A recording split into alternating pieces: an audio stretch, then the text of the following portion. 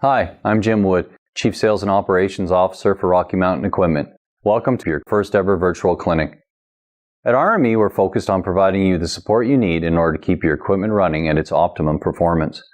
Throughout your ownership experience, we want to ensure that you receive the updates, the training, and the additional product knowledge on your equipment you require to make your farm operate more productively.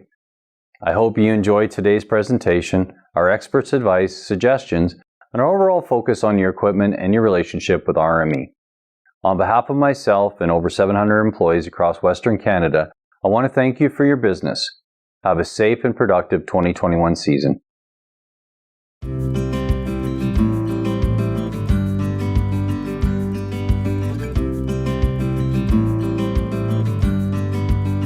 At Rocky Mountain Equipment, we start every day the same way you do. We get up early, say good morning to our lead farmhand, and check conditions for the day ahead. Because like you, we know that every day grows out of the deep insights and shared information that feeds this industry.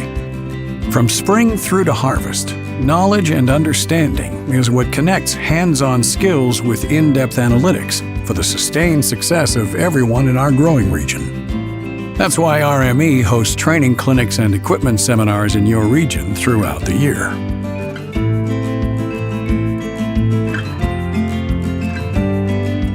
Our Ag Optimization Specialists are here to help you get the most out of your new and used equipment. We're more than just experts on the technology of precision farming. We're experts on how to optimize it for the unique challenges of your land and the countless variables you'll face every year. RME brings it all under one roof so that you can get the right answers from one reliable source. Even before delivery, RME is ready to help with equipment inspections, setup and training, and on-call troubleshooting and support. Our goal is to educate and empower you to become an expert on everything you operate. Precision tuning your operation means less problems in the field and better quality results at harvest. RME clinics include everything from hands-on mechanical work to software optimization for every part of the season. Our pre-season clinics cover a wide range of topics, including new technology advantages and how to integrate with existing equipment, subscription updates and correction signal accuracy, and auto-steer calibration later in the spring. During the growing season, we're ready to help with anything that breaks down or starts to limit your operation. We're always available for phone, text, or face-to-face support, either in person or over the web, and remote diagnosis and tech support for late model equipment. Ask us about variable rate guidance and prescription confirmation, or join us for our regional combine clinic series with factory technicians and brand-specific recommendations to ensure you're harvest ready. At Harvest, RME provides the same flexible support options you need to maximize your year's results. Our Ag Optimization Specialists are close by and available either remotely or on-site to help you have a successful harvest.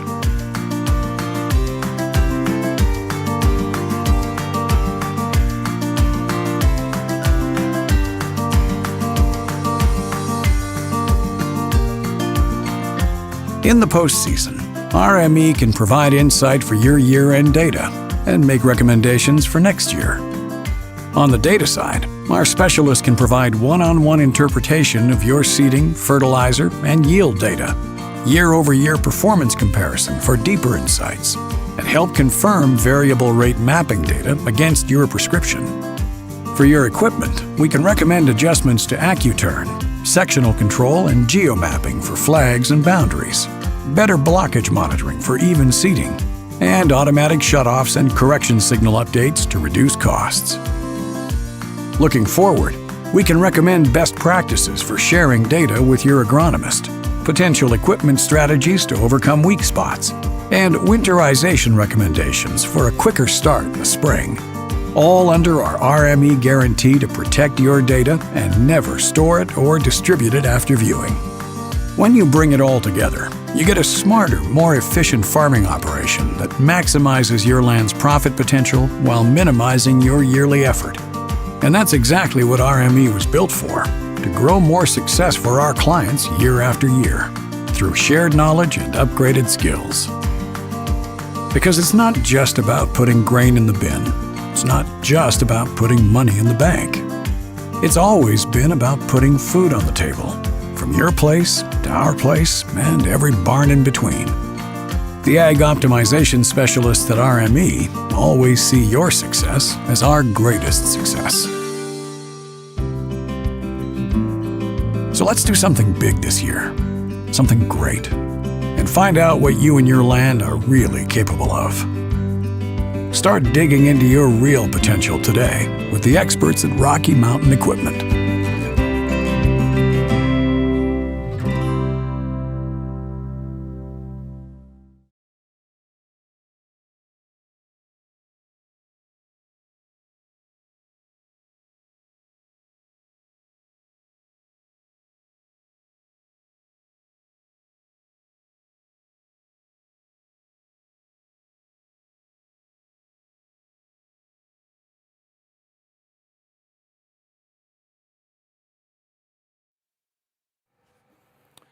Good morning, everybody, and welcome to Camrose, Alberta.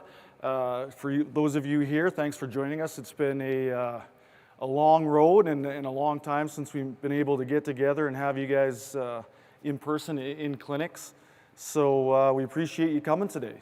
For those of you in the branches and enjoying a little bit of a watch party with some of our other stores, thank you for joining us as well. And then for those of you at home, we appreciate you joining us, and hopefully we have a lot to go over and some good information for you and ways and means to make your equipment run the best it can. So that's why we're here today. With that, Louis Melanson is here with Case AH, and he is going to be going over some of the new things that are going on with 2022 and 2021 combines. And he'll give you an idea of some of the updates, and then we'll move on to some of the legacy machines and work on some of the optimization things that can help you and your farm. So with that, Louis, I'll leave it up to you and go ahead. All right, Chad, thanks very much. Well, it's kind of fun to be back in front of a group of people because last year I had to do this looking into a video camera, and I don't know how many of you guys are used to look inside a video camera, but it usually don't talk back to you. And the reason I'm pointing this out is as we go along, I totally enjoy questions because that kind of makes the session a heck of a lot nicer. Unfortunately, we're going to have segments locked in for questions, so if you can just kind of memorize your questions and wait until we go through the question period, I think it'll flow a lot easier and better for the rest of the people that are actually at the dealership watching the same thing that we're watching. So anyway, a little bit about Louis Melanson. He's nobody special. I started my career back in 1976, and I remember back then asking the questions because I was dealing with launching the axial flow combines at that time, and I always wanted to meet the true combine guy. And I kept asking the same question every year, after year after year. And then after 30 years of doing this, then finally the person I went and asked, and he says, well, did anybody tell you that it's you? So I don't know how I got there, but anyway, the reason I mention that is that there's no such thing as a combine specialist. Okay, we might have the title, and I always ask myself, why is there not a combine specialist that knows everything about everything about everything? The big guy upstairs is the guy that decides what this season is going to be like. Okay, so when we start this season, the crops are going to be totally different than they were last year. So everything you knew last year, throw it away. Okay, because it'll be totally different this year. So for somebody, older people in the crowd, I think you totally understand what I'm saying. Because we start, we think we know everything, and then, whoops, now it's throwing a curveball at me. So that's why we do these sessions, to try to help you understand the innards of the combine and how it's supposed to behave, so we can try to adapt it to the season that's coming. So, as you know, as we go along here, basically, technology is a big part of our lives now. And whether we like it or not, we have to embrace it.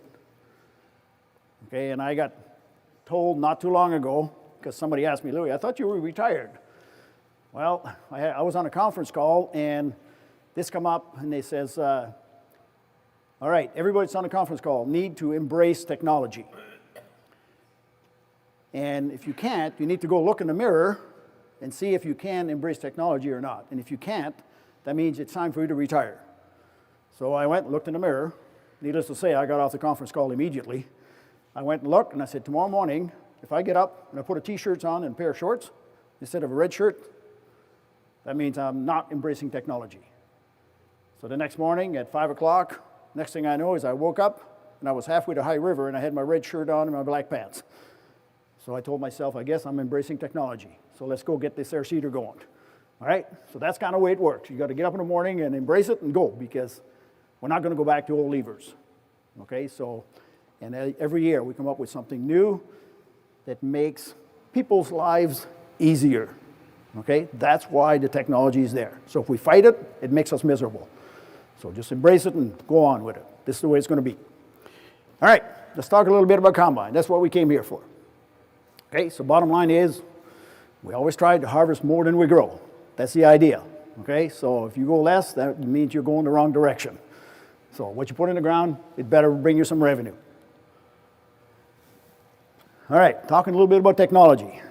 I think a lot of you people over here know that we now have automations on combines. And I always like to kind of make automation as simple as possible. Because when I look at this, and you guys can count just as easy as I can, we call different sensors. Okay, so if you look at all these sensors all the way around here, every one of these sensors, there's 16 of them. That's what makes automation operate. Okay, so 16 sensors. You're going to say, oh my God, what if one of those sensors go bad, Alvin? Okay? If one of those sensors goes bad, that means I'm stuck. Do you realize that you already have the majority of those sensors on there? We've had engine load ever since the 8010, back in 2002. We've had inclination sensors. We've had ground drive, oh no, not that one, ground speed sensors, feed speed sensors, tailing volumes, lower sieve position sensor, sieve loss sensor, upper sieve, not that one, rotor loss, rotor speed, and yield monitor. We already had all those all the way through since 2002. So the only ones we really added for automation is the cage vane, the ground speed sensor, sieve pressure sensor, grain cam, and the pre-sieve sensors, because now it's electric, adjustable from the cab. What we call an electric actuator is a sensor, okay?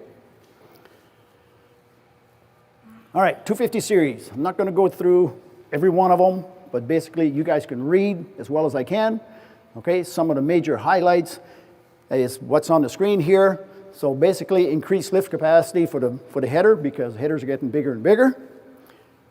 Dual lateral tilt is also available factory installed. So if you've got 45-foot header, you'll better entertain having 2 cylinders, because one won't cut it. Okay, it'll go like this, it'll stay there. Then you got to bounce it on the ground to bring it back. Not very good. So 2 cylinders, it'll go both directions, no problem. A little bit of the structural robustness. So that's the feeder itself. The clamp for lifting the header is heavier. All the side portion of it where it bolts the faceplate on is heavier. So there's a lot of improvements gone in there. The drive coupler for the top feeder shaft, that's totally new. Okay? And no, it doesn't fit on the 240 series combines and priors. Okay? So you have to buy a new combine. So, and new optional in-cab control for a adjustable faceplate that we'll talk about a little bit more later. Some of the changes is basically to lift higher. We change the position of the pins over here so that it's lowered, and so now it's got a better advantage to lift up. Plus the cylinders are bigger. So if you look at 10,000, that's the little one, 11.5 is medium, and then 13.5 is the bigger. How to identify the heavy-duty one is you look at the gearbox down at the bottom. That's the feeder drive gearbox. If it's painted black, you got the heavy one. If it's painted red, you've got the standard one. So as long as you see the black paint on there, you got the heavy one. That's a 13.5.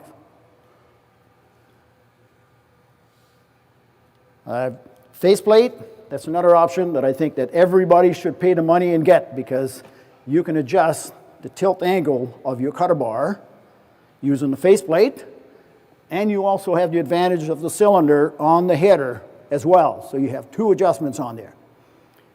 Plus it can be programmable with your position 1 and position 2. So again, moving that faceplate forward and back is nice. Using the big bolts on the side, sorry, none of you guys adjust it. It stays there, it's bolted solid, stays there forever. But it should be moved. The faceplate, the heavier ones, medium and heavy, have a pin going across, and the standard one has the 3 bolts on the front. So that's another way of quickly identifying it. Floor geometry has been changed to where we got a bigger gap underneath the top feeder shaft, so that we can feed the bigger canola wads underneath there without plugging the feeder house. So that's basically the bottom line, and we got 2 floors in there now instead of 3.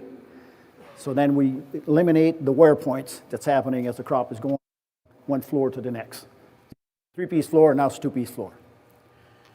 And here's the gap we're talking about. So we extended that 1/2 inch down there.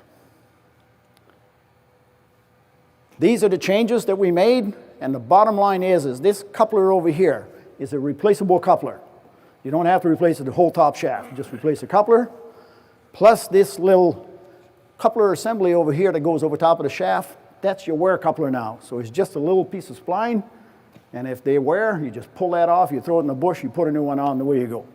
So looking at feeders that's been in the field since 2019 to today, guys are pulling the gearbox, looking at it, and there's very little to no wear at all in there, which used to be one of our wear points.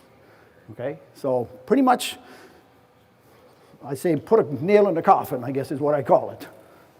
Plus the splines themselves are cone style splines, so they're not straight.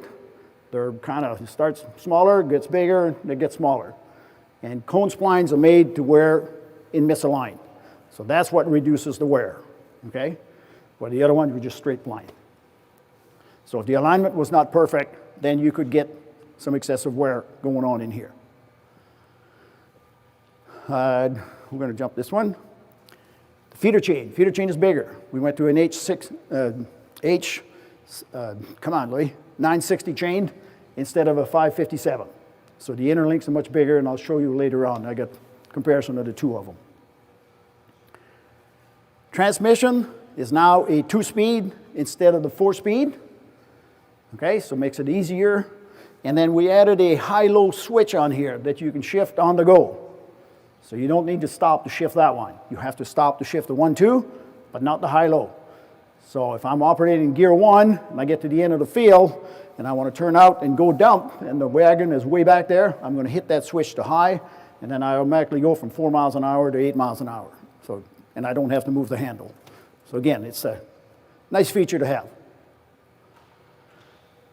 The speeds that we used to have before with the 4 gears was 24.9. With the 2 gears, we still got 24.9s. Diff lock changed from a pedal to just a switch on the floor. Whoops, whoa, hey, hey.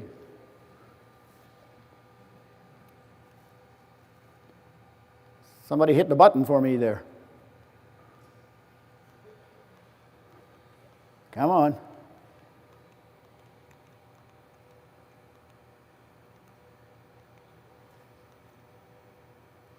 There. Okay, this is the new sensors. We added pressure sensors in the cleaning system. So the bar graph that you had, that you're used to be a funnel type. Okay, so now the funnel, as soon as I activate automation, will pop up and this bar graph will show up. That's the pressure that's on the cleaning system. So we measure the pressure between the top sieve and bottom sieve. So if it's not equal, you're going to see it on that bar graph. As long as it runs in the green, over here, she's good. She goes in the yellow, that's overloading on one side versus the other side, or vice versa. There's too much on top, less on the bottom. Okay, cameras, you can order them from the plant now. A couple of features that we got. is now there's a different set of tracks. The tracks is now we purchase ATI, and now these tracks basically fit on all combines except for the ones that are ordered factory ready with Case IH tracks. We still have the Case IH dedicated tracks, but we also have another offering that you can get a set of tracks that you can bolt onto anything with suspension. So,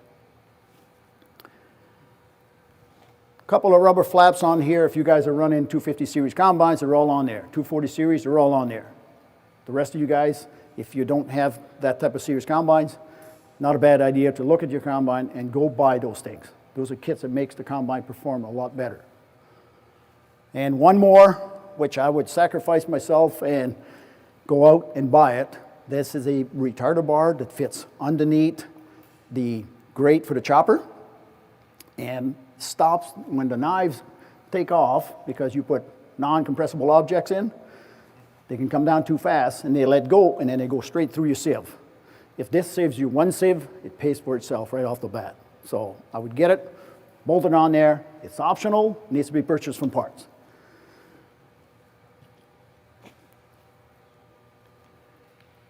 All right, we're going to skip that one. That one, okay. The top feeder shaft, 240 series combines in this group, anybody? Okay. There was a new shaft that we came out that we drilled the clutch to where it would go down and the grease would actually go and grease the splines. And how to identify that is you just go and look inside here and you're going to see the serial number stamped right here. And that will tell you that I do have the new shaft. If there's no stamping over there, that's still the old style shaft. So, okay, so with that, we're going to just pass it on over to Chad for the next session.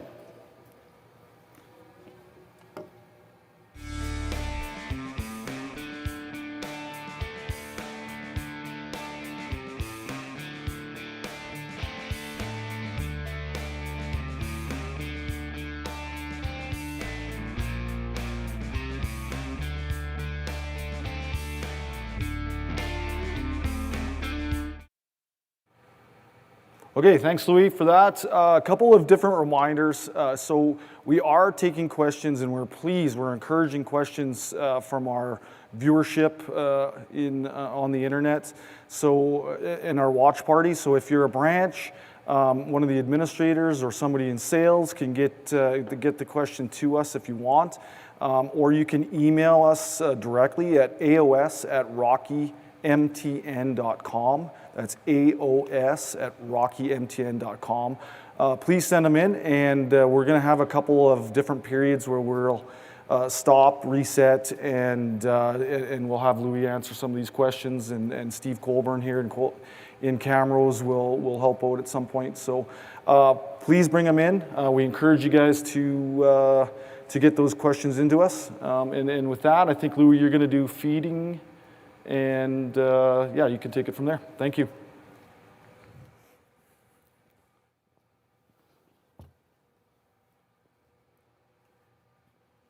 All right, now we get into talking a little bit more about the combine itself and what needs to happen as the material goes inside the combine.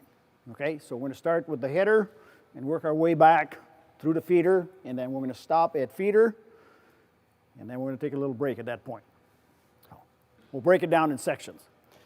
So first of all is basically understanding grain loss behind the combine. And there's a lot of us that have or struggle with that. Because bottom line is we look at those funnels, and if we see them in the red, our blood temperature just goes straight to the roof right off the bat. The funnels means absolutely nothing, okay? Unless you get out of the seat and go look behind the combine to see what's happening, the funnel means absolutely nothing. Wow, what'd you buy them for? Okay? So you need to give the funnels a reference. Because I can have that funnel, I can run it like this high in the funnel, and I have zero loss behind the combine. Or I can run it like at 1 millimeter showing of green and have 10 bushels an acre thrown behind. It's up to me. because that's a sensitivity. And sensitivity is nothing more than this. Or I set it higher. Okay? The higher I set it, the less force it takes on the sensor. The lower I set it, the more force it takes. Okay, so if I'm doing canola, I'm going to set it a little higher, right? Smaller seed, because it does this. If I'm in wheat, it does this. Oh, I should set it differently, shouldn't I? Well, do you realize that the density of a canola kernel is approximately the same as wheat? So if I set it in canola at 80, what do you think my funnel is going to look like? In the red. And I'm throwing over half a bushel. If I see it in red, how many bushels is that? Oh crap, don't ask me a question, I'm not supposed to answer it, okay? So, I don't know, I have no idea. Unless I go behind and look, I'm not gonna know, okay? So that's what I want to go through to help you guys understand it. We have not replaced the individual body to get out and go in the dust and get dirty. All right? We haven't done that yet. It's coming in the future, but it's not there yet, okay?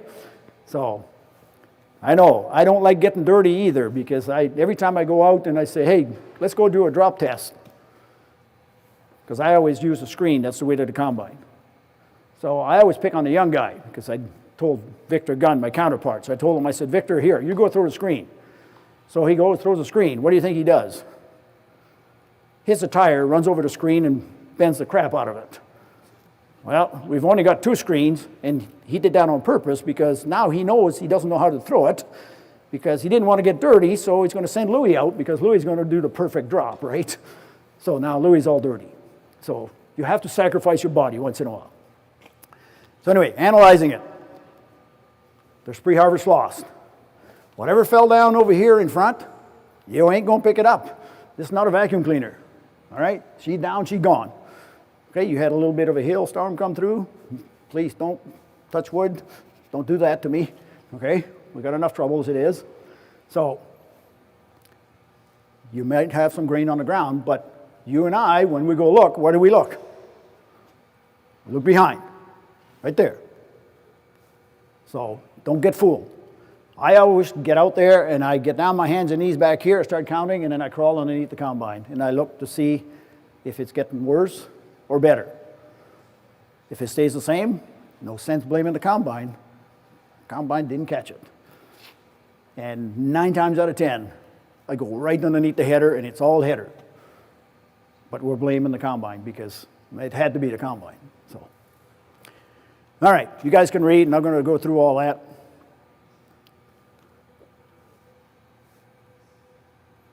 Okay, what's the first rule of harvesting? Wow, that's a novel idea. That's a novel idea, isn't it? Okay, the crop has to be fit to harvest. When is the crop fit to harvest? The minute it quits raining, okay?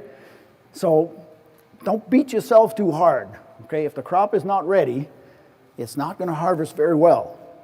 The combine is capable of handling a lot, okay? They are very forgiving, but sometimes we're over the edge. And then that's when we start spending stupid money trying to fix it, where 2 days might just fix it for you, okay? And I'm talking about buying different modules and all this kind of stuff, because everybody makes a better modules than we do, so. All right, weather, disease, insect, whatever, all that good stuff. Same thing, header loss. I just got corn over here, no big deal. Wheat's the same way, it'll get thrashed out by the reel. The reel is a bad area for shelling out. If we don't adjust the tines properly, we don't adjust the speed. This is all common sense stuff, okay?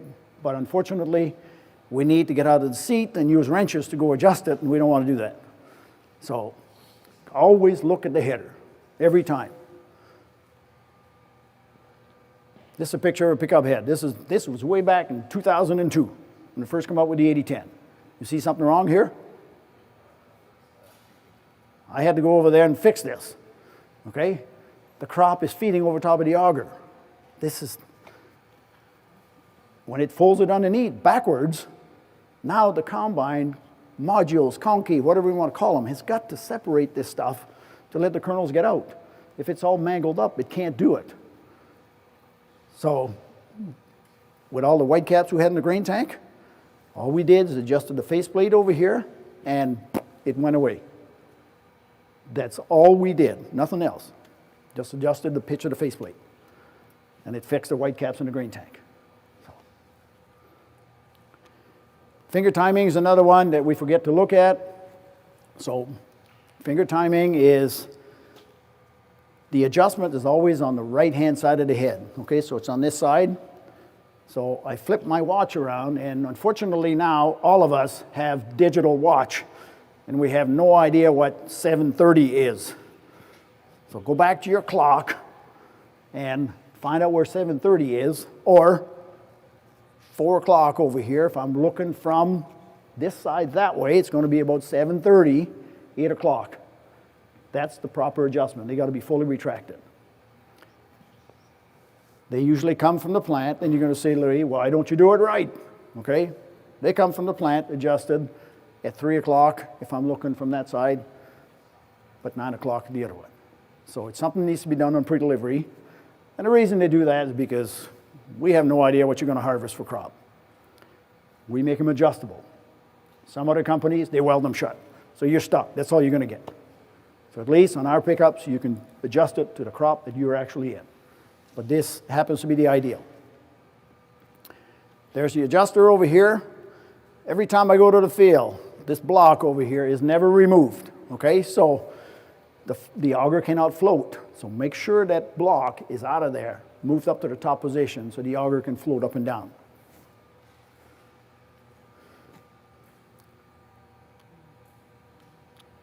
Couple of adjustments on here. Front drum can be adjusted, and also the faceplate. Here's the bolts. They're big, okay? They're about that big. And when you got 7 of them on each side, any of you guys going to adjust it? Never, okay? But take the time and do it, because if Louis comes to your place, guess what we're going to do? We're going to go to the shop and we're going to adjust it. And we're going to waste extra time. So, just if you're changing from a straight cut header to a pickup head, you might as well go to the shop right away, loosen them up, and as soon as you loosen them up, they're going to go bam, pickup falls all the way down to the position it should be, tighten them up, go to work. Now, if you switch from pickup head to straight cut header, during the day, are you going to change it back and forth? Never, okay? So then you're going to have to find the happy medium, and hopefully both heads feed good. That's why the adjustable faceplate from the cab is really nice, because you hit the switch, and there you go. So, a couple things that I wanted to talk about front drum, the adjustments. We've done this before. So, lower position is usually for wheat, canola, peas is middle, top is corn. But if you hear the feeder chain bouncing on the floor too much and it annoys the shit out of you, just go and move it up. Okay, got to remember, those chains are long, and they don't beat on the floor when there's material in the combine. It's only when it gets at the end of the field is where you're going to hear it. It's not going to kill your feeder house, but that position is where it feeds the best.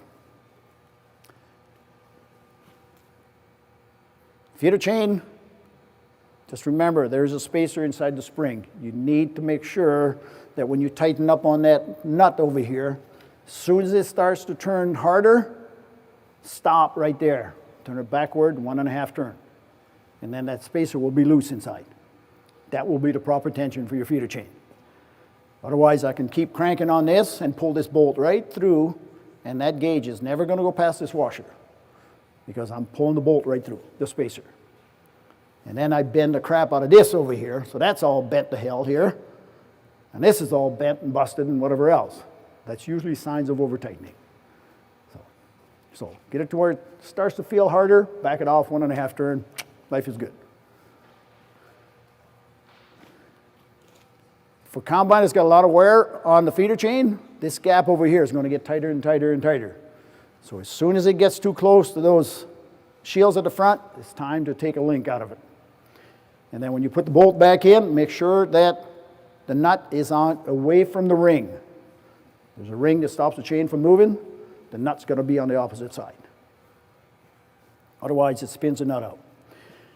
All right, at this point, that was the portion on the feeder itself.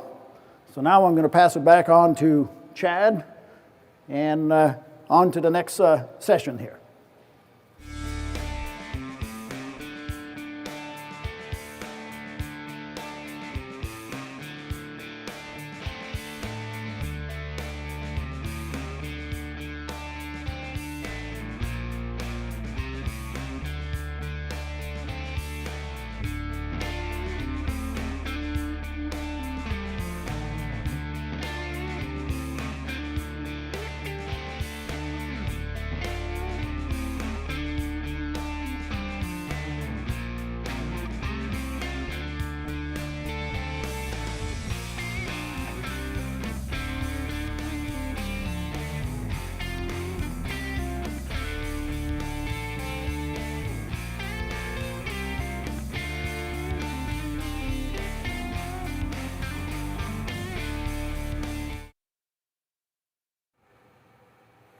Okay, welcome back to Camrose. So we did have a couple questions from the audience.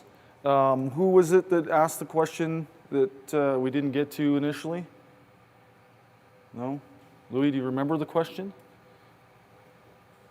No, okay. No, I don't remember the question. Okay, and we haven't had any come in from any of our branches or online yet, so what we're gonna do is we'll just take a reset again here real quick, and Louis will be back with Threshing and Separation.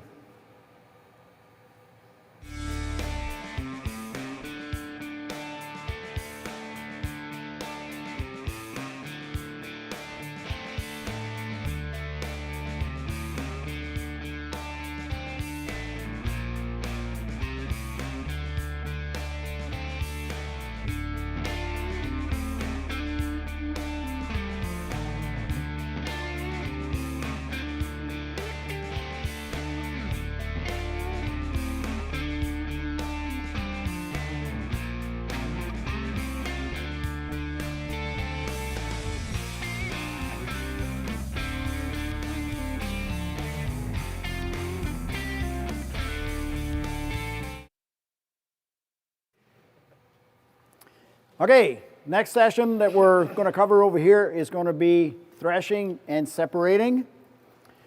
And again, I'm going to go step by step through the whole thing, and the reason why we build stuff the way we build it, because there's reason and rationale behind it. And sometimes it helps you understand a little bit more how it pulls the material inside the combine. Okay, so if we talk about the front portion, the impeller over here, naturally, the crop comes up the feeder chain at about 4.5 to 5 miles an hour. That's the speed for wheat, ideal speed. I can't tell you what that is in RPM because I've never monitored it. As you know, you can adjust the speed of the feeder chain, providing that you have a pickup head on. If you have a draper header on, you turn the speed for the feeder chain, it does not increase the speed. It's locked at 540, okay? I thought the new series does that. Okay, question is, I thought the new series does that. No, that is a MacDon thing, okay? That has nothing to do with Case IH.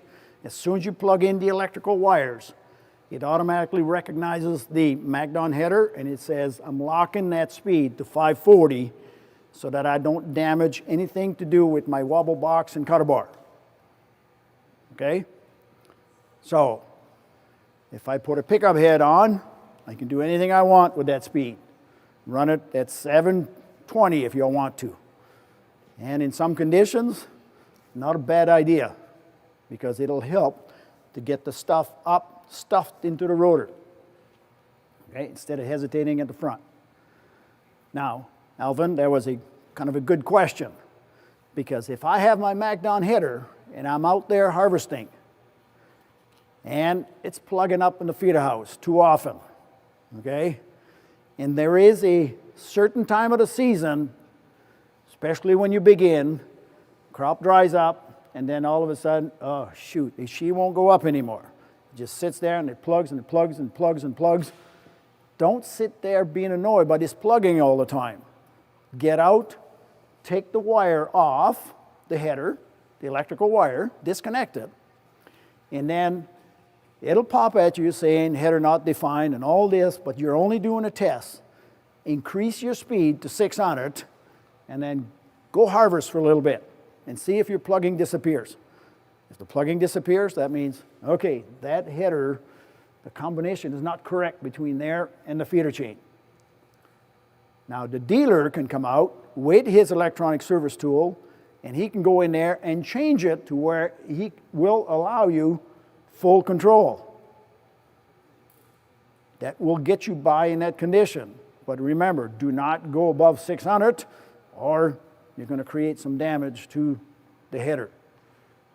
Okay? Pickup heads, we don't care. You can run that thing full blast. We don't care. It's built to handle it. Okay? So that's kind of a quick test because I've always said bad stuff in the grain tank starts at the front of the header every time. And you and I, where do we want to start adjusting when we have too much grain on the ground and a dirty sample in the tank? We start from the rear of the combine, correct? Every time. Why do we do that? I have to beat myself with a stick not to do that. If you start at the front, you will find your problem way faster than you will at the back. See, Steve is coming to my rescue because he brought my stick so I can beat myself up. It is almost impossible to not go adjust from the rear. But control yourself. Get a stick, put it in the cab, hit yourself in the forehead, okay? Because, doggone it, you know what happens? If the sample is dirty in the tank, what's the first thing we do? It's gotta be the fan, okay? Fan speed's not high enough. Fan speed fixes everything. You guys always ask me, Louis, how come the fan speed only goes to 1200? Elvin, I think you've asked me that. How come I can't get 3,000 RPM? Okay, if I give you 3,000 RPM, you will do worse because you're going to throw everything out. Okay, so the fan 1200 is plenty. 900 is plenty, so we give you a little cushion in there. It's never fan speed. It's always starts right here, right at the front of the combine, right at your own eyes. The problem is you can't see it between the auger and the feeder chain. That's where you get caught. That's where she's bunching up. But it started on the cutter bar. Okay, so program yourself that, nope, from here on, I'm never going to start from the back end. I'm going to start from the front and keep the stick in there. So, all right, so now you feed the stuff inside here. Now the beater assembly over here, that's your stone roller. But sometimes material will hang up in the cutter bar, hangs up in the stone trap, okay? So to make it a little more aggressive, you can put a couple of serrated bars on there that'll help the transition from there over. And you're going to say, when do I use that, Louis? I don't know. You use it when you plug the feeder house too often. Because in dry condition, it'll do it just as bad as in wet condition. So putting 2 serrated bars in there is not a bad deal. I've never had any issues where it caused me any problem in Western Canada by putting those 2 bars in there. Okay, they're capable of putting 4, but I have no value going to 4. 2 is good enough.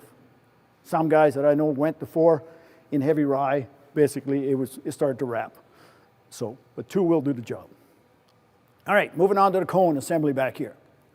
Those impellers over here, they're in there to do 2 jobs. One is to pull the material from the beater. The second one is to pull air. It acts as a fan assembly, and it actually sucks air through the feeder house and sends it through the rotor cage. Okay?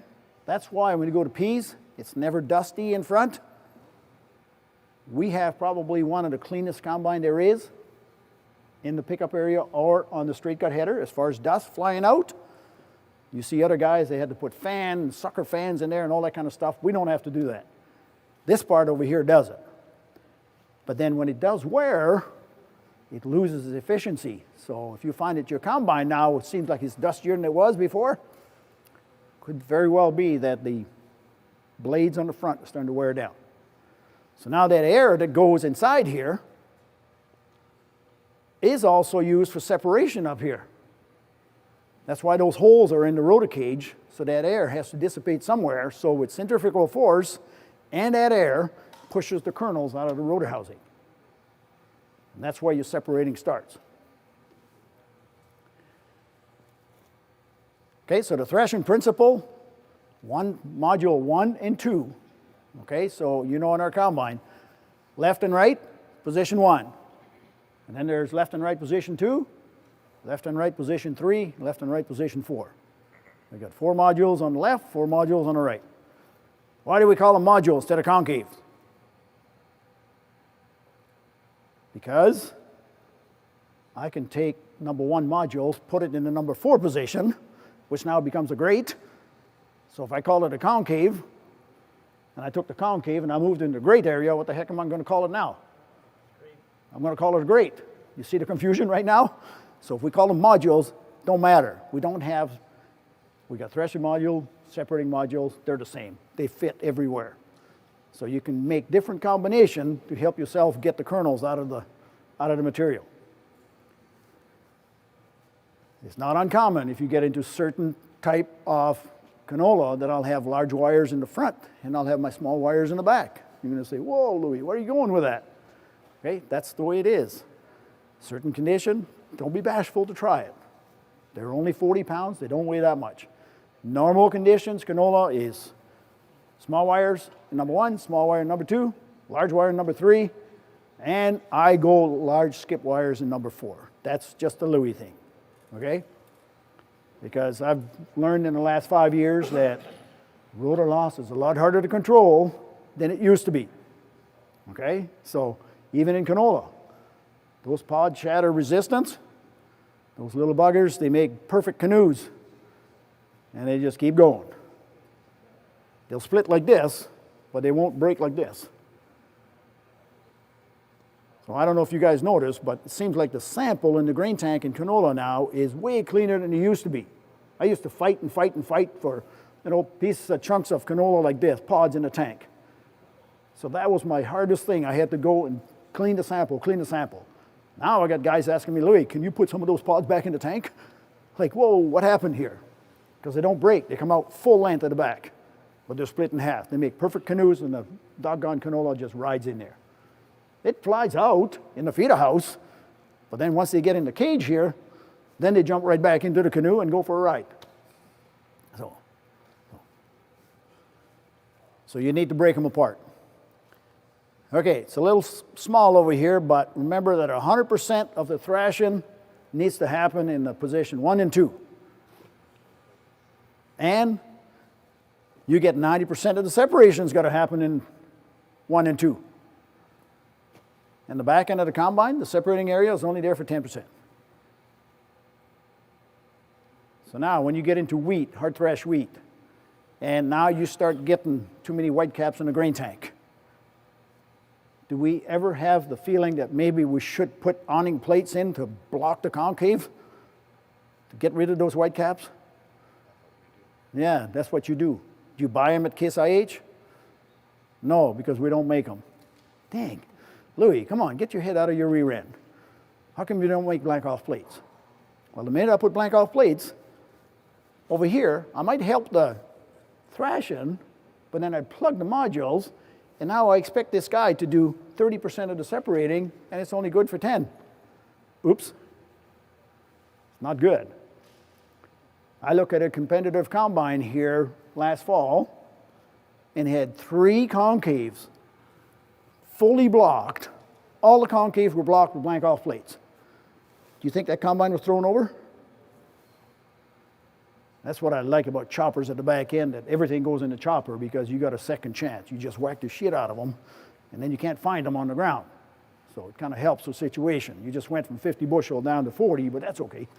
You didn't find them on the ground, so it's got to be good. I don't know how you guys, and I always blame you guys.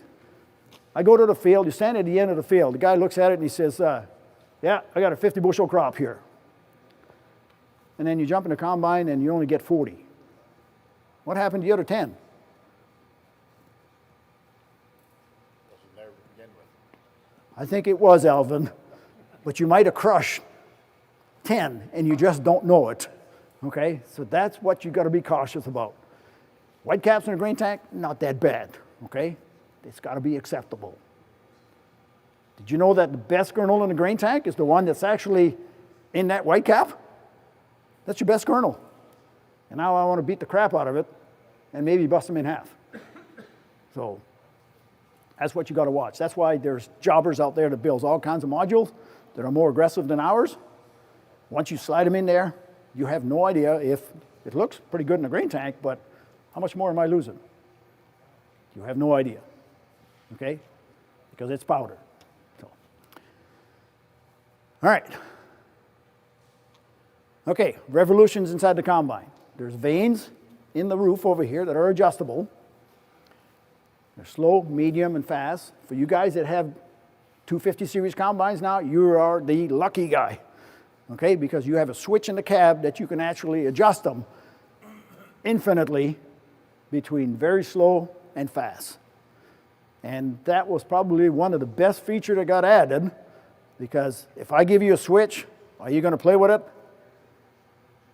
Darn right you're going to play with it, because it's right here. So now all of a sudden guys are saying, hey, my sample's a lot better and I don't have to put my hard thrash kits in. Nice. Okay, so use the vanes. So we don't need the hard trash kits no more? I will, the question is, I'll never need the hard thrash kit anymore.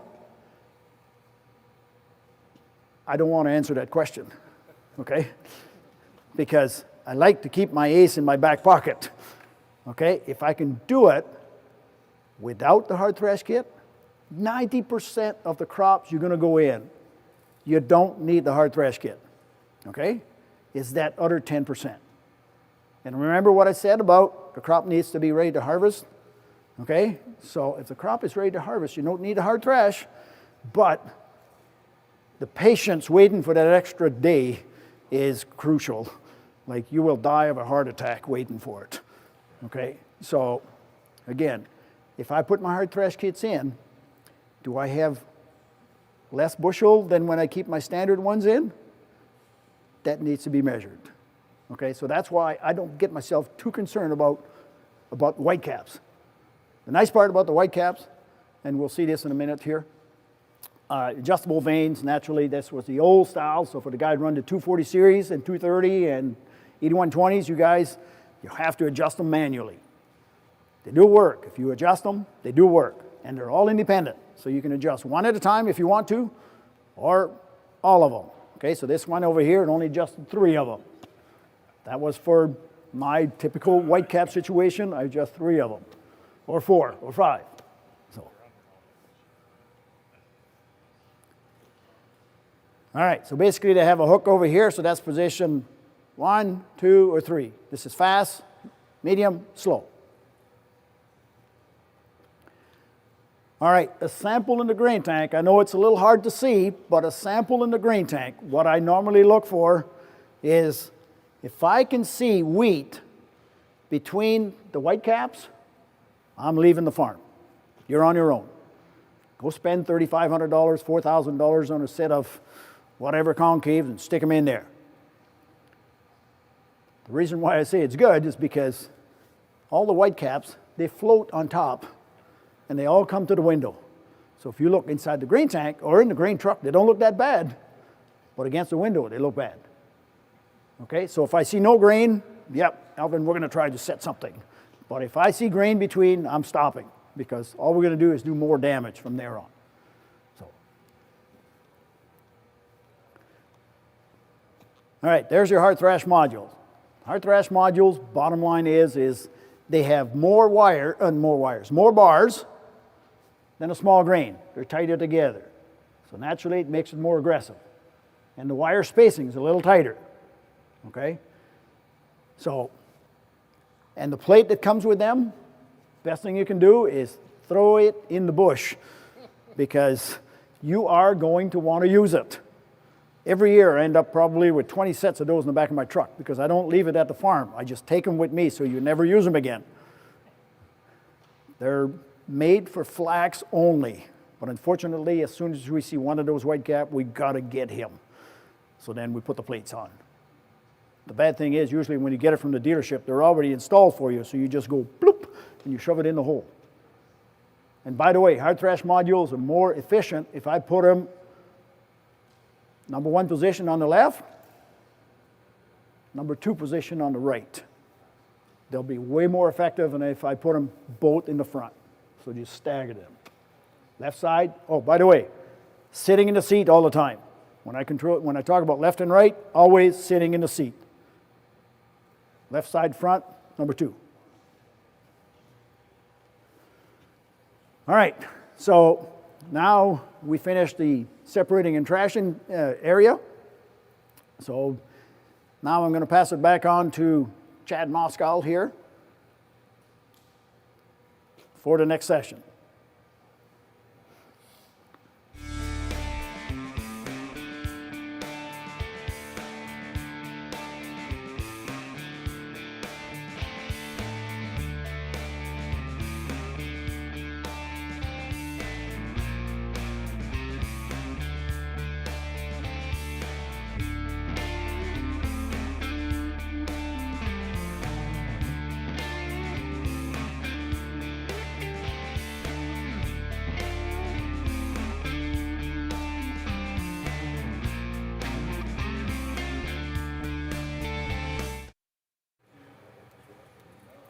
Okay, so we're going to give Louis a little bit of an opportunity to take a bio break here and get a bit of a rest. So we're going to have our first commercial break, and we're going to send it over to Chris and Jasmine, and we're going to talk a little bit about Libra carts. So over to you, Chris.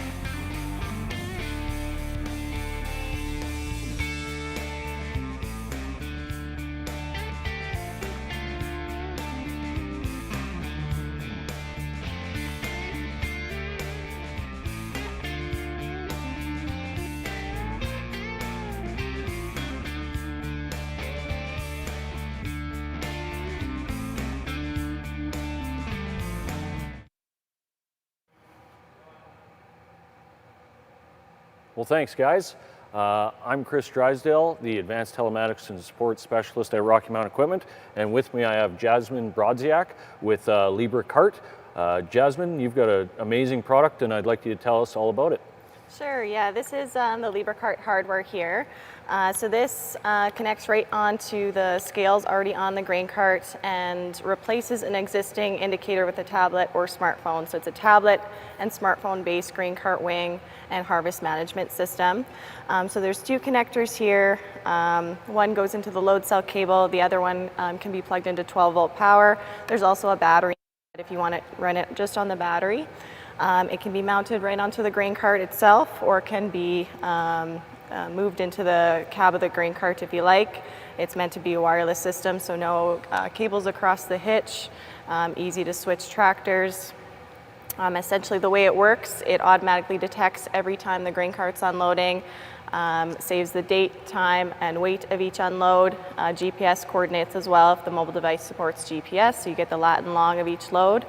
And it also does tracking of fields, trucks, and where it ended up. So kind of tracking that whole process, which field it came off of, which truck it went into, and then where it ended up.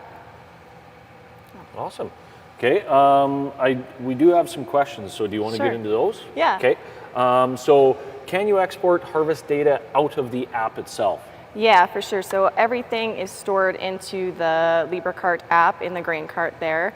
And you can export it out as often as you like through email and open it up through Excel or other spreadsheet software such as Google Sheets and organize it from there. We also have a cloud service.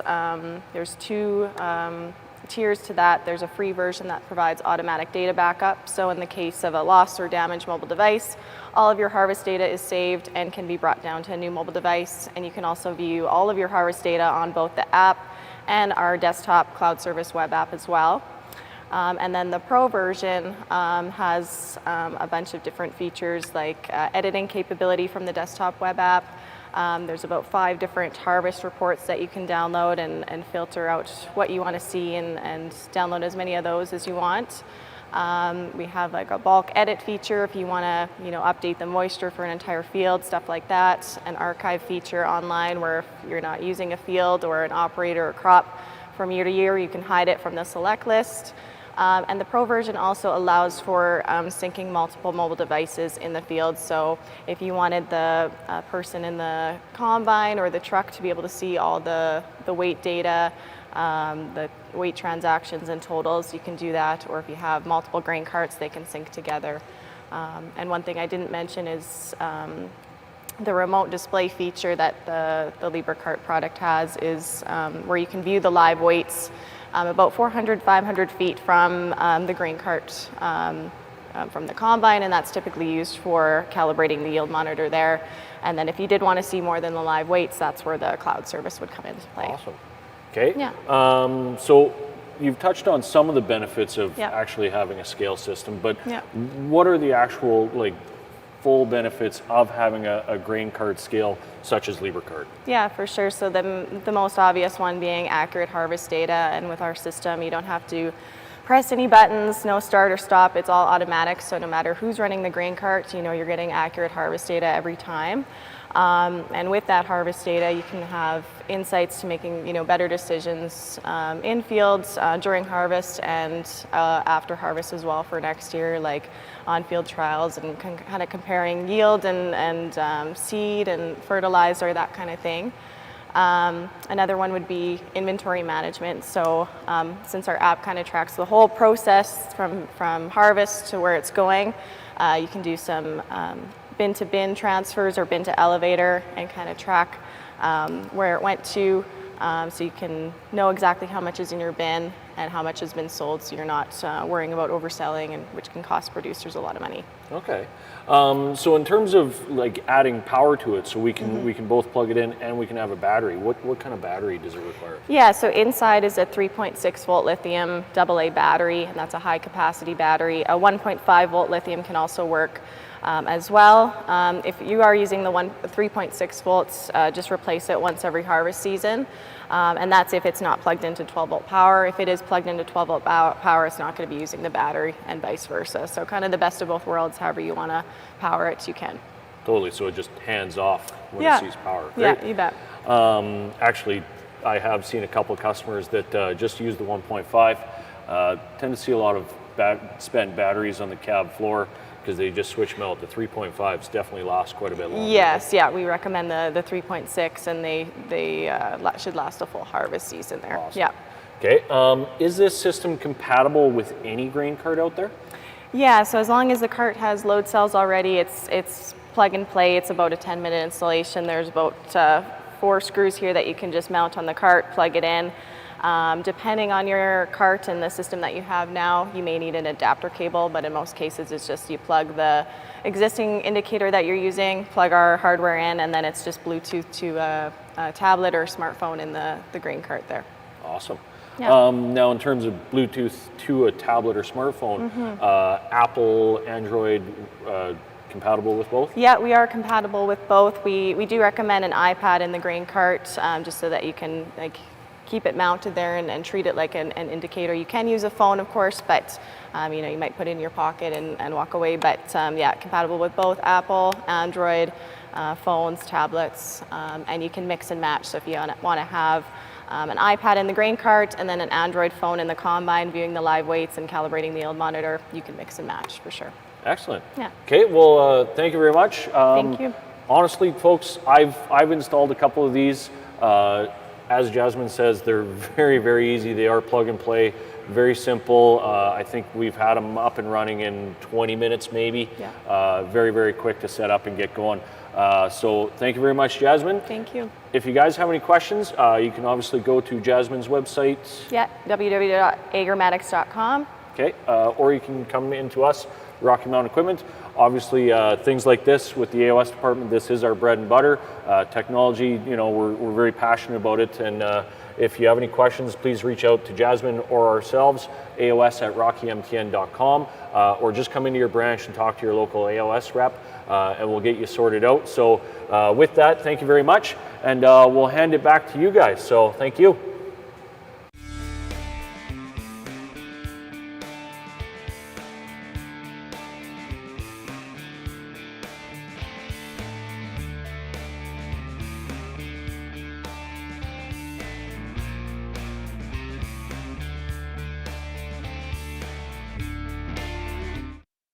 All right, well, thanks, Chris and Jasmine, appreciate that. So we're gonna hand it back to Louis for some cleaning and residue management here next. I do wanna remind everybody that we have questions already in the queue. AOS@rockymtn.com, get those questions in, and that segment will be next. So we do have a couple questions already, and we'll get to those questions here very shortly. So Louis, take it away. All right, thanks, Chad. All right, so the next section we're going to cover is going to be self-leveling cleaning system, and also how the return system actually affects the cleaning system. All right, so bottom line is the cleaning system for you guys that's been running legacy combines since, flagship combines, I mean, since 2002, they all had self-leveling cleaning system. And what I mean by self-leveling cleaning system is the whole cleaning system. What you see on here, the whole thing self-levels underneath the combine. Not just the grain pan, not just the sieves, the whole complete cleaning system will self-level. And one of the reasons we went to that system is because of this grain pan assembly here. Okay, so the grain pan, its main purpose is to grab the material and start lifting it and shaking it. So if I turn around, let's say I don't have my rotor speed adjusted properly, or I don't have my module height adjusted properly. So I could be very well overfilling this side of the grain pan, or this side, or too much in the middle. Okay, depending on module height, rotor speed, depends where material is going to fall on there. So that's what you're tweaking when you're actually adjusting those two. If it falls all in the middle, the pan starts to shake, and by the time the grain gets from here to here, hopefully the thickness of grain is equal all the way across. If the grain is equal all the way across, I don't care about the chaff. The chaff does not matter. Chaff is light, chaff will blow away. It's the thickness of grain is what I'm looking for. If it's level at the back of the grain pan, that cleaning system will absolutely not throw over. Okay? Did you hear me properly? The system will not throw over. It is almost impossible. Even if you had bad adjustments on the sieves, you would have to be totally out to lunch for it not to work. So the key is always get it level. So, how is that monitored? All right, question is how is that monitored? Well, the guy that monitors it is sitting in the seat and he's looking at his sieve loss monitor. Okay? If it is not level, if I have too much grain over here versus over here, that pile of grain will just carry on right through and fall on the sensor pad. Okay, and this over here has no grain, it only has chaff. Now this is going to go out here, and the wind is always going to take the path of least resistance. Okay, so if I have nothing on this side, and I have a nice blanket of grain over here, where's the wind going? Right there. This one rides, this one blows. So now all of a sudden, as soon as I see too much sieve loss, should I adjust my fan speed? Should I adjust my top sieve? Should I adjust my bottom sieve? Should I adjust my pre-sieve? I kind of like the way you think, okay? Because what's going to fix it? Rotor speed and module height. So now let's go back and think about this. Why is it every time that I see a dirty sample in the tank and I throw over, the first thing that comes to mind is to adjust the fan speed? Same stick, okay? All right, because we're all guilty, sorry. It has absolutely nothing to do with the cleaning system. And remember what I said when we first started again? You start adjusting the combine from where? From the front, and you work your way back, and you find the problem sooner. And you would have found the problem sooner if you adjusted the modules and the rotor speed before playing with the fan, top sieve, bottom sieve. Unfortunately, we're all misprogrammed, and that's when we normally say, I've got 10 bushels per acre loss, Louis. This combine's no good for nothing. And oh, by the way, you tried everything, right? How about the concaves? Did you adjust them? Absolutely. The question was, how about the concave? Would I adjust them? Absolutely, because that's, the minute I move the concave, it totally changes the location of this pile. I change the rotor speed, it totally changes what's on there. So that's why I'm stressing on this, to drive you guys back to understanding what the grain pan does. If it's not level, I'm going to have a dirty sample and I'm going to throw over. So every time, start from there and work your way in towards the back. So now on an occasion where you're on a hillside, what happens then? All right, question is, occasionally when I'm on a hillside, what happens then? All right, so now, I just said this whole cleaning system is self-leveling. So if I go on a hillside, guess what? My combine's like this, but the cleaning system goes like this. Question was, it's supposed to. Yes, it is supposed to. Okay, but it has restrictions. Okay, it's only good for 12% slope. 12% slope is big. That's big, okay? Now if I go beyond that, like I'm working in Idaho and Spokane, Washington, that even goats can't make it up the hills. So now all of a sudden combine's like this. It tried to level, but it's still like this because this is 12%. That's why they need the side hill combines. So then the combines level off as well as the cleaning system, so they got the best of both worlds. But you and I, 12% around here she's a pretty big slope, okay? All right, so again, the key, as long as you remember, the key is if it's level grain all the way across, that cleaning system is going to work. So to check that, you have to do a stall on your combine. Okay, to check that now, question is, to check this, I have to do a kill stall. And the answer is that's the only visual you're going to get. Okay? But if you're smarter than the combine, okay? If you're smarter than the combine and you get thinking about it, if I'm throwing over, that means my grain pan is not adjusted properly. Okay? If you keep thinking that way, you're immediately going to start adjusting rotor speed and concave heights.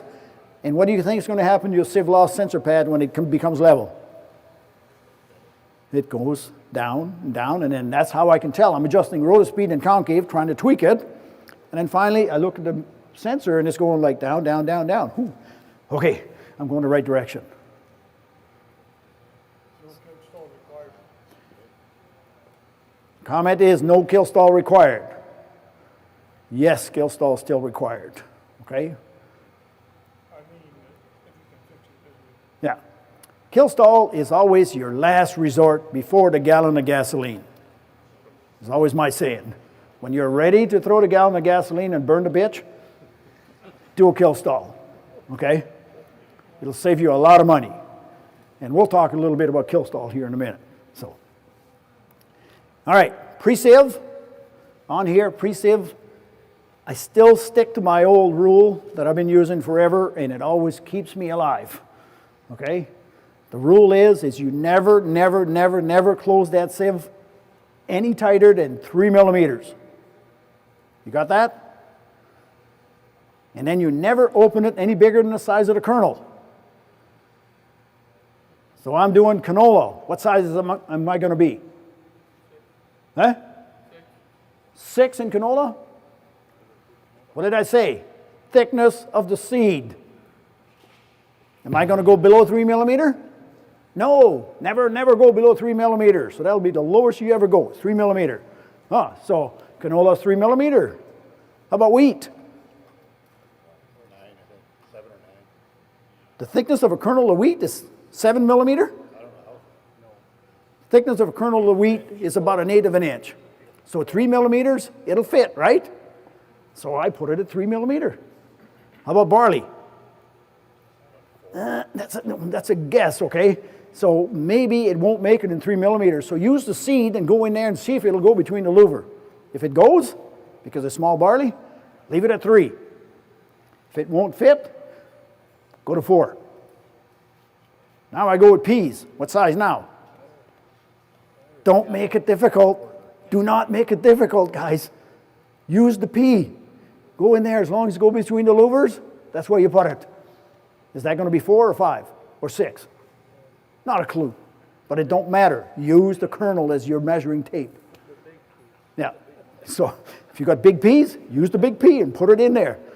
That's why I said don't make it difficult. Just take the kernel and go in there.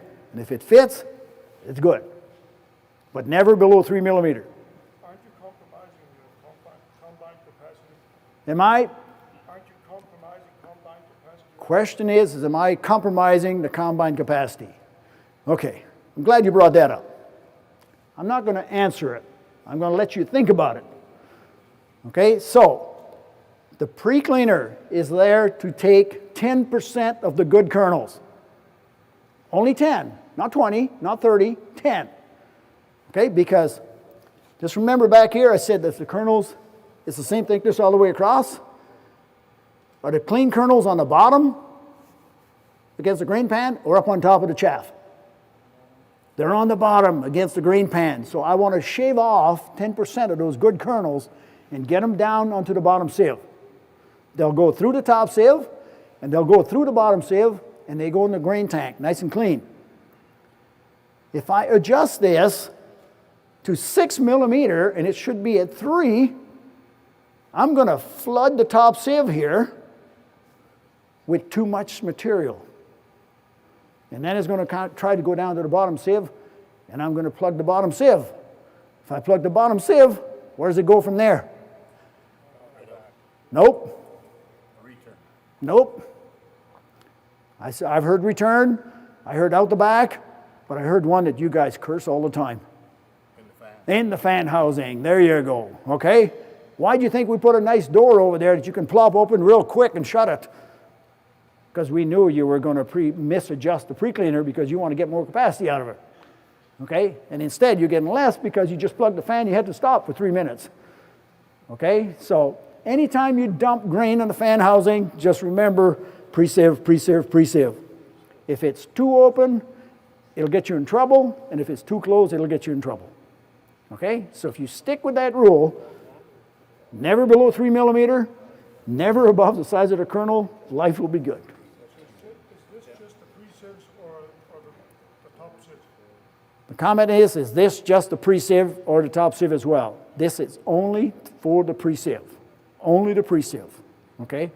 It is kind of critical. So, I mean, it's not critical, but it is, the bottom line is, if you put too much stuff in the fan housing, you plug the fan housing, it should immediately tell you pre-sieve is not adjusted right. So go quickly adjust it using the rule of thumb. Never close it below 3 millimeter, never adjust it any bigger. And then life will be good. Okay, now, top sieve, bottom sieve. Everybody wants the adjustments, the perfect adjustment for every crop. We give you a starting point, okay? I have some secret settings that I keep in my back pocket that every fall after harvest is over, what do I do with my secret settings? In the garbage, okay? You start the season with new settings. We'll start you in the ballpark because in the monitor, we have automatic crop settings. So if you pick wheat, it's going to pick some settings for your top sieve, bottom sieve. When it comes to sieve adjustments, when you're tweaking, another thing to remember is if I close the bottom sieve real tight, the air from the fan needs to come up here, through the bottom sieve, and up to the top sieve. If I close the bottom sieve real tight, how much air am I sending to the top sieve? Practically none, okay? So I need to get, and if I don't have enough air on the top sieve, I can't lift the chaff from the wheat or canola. So now all that chaff falls down with the wheat and canola. It'll pull it down, and now it's on the top sieve. Now I got to do all the cleaning. And whatever can't go through the bottom sieve ends up down back here, falls in the return, brings it across, and dumps it right here again. Now you see why I don't want to try to make the sample too clean in the grain tank using the bottom sieve, because I'm going to increase my return. The more I increase my return, and the further I drive in the field, guess what? The grain pan goes like this. And finally it says, I can't take any more. There, now you got a bunch of chaff in the grain tank. Okay, so how many of you guys experience chaff in the grain tank only? Anybody? Yeah. What do you think happened? Just what Louis said. Okay, just what Louis said. Okay, so you pushed it to the limit. You stayed in the field too long, going round and round, and it never had time to empty itself. So it built up, and then it said, I'm done. Okay? So usually it's an indication the bottom sieve too tight. So open up the bottom sieve, let the top get more air. And I always try to use my top sieve as my cleaning sieve, not the bottom sieve. Bottom sieve is a wind deflector to the top. So if I open up the bottom sieve too wide, now my wind is coming up to the front, so I can lift all this chaff up in the air. The kernels are a lot heavier than you think, even canola. I can lift all that chaff up. The chaff will travel a lot further. This is the chaff, this is the canola. It'll go like this, and the canola will fall down. Even if it falls down anywhere in here, I'm going to catch it on the bottom sieve.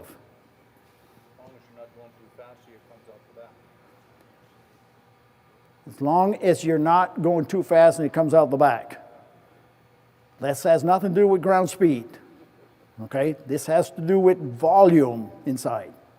Okay? So if your volume is too heavy, now I need to get more of that air, that 900 RPM that I had. I need to get more of that up to the top. And now how am I going to do that?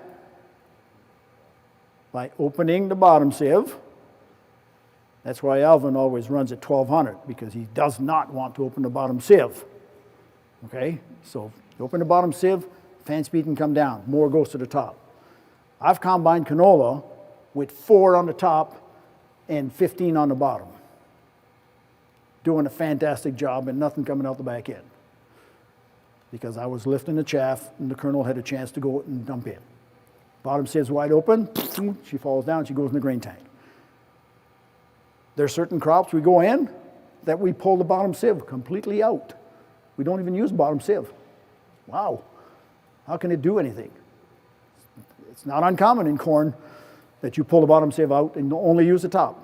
So again, don't be scared if your dimensions get stupid to where you're more open on the bottom than the top.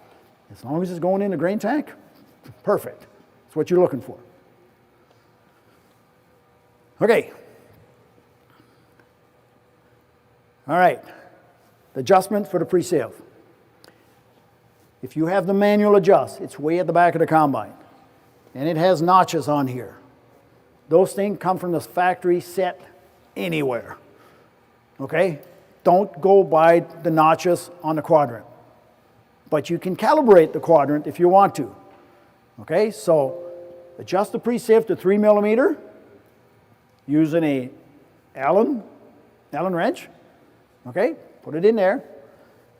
And then once you know that 3 millimeter is up here, then come back here, loosen this linkage here, and rotate this quadrant to where the last notch over here, that'll be the last notch you ever use. And if you accidentally go to the last notch, your sieve is going to be set at what?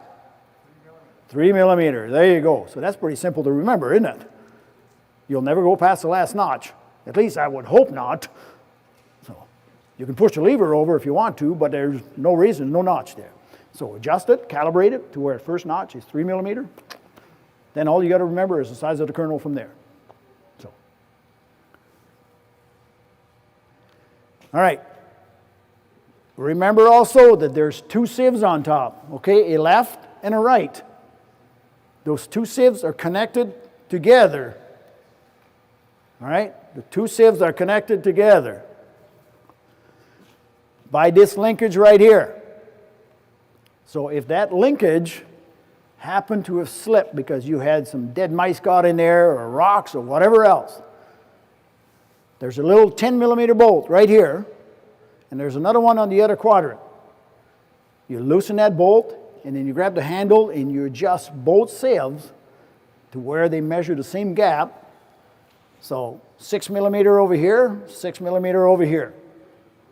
Tighten up your bolts. All right? Now when I move this actuator, both sieves are going to stay together.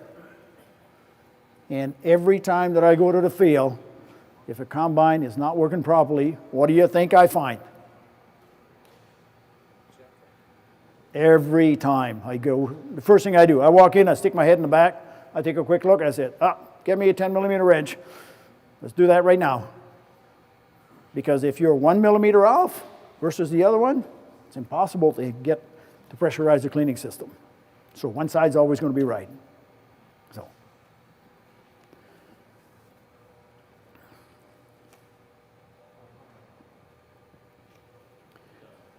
All right, we're talking a little bit about kill stall a little while ago. The instruction to do the kill stall is right here. Okay? It is cumbersome, but unfortunately, that's the way we have to do it. Okay, so it's 2 hands and a foot. All right, so basically you grab the throttle, you pull the throttle back to an idle, stick your foot on the brake, start applying on the brake, throttle, and hydro handle. Together, push on the brake till the engine dies. The 9250 will not die. Okay, so you're going to have to do another one, and as soon as it slows down to where it starts to buck, turn the key off. But don't turn the key off first, because if you turn the key off first, the ass end of the combine is going to come off the ground, and you just ruin your kill stall.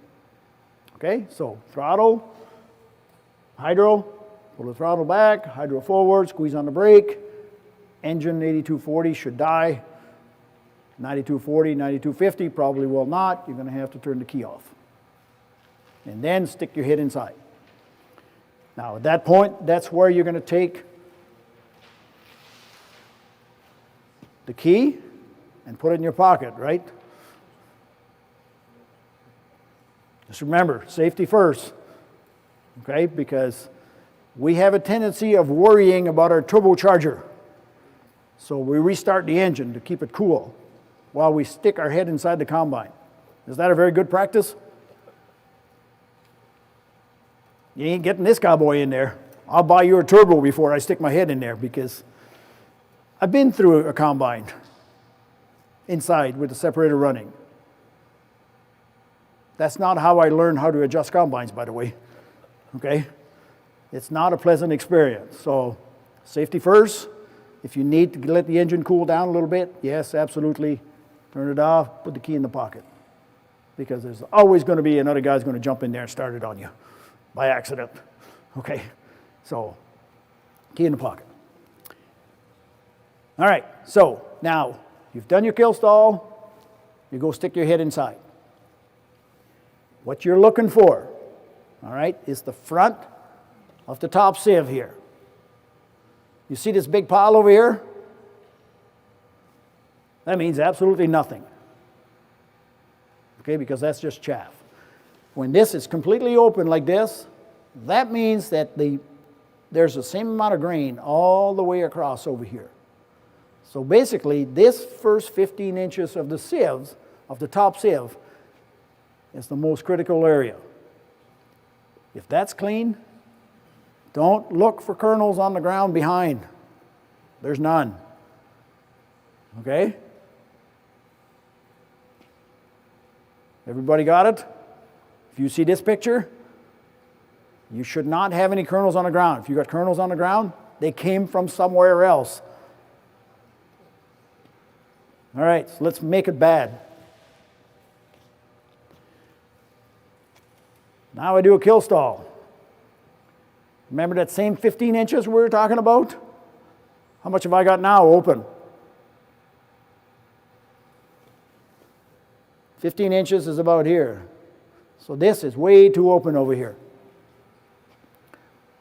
So that might explain why I have kernels on the ground, because what if my wind is too high? Now I'm blowing that stuff out.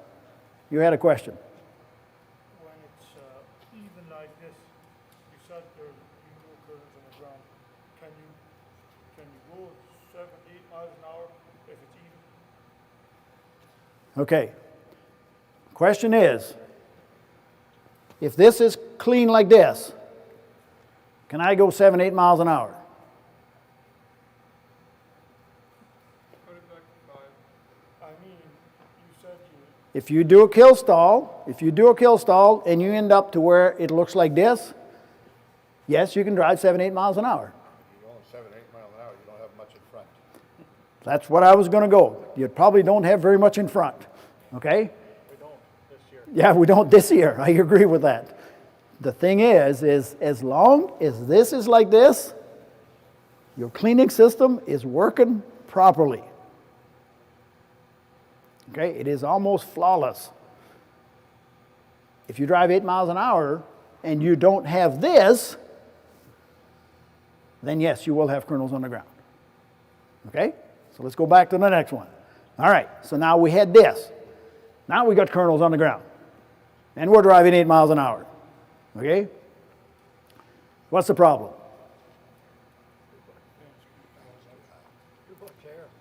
Fan speed could be too high because, why did you pick fan speed? Because we are brainwashed that fan speed fixes everything. Okay? That's why you pick fan speed. I knew it. I would have done the same thing. Okay? And that's what we did. This was not just Louis out here. I mean, we had 15, 20, I think maybe even Steve Colburn might have been out there with us when we were playing with that. We were down in Oklahoma there. So this is why we did this. So there was a bunch of us. Unanimously, we all picked fan speed. So we says, okay, what are we going to do now? Well, let's reduce the fan speed, see what happens.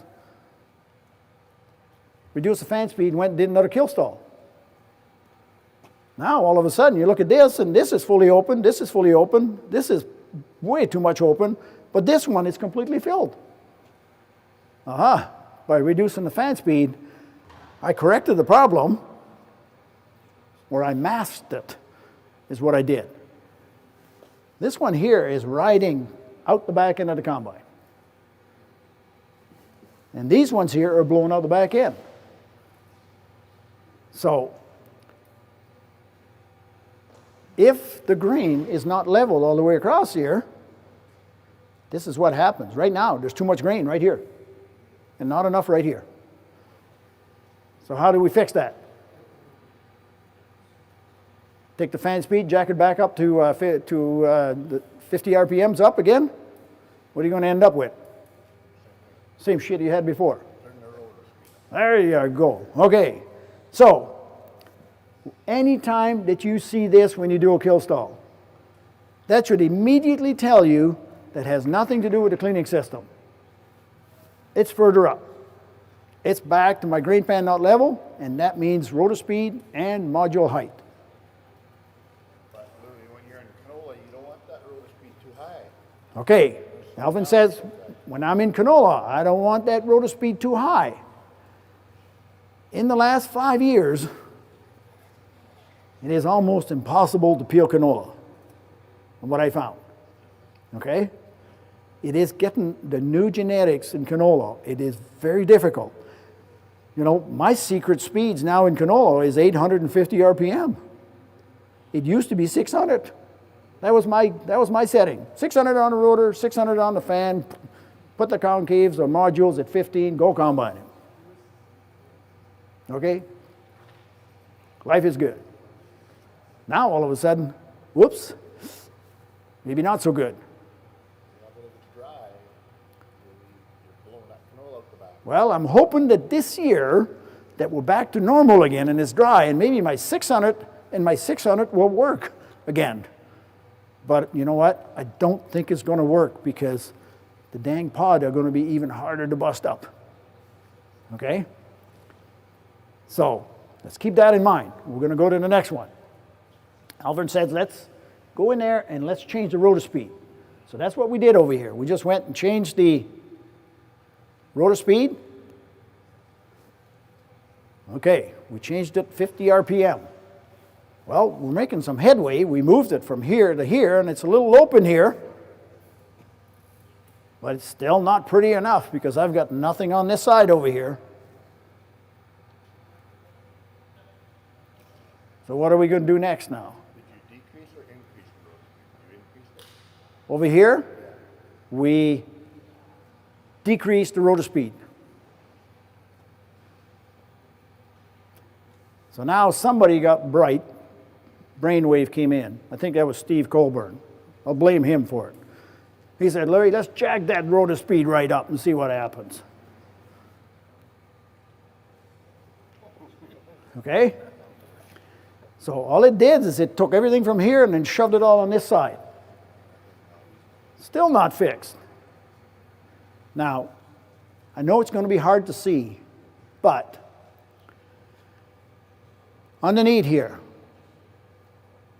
is your modules, okay? Pinch point should be bottom dead center, 6 o'clock. Okay, so try to imagine this. That's the closest that the module is to the RAS bar.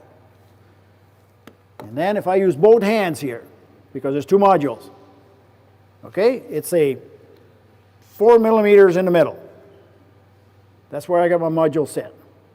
Now the curvature of the rotor and the module goes like this. It goes like this, and it gets here. It's wider. You follow me? RAS bar distance to the module is this wide at the top, but bottom dead center, it's 4 millimeter. So now, sitting in the seat all the time, okay, the rotor turns like this behind me. Once I increased the speed of the rotor, what I did is I drove all that canola past that 4 millimeter over to the other side. And when I slow the speed down, I can't drive it past the pinch point, so it wants to drop over on that side. Okay, so for you guys, you're going to have to look this way. All right? So here I am. If I slow the rotor speed, it's going to put the pile on that side. If I increase the rotor speed, it's going to put it on that side. Because you're the driver now. You're sitting in the seat. Okay? As long as I can drive it past the pinch point, it's going to overload the left. If I slow it down, it's going to overload the right. Now, what's going to happen if I increase my gap over here? Which way is my pile going to move? The pinch point is wider now, so if I maintain that rotor speed at 600 RPM, and I open this from 1/4 inch to 1/4 inch, 4 millimeters to 20 millimeter, is the pile going to move to the left? It's going to try to drive more material past that pinch point over to the other side. And if I tighten it up, then it's going to grind it out and put it on this side. So now it's up to you to figure out which one do I do? Modules or rotor speed? Okay? You've got to do the combination of the two. And then eventually, once you find the sweet spot, okay, now all of a sudden you're going to end up to this.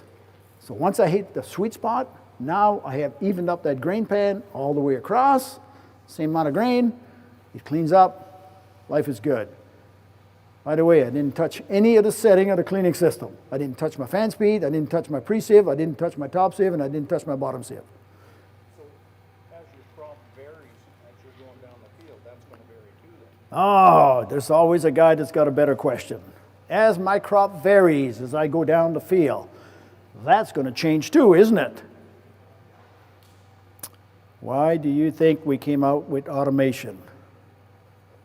Because you will never change it, okay? So now we have automation that will change it on the go for you, which maybe will save you some more grain. But you don't want to give Louis any more money for automation. But now, Louis, does that automation, does that act that fast, or like within? Okay, question is automation, does it act that fast? And it's a very good question, because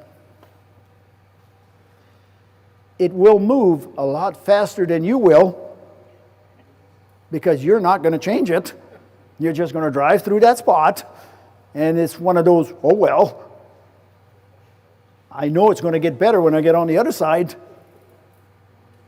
So that's why for the inexperienced operator, it's probably a good tool to have, because you sit him in there, he doesn't know how to adjust it, he's just your banker. He just sits in there and does one of these jobbies. So are you saying if you go over a hill with some lighter canola, Yep. it's going to adjust for that hill, and then down in the low spot it'll Question adjust? is, again, if I hit the top of the hill, is it going to adjust for the top of the hill? If it senses that it needs to, it will. Okay? And bottom of the hill, is it going to adjust on the bottom of the hill? If it senses that it needs to, it will. Or is it when you're going to be in the bottom of the hill, and it'll be adjusting for the top of the hill?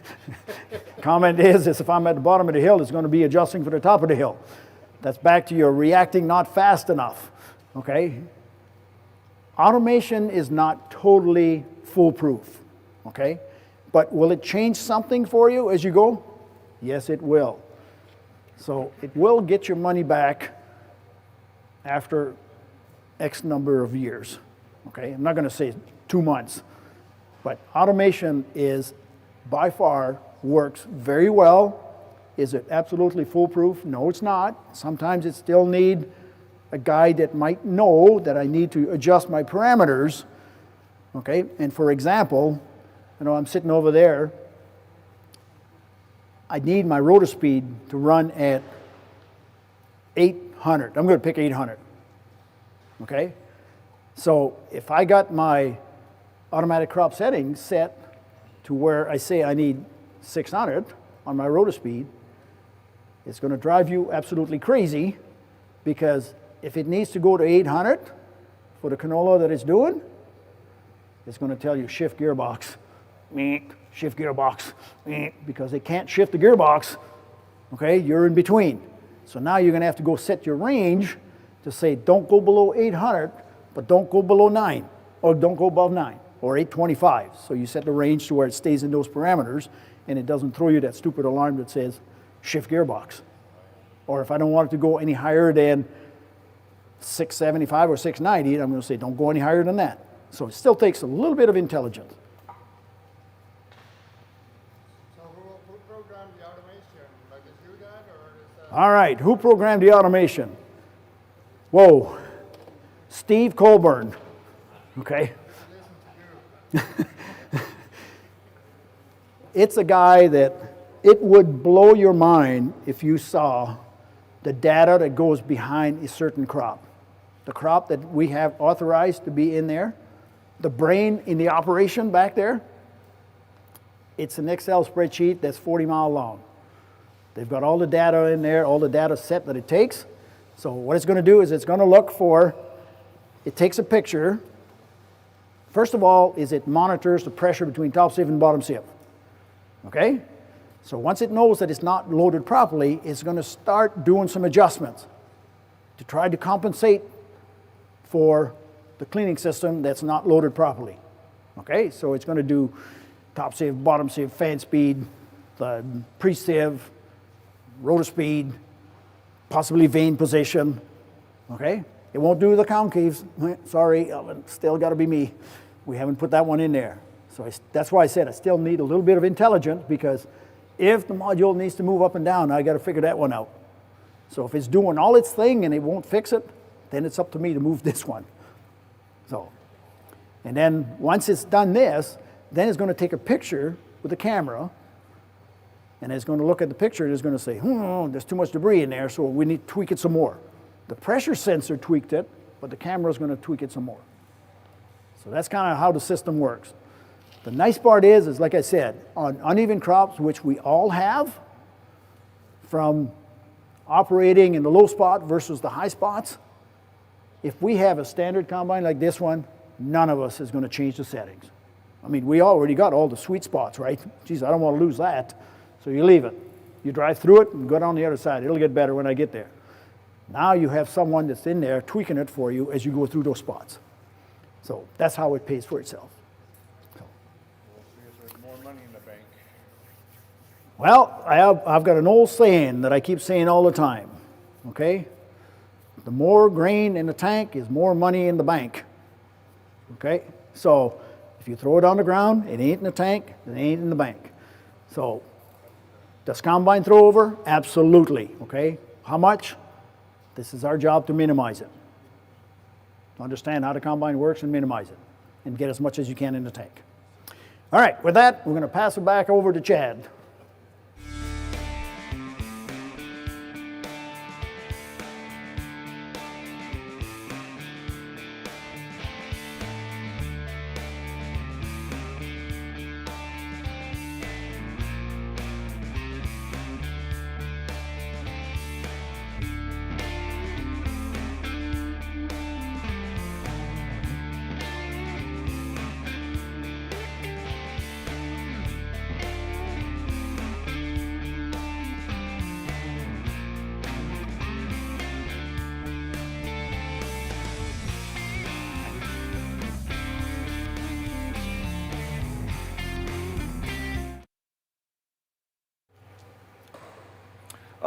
Good morning again, I guess, and I guess if you're in Manitoba, we're reaching afternoon at this point, so welcome back to Camrose. We do have a bunch of questions come in, so thank you guys for your participation. And we did have one for Jasmine here for Libra cart, so I'll ask that question. How do we calibrate at a Libra cart or recalibrate after a season? Sure, so to do an initial calibration, it's super easy.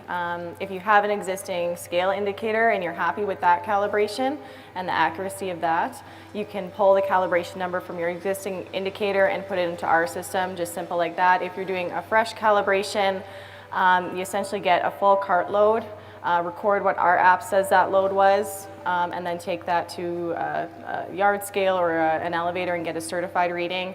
Enter those two numbers in the device tab of the Libra Cart app, and then you'll get a calibration factor from that. Year to year, we do recommend once every harvest season to do a fresh calibration, especially if you find it's off a bit. And instead of kind of doing a bunch of recalibrations, it's best to do more than one grain cart full and add those numbers up. So if you have two grain cart loads going into the truck, or three, whatever, instead of doing those separately, add the totals for that, and then get one big number from the truckload for the certified weight, and just enter those two numbers in there. But we do have support videos on agromatics.com if you need to do that step by step there. Perfect, thank you. Do we have any questions for Jasmine here in Camrose? How much does the system cost? The question was, how much does the system cost? Yeah, so it retails at $25.15 US, but I think we just changed pricing on July 1st here. So you can talk to RME for a proper quote. I think they have a special on right now as well. Right, exactly. So yeah, we're actually running a special right now on Libra Cart. So come into any one of our branches, and if you're at the branch right now, ask one of our AOS guys, and we'll be able to help you out. Yeah, and the Libra Cart app is free, so it's just the hardware that you'd be purchasing. Any other questions? No? Okay. Well, Jasmine, thank you very much. Thanks, guys. Enjoy your trip home. Watch your step. Okay, Louis, come on in. We've got a couple questions for you. We'll go to the first one. Sharon, who's been waiting for a bit, says, I have a combine that slips out of rotor gear all the time.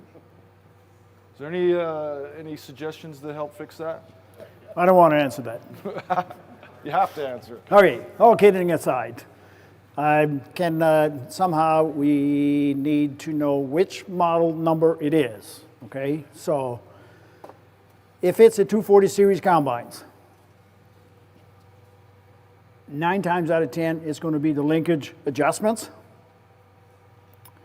And over by the linkage on the gearbox itself, if you look above there, you're going to see that there's a 1/4-inch plug in there. And that plug, actually in behind, has a spring and a ball.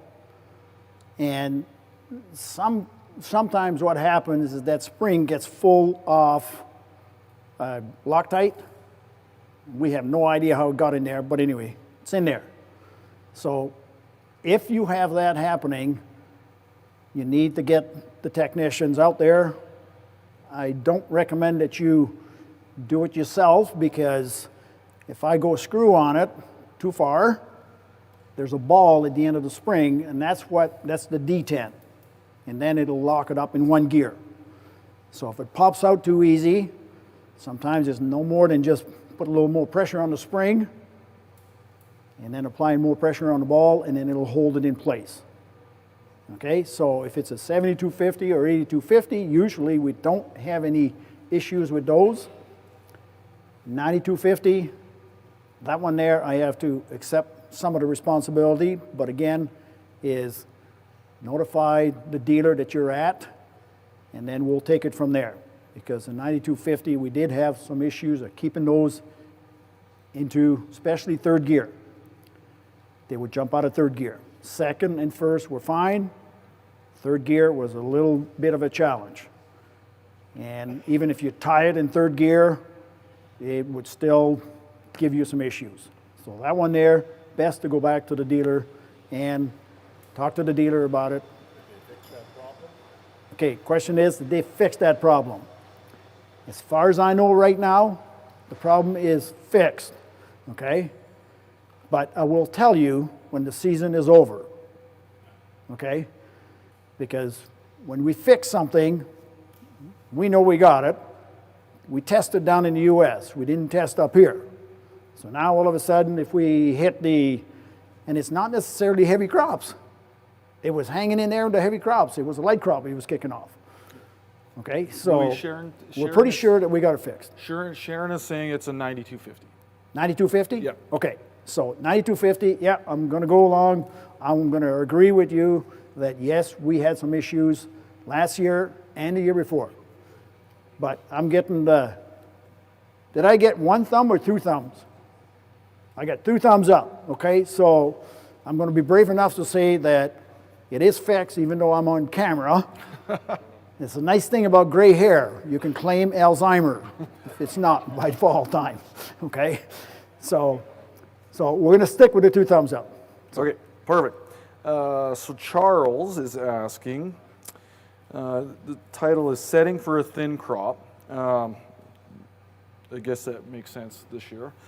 This year my crop will be very short and thin due to the drought. Can you give me tips to set for those conditions? I am expecting that I will not be able to cut fast enough to load the combine. I'm also expecting that the pods or the heads will thresh hard due to the ripening or baking when ripening. Okay, again, when you ask the questions, can you please tell me what crop you're actually specifying in? So I'm going to take a wild guess this was canola, okay? Somebody's waving his head saying wheat when I heard pods. So, but anyway, let's address both of them. We all know that putting stuff through combines, if there's not enough material to thrash, the first thing that comes to mind is I need to get more stock in there. So I'm going to have to shave the ground. All right? I know we don't want to, because when we shave the ground, we run the risk of ingesting stuff that combines don't like. So ground speed is going to be essential, okay? And just remember one thing. In order to be able to thrash, okay, if I open up the concave wide and I lower the rotor speed down, material will not travel as fast through the combine, okay? That's how thrashing happens. I need to slow the stuff down through the combine so that I can get it. Am I going to break it up and put it on the cleaning system? There's a good possibility. So we might run into issues of overloading cleaning system, but you can deal with that, all right? So the thing is if I close the concave tighter because I don't have enough crop, now all of a sudden whatever's in there is going to run through the combine faster. If it runs through the combine faster, I may not have time to thrash it. So then you're going to end up with probably some rotor loss. So don't ever be scared to open up the concave to get more thrashing out of it. So more speed and wider opening gives you more thrashing. Plus your vanes. The vanes might have to be pulled back to where I can hold more into the combine. So put the vanes in slow position. So that's kind of the tips, other than me getting down on my knees and praying for 60 bushel crops. But just remember in canola, your pods, you're going to have to bust them because they're going to be hard, and I'm going to have to probably run my concave a little tighter and speed higher. As long as you tip the pods over, canola will fall out. Okay, great. We'll move on to the next one because we do have a couple here. Can you ask Louis how to set a flagship combine for alfalfa? The 2388s work so good, but now these new ones seem to throw it over really easy. The thrashing is good, but the fine seed goes over like water. Okay. Alfalfa is a totally different animal, and I know we got to do it. If it was me, I would absolutely entertain using different ras bars. We have 28-degree ras bars on the rotors right now. There is a 23-degree ras bar that we use. I'm pretty sure they got used. I got asked last year, but I didn't have the chance to get to the field. But some customers in southern Alberta, I know they ordered the ras bars, and I'm pretty sure they put them in. I'm not 100% sure, but I had another customer in cut knife area that actually field tests happened to be out there, and this is how we discovered these 23-degree ras bars. And he put them into the guy's 8250 or 9250, I can't remember. And he did call me and tell me that, Louis, I finally found the secret to alfalfa. It's the ras bars. So that's my best comments that I can offer right now is try a set of 23-degree ras bars in the threshing area. So, okay. Because a lot of guys think it's coming over the cleaning system, but it's other debris that's in there that's actually causing it to overload. So give it a shot with a 23-degree ras bar. They're not that expensive, so. Perfect.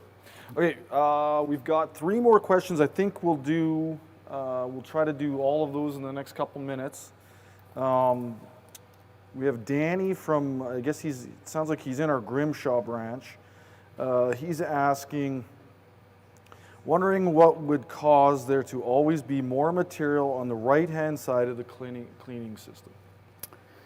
All right. That is a good comment, fair comment. And now again, if I knew that this was in canola or wheat, I could probably answer it better, but that's okay. I'm going to take a shot. I'm 99% sure it's canola. So everything we talked about during the presentation, canola sometimes can be stubborn and does not want to move from the right-hand side. Okay, so my last stays in my back pocket. As long as you remember that you can go in your monitor and put in your layouts the sieve inclination button. Sieve offset is what it's called, okay? So what you do is you just operate the combine, watch your sieve loss, and then tilt your cleaning system one way or the other way and watch it. And if you see that the sieve loss is actually coming down, you're actually encouraging the material to move to the opposite side and level off that grain pan. Because that's what's happening, is the grain pan is not level, but canola does not want to slide. Okay, so give it a inclination one way or the other, manually. And usually that does the trick. But that's, like I said, that is my last resort. I keep that, my ace, in my back pocket. I will play with rotor speed, module height, before I do anything else. Once I've exhausted those ones, then here comes my tilt. So it's been a known problem for years in the red combine. It's been the same thing in a yellow combine. It's the same thing in a Lexion combine, and it's the same thing in a Deere combine. I hear it from all the customers. So it's a canola disease, but we got tools to get it off of there. Good, thank you. Second last question. I lose moisture and yield calibration quite often from key cycles or shutting off the battery switch. Do you have any suggestions at all? Ooh. Again, I'm thinking it's probably 240 series combines. So remember the moisture sensor, it has to be taken out and it has to be clean. And where it's located at is a pain in the butt. Okay, so practice taking the auger out and cleaning the fins for the moisture, and that will probably help if it's never been done. So that's one of the solutions. And the other one is you might have to reload software to restart its brain again. So that's about what I have to offer on there. Oh, and one thing. I almost forgot it. There's a lot of you people out there that think that Louis is mentally unstable. And I've learned to deal with that, okay? When you start your combine, turn the key to the on position. Do not start the combine until you see the run screen. Not the Case IH, the run screen, okay? And things might work just a little bit better. All right, I had one yesterday, call came in. My automation kicks off by itself. So I said, how'd you start the combine? Well, just like anything else. I turn the key and it starts. I said, well, let's try this. So he phoned me back yesterday afternoon, 3 o'clock, and he said, guess what, Louis? My automation doesn't kick off anymore. So sometimes being mentally unstable is a good thing. It ain't the gray hair. No, it's got nothing to do with gray hair. It's got a little bit to do with gray hair. So try that first. That's the easy one because you don't have to do anything else other than change your practice on how you start the combine. Key on, wait till you see the run screen. Again, not the Case IH, the run screen. Then start it. And it alleviates a lot of little glitches that happens. Like sometimes it'll be nothing more than the unloading auger won't swing out. So I wiggle the switch. And then eventually, oh, there she goes.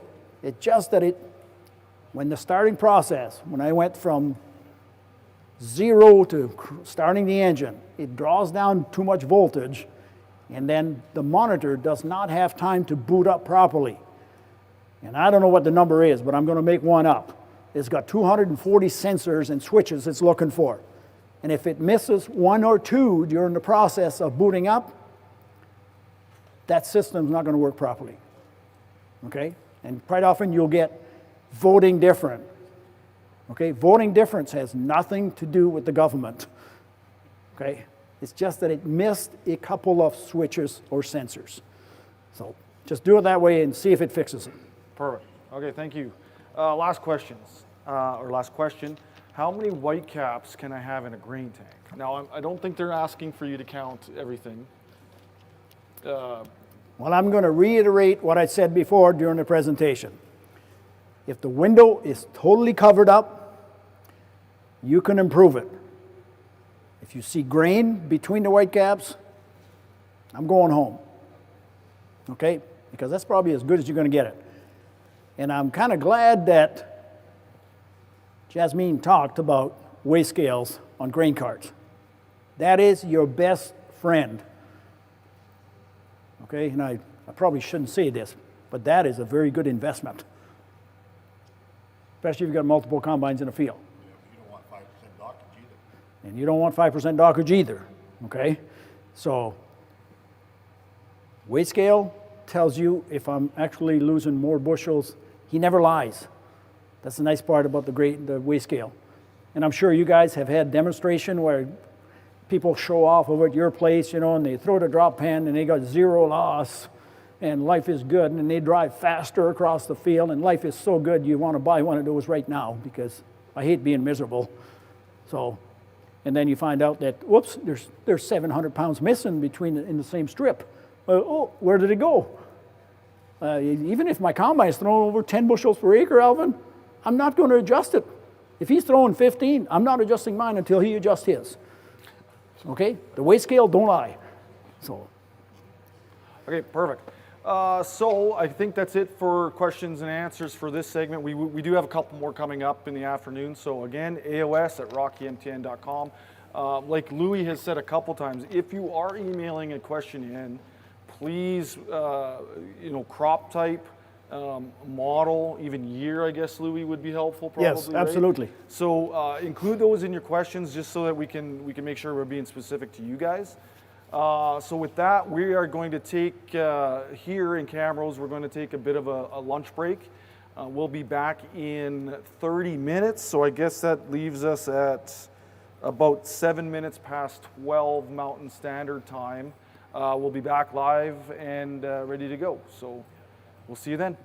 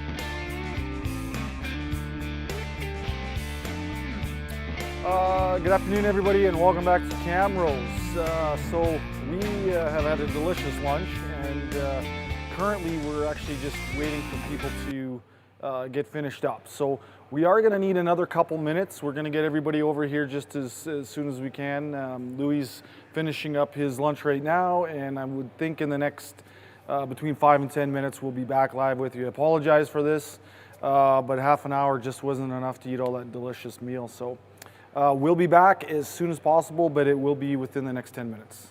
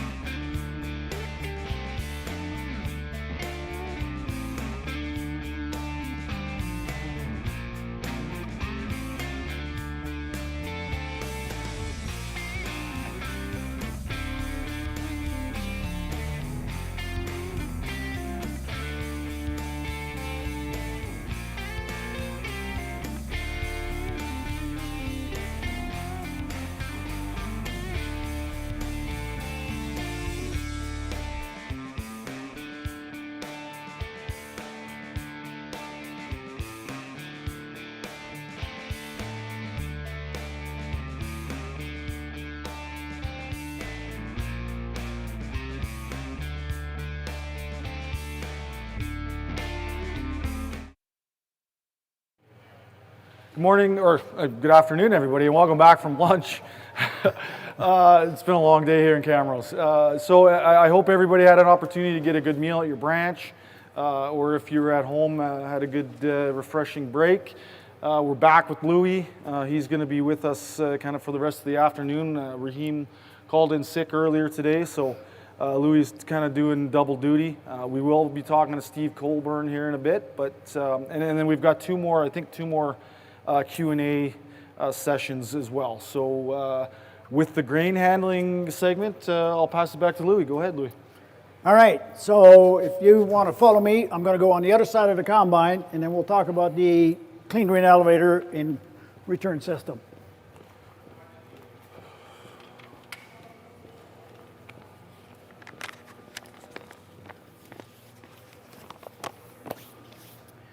All right, this area over here, basically what we're going to do is talk about some of the adjustments on the clean grain and how long is grain handling? Just 15 minutes. So first of all is the adjustments for the clean grain elevator. It is not difficult. It's really simple. All you got to do is just this adjustments right here. Okay, so you just loosen the nut that's right here and you put a wrench on the bottom and then you screw the pipe up and that will lift the top of the elevator. And when it lifts the top of the elevator, it pulls the chain up at the same time, okay? So proper tension is, bottom line is you open the door down here and you just grab the chain, and as long as I can drag the chain across the sprocket, no clicking, okay, I can just barely drag this chain across using my fingers, all right? So that's what you're gonna be looking for. If it clicks, that means you should tighten it. Now back to the adjustments. As you can see on here, there's a washer right here, and then there's a stop right here. As soon as the washer gets to the stop, that means you have to take a half link out of the chain. The chain has worn down that much to where it requires that I take a half link out. And too many times I look at this, and I don't know why we cheat all the time, but this bracket is bent up like this, so don't go there. Just take the link out. It's a lot easier because if you don't take the link out, all you're doing is you're just wearing the sprockets themselves, and the sprocket is going to start hooking on it, and because the chain is not fitting properly on the sprocket, and then you're just, like I said, you're just getting yourself in deeper trouble, and now you're going to have to replace the sprockets and the chain, okay? So one of the things to watch for. The next thing is in behind here, on combines with automation. All right, this is your camera. Okay, this is live now, so you can see that I didn't go in there and clean this up. I just pulled it out to make it easier for myself to talk about it. You can see that there is some debris on here. Okay, so once in a while you're going to have to go in there and you're going to have to clean the camera. But don't worry too much about it because it will pop up right on the monitor, red screen saying clean camera, all right? So if you don't see clean camera, it's just a matter of looking at it in the morning. It's just one pin that goes through here. I pull the one pin out, I can swing the camera out, and I can reach in there and just use a soft cloth and just wipe the screen, okay? So again, it's no big deal. Don't use a steel brush if it's coated with crap on here. Just get water and just wash it down, wipe it with a soft cloth, and you're back in business. And it will tell you every time it needs cleaning, it will pop up and tell you on the screen. I've only ever seen it one time that it's actually popped up the error in the last 2 years. And basically I was working in a lot of undergrowth, green undergrowth in canola, and we were putting all the stuff through the combine, and the green undergrowth would actually stick to the screen. So, and that was popping up about once every hour or so, hour and a half. So no big deal. If it does pop up, stop, pull one pin out, open it up, clean it, go back to work, okay? So it's not foolproof. It does require a little bit of maintenance once in a while, but it's pretty trouble-free, all right? So I'm just going to leave it here for now. And the way the system actually operates is the grain actually comes in, and there's a hole on the backside of the elevator here. So camera faces the hole, and it fills the box. And the camera keeps taking pictures, multiple pictures, every 6 to 7 seconds. And then it analyzes what's on there, and then we'll tell the rest of the combine to, hey, too much debris in here, clean it up, okay? So then it'll start doing adjustments. The other thing is, once the box is completely filled, the camera will take a picture, and then he knows the box is filled, so then it's going to send a signal to the auger assembly over here, and this electric motor, and it will empty the box. And then once the box is empty, then it'll start again, start filling the box, keep taking the picture. Once the box is full, dump it, start the process. Okay, so that's what combines with automation. Combines without automation naturally do not have a camera. And located up in here, in this wiring harness, you're going to find a fuse. Okay, that's the fuse that controls the amperage on this motor over here. All automated combines with the camera do not have the fuse. The fuse is inside the cab, in the fuse panel. All combines without automation will have a fuse located back here. Okay, it's a 5 amp fuse. If you don't have a 5 amp, don't put a 20 amp in there, because all you're going to do is you're going to burn out this motor. Okay, so maybe 5 to 8 might be acceptable, but don't get too crazy on the amperage, because you're going to do more damage. Now, when I was talking a little while ago about cleaning when the moisture sensor was not working properly, the one person that asked the question, the fins for the moisture sensor is located in the same box. Okay, and that's got a couple of wing nuts on the back side, so you can pull those 2 wing nuts off, and you can pull that plate out, and again, you wash it, because material can be built up on it, and how it takes a reading for moisture. The grain that's actually in the box will go against this plate, it'll touch it, and it'll read how much moisture is actually in there. And if it's not clean, it can't read properly. So good practice to take it out. The auger that's inside here is another good practice to take the 2 pins off on the bottom, pull the cap off, and that's the one I said, it's a little tricky. The first time you do it, trust me, you're not going to like Louis, okay? Because you're working at blind holes trying to put it back together. But that should be taken out every morning, okay, to clean it out. If you do it every morning, you're going to become proficient at it, and it'll be real easy. If you do it once a year, you're not going to be happy with me, okay? So practice, practice, practice makes perfect. So just clean it up. That's the best practice. Okay? All right, so now we're going to go back to Chad.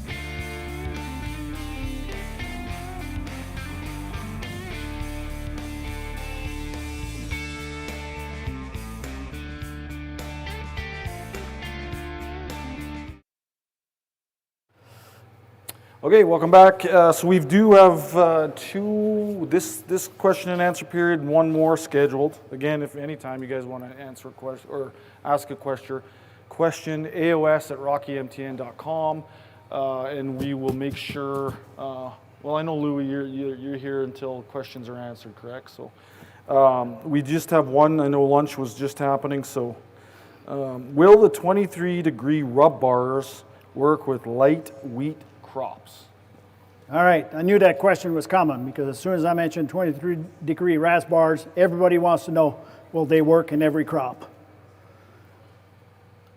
I do not know this for a fact, okay? Still, some testing needs to be done, but my little brain tells me that probably they will work. And the reason why I say this is because right now, for the last 5 years, all I have been fighting is rotor loss, rotor loss, rotor loss. Doesn't matter which crop I go in, it's usually rotor loss, all right? And the two worst one is always wheat and canola, wheat and canola, wheat and canola. And the 23-degree bars, all it does is it slows the material down into the rotor. So it works in conjunction with the vanes as well. So to me, it's nothing more than a win-win situation, but I can't stand here in front and say, yes, it will work in every crop.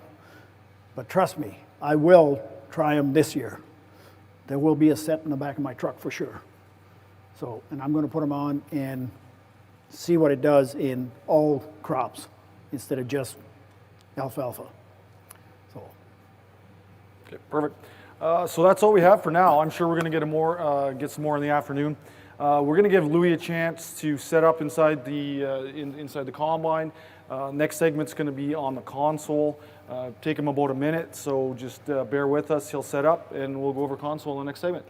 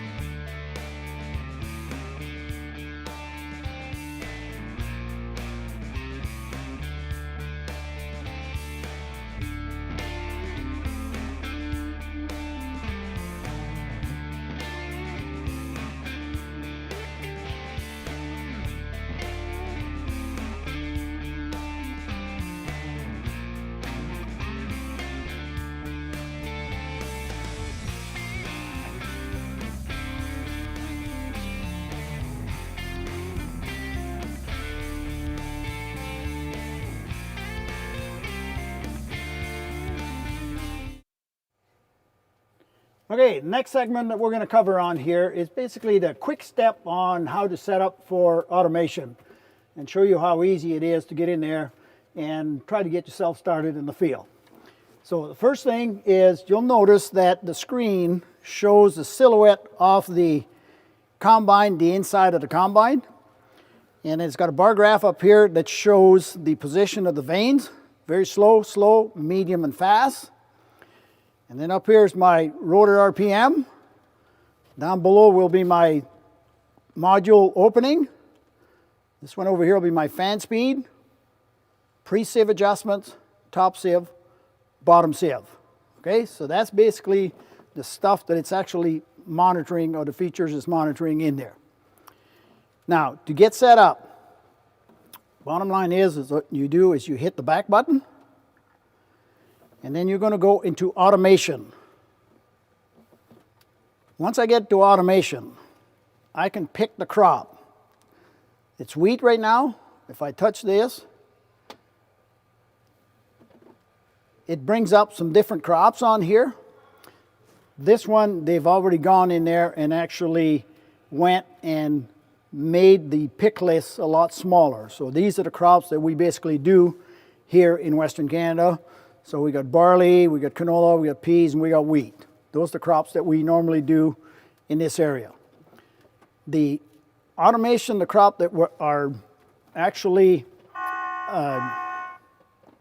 we'll disregard that. The crop that are actually set up for automation are wheat, barley, canola, corn, soybeans, and rice.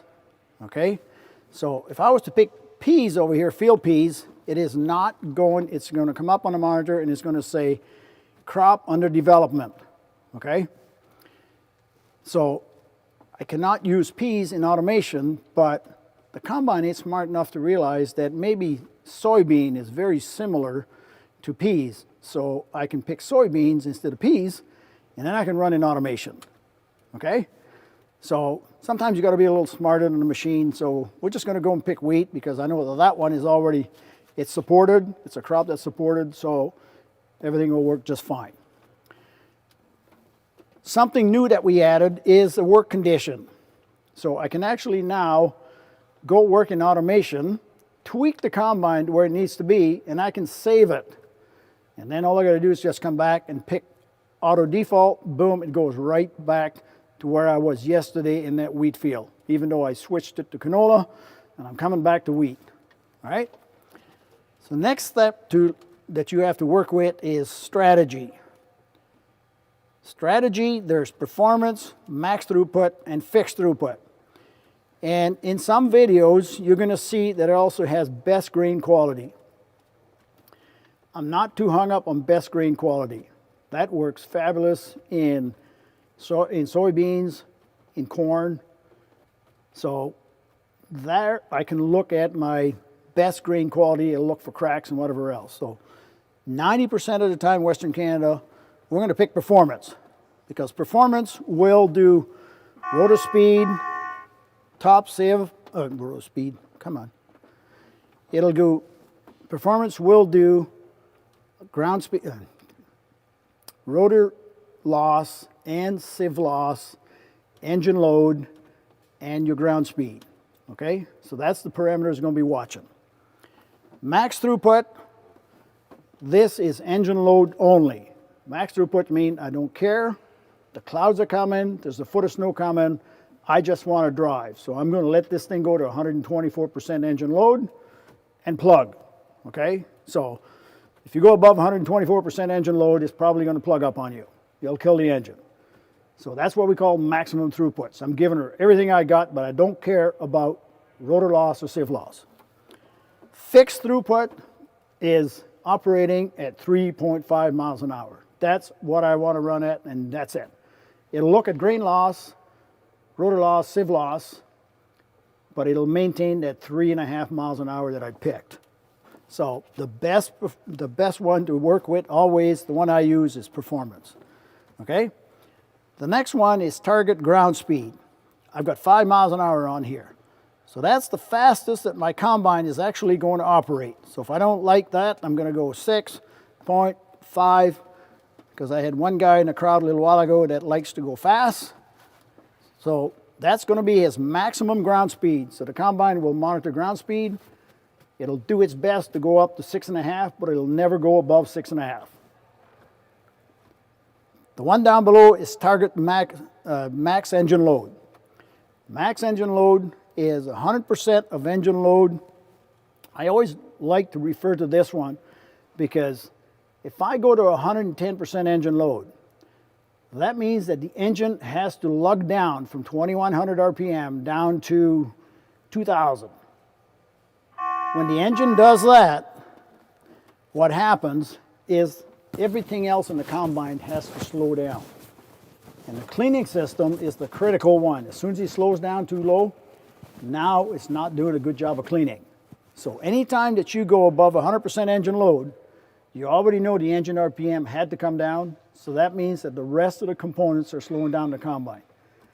You're going to say, well, what's 124% engine load good for?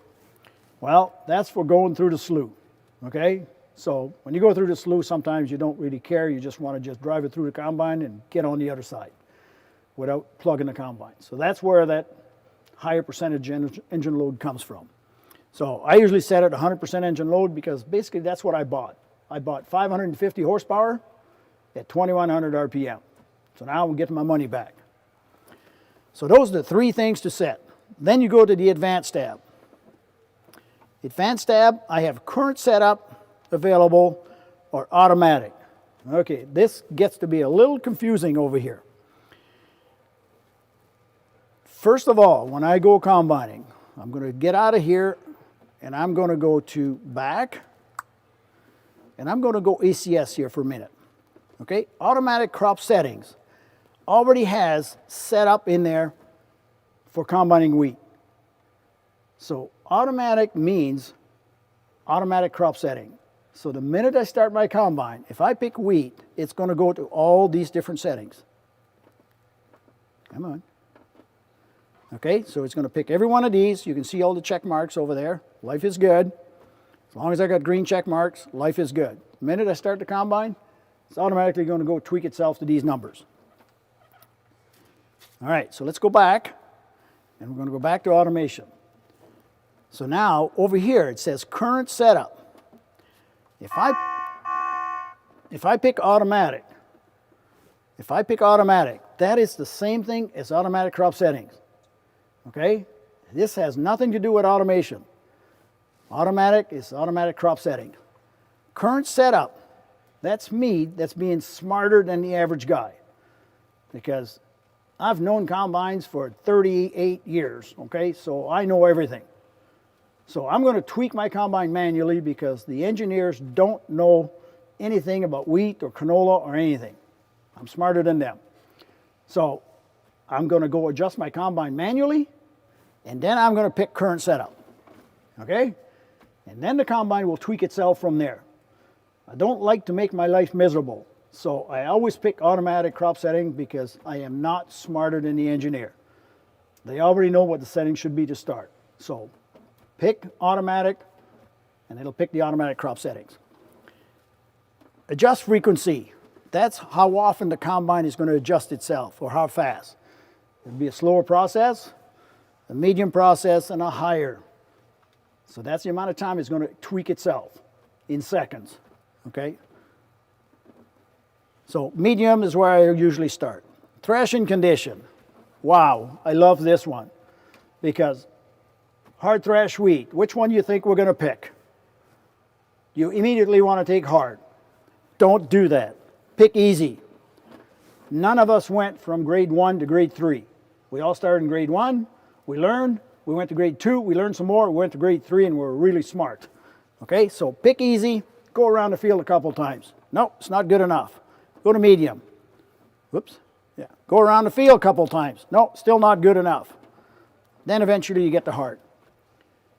If you accidentally, one of your hired hands starts on hard right off the bat, and the combine is not performing properly, it's pretty simple. Hit reset automation, and it will start you all over again. Okay, I'm not going to hit it now because it has to reprogram itself, so just don't be scared to hit reset automation. And then now, with those 3 settings on there, you're pretty much ready to go. Go combining. Let her buck and do whatever it needs to do. And if it's not doing some of the things that it's supposed to do, that's why we added these extra tabs down here. Okay? So there's the sensitivity. I can set them by hands if I'm smart enough to know what they are. Okay? This is what it's going to adjust at the headland. If I hit the shift resume button on the multifunction handle, could change my fan speed, upper sieve, lower sieve, or pre-sieve. The big one to remember is ranges. Okay, you see your fan speed, your pre-sieve. What did we say about pre-sieve a little while ago?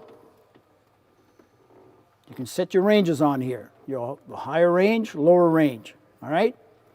So same thing as the rotor RPM.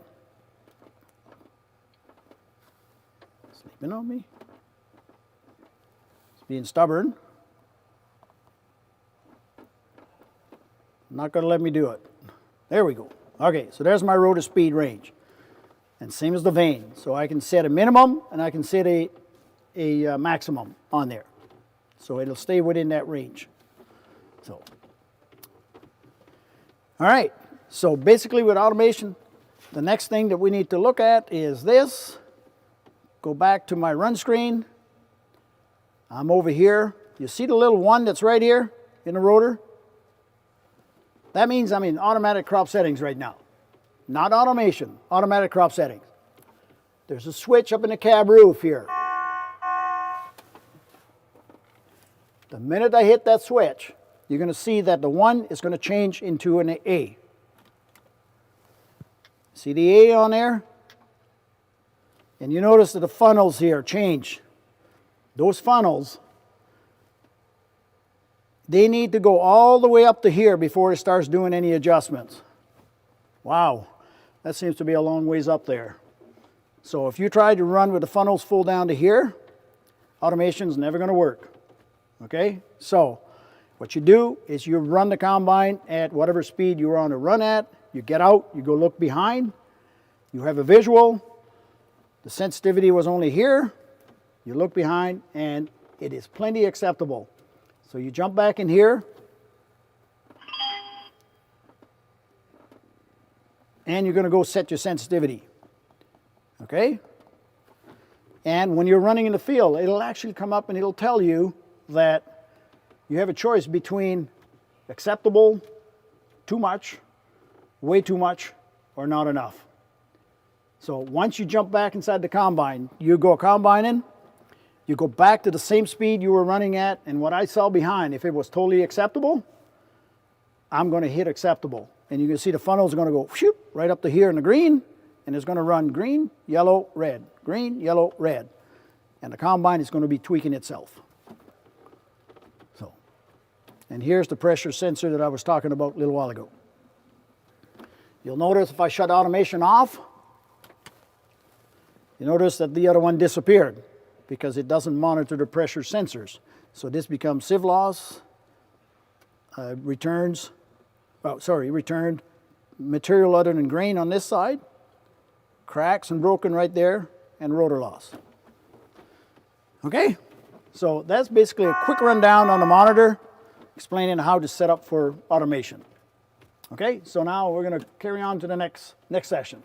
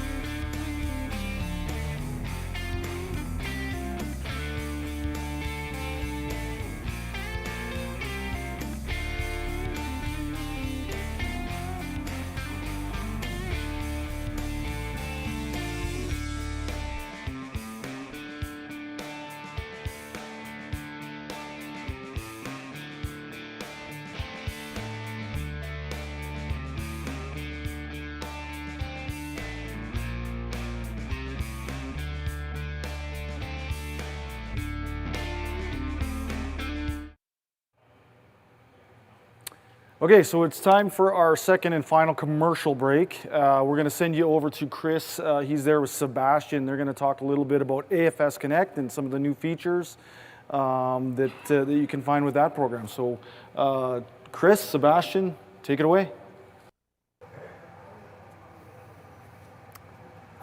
Awesome, thank you, Chad. So again, I'm Chris Drysdale. I'm the technology specialist at Rocky Mountain Equipment. I'm here with Sebastian Lamotte.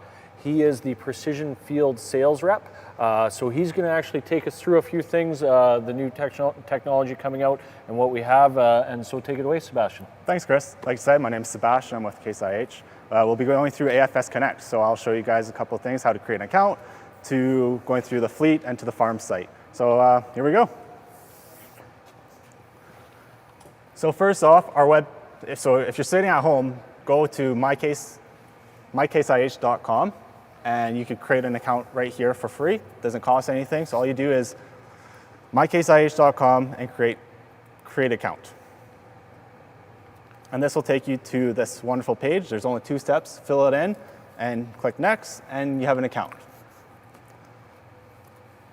Now that you have an account and you start getting all your information inputted, we'll go to the fleet side of the things. So here you could see your equipment and see how it's performing already. So you can see we have a couple pieces of equipment in the field working. So you can see engine hours, engine load, engine fuel rate. If you like, we could even go a bit more in depth.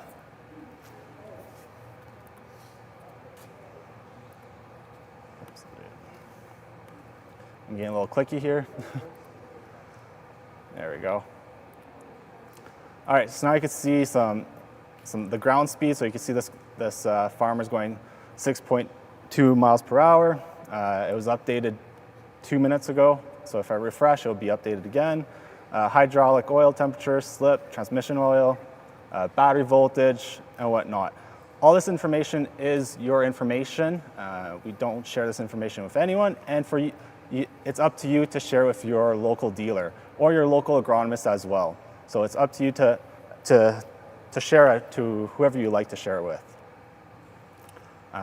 We also have alerts. So in alerts, you'll see different things that are coming up through your equipment. So you can see rear pilot head number 3. It's a low priority. And you can see which piece of equipment that is on as well. So if you share this information with your dealership, they're able to kind of get in there and see kind of already what's happening while you're operating your equipment. Then we'll move over to the farm tab. So all you do is click on the 3 little bars here and click on farm, and it'll redirect you to the farm tab. So this is a great tool to start visualizing your applications, your yield data, anything agronomy focus is you can locate it here on this tab. So I'll kind of run through on how to open up your harvest maps because we are kind of heading into harvest. So all you do is select the field that you're looking at, click field view. We'll go to 2020 because we haven't done 21 yet. And you see we have our harvest map for this field. So Sebastian, did you say take this from last year's combine, a USB stick, and just load it in, or how would that work? Yeah, that's correct. So you could take, if you don't have it in here already, all you have to do is take your USB stick and load it on and upload it into our system, and there it is.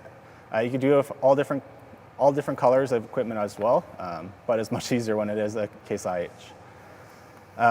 One thing I do want to point out with this yield map, which I kind of found interesting while I was looking at it last night, was that you kind of see this nice strip right here that's pretty straight. So normally when you see straight lines in your maps, it means it's a human-made mistake or something like that, or a trial. So I kind of dug into it a little bit more. And you can see a liquid application for top dressing. You can see he went at a higher rate in the field with his liquid application. Right here when you look at the legend. So about 33 acres got a little more nitrogen than it should be. Which then I dug into a bit more too, and I pulled up the speed map. And it seems like the grower actually slowed down and increased his application of that nitrogen, which when you look at it versus the yield, I'll just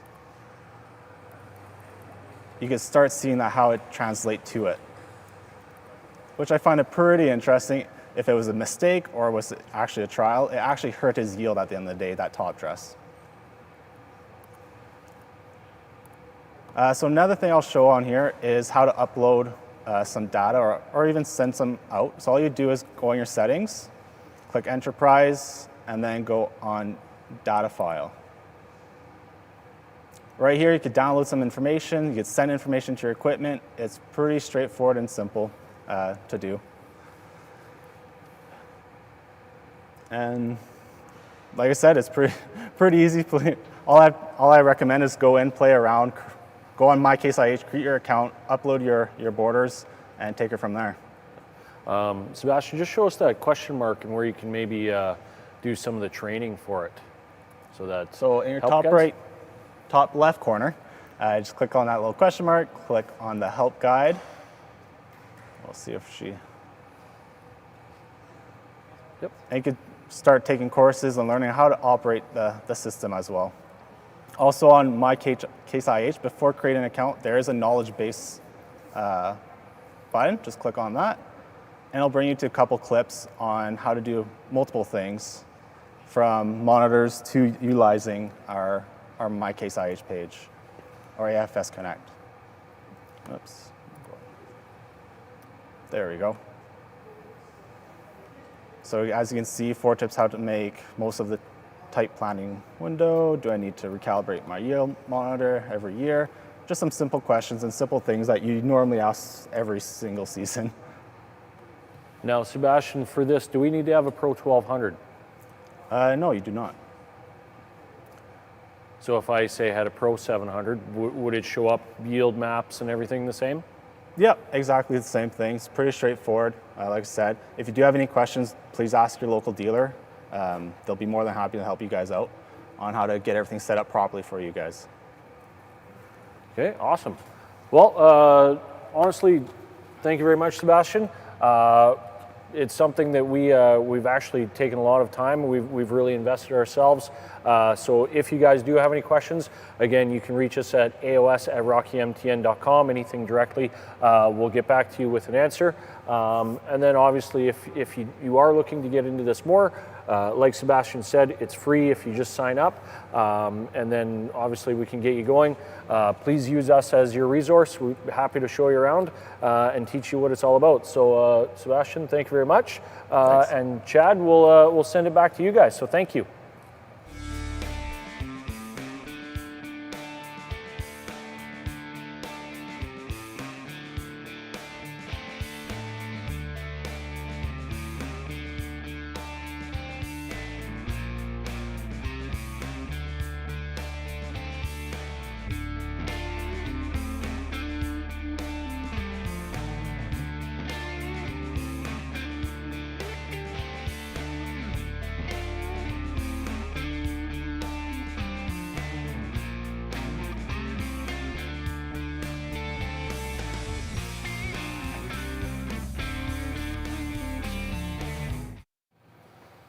Okay, Chris, thank you very much. So this is the time where Louis he's got some experiments going on and he's got some demonstrations.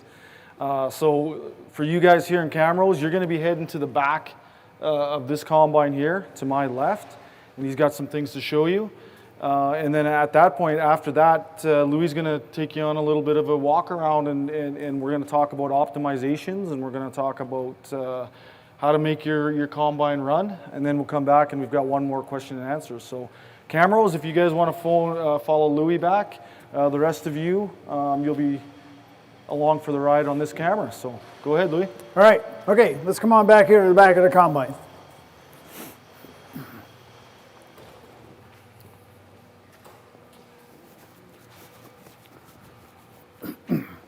Chick baby.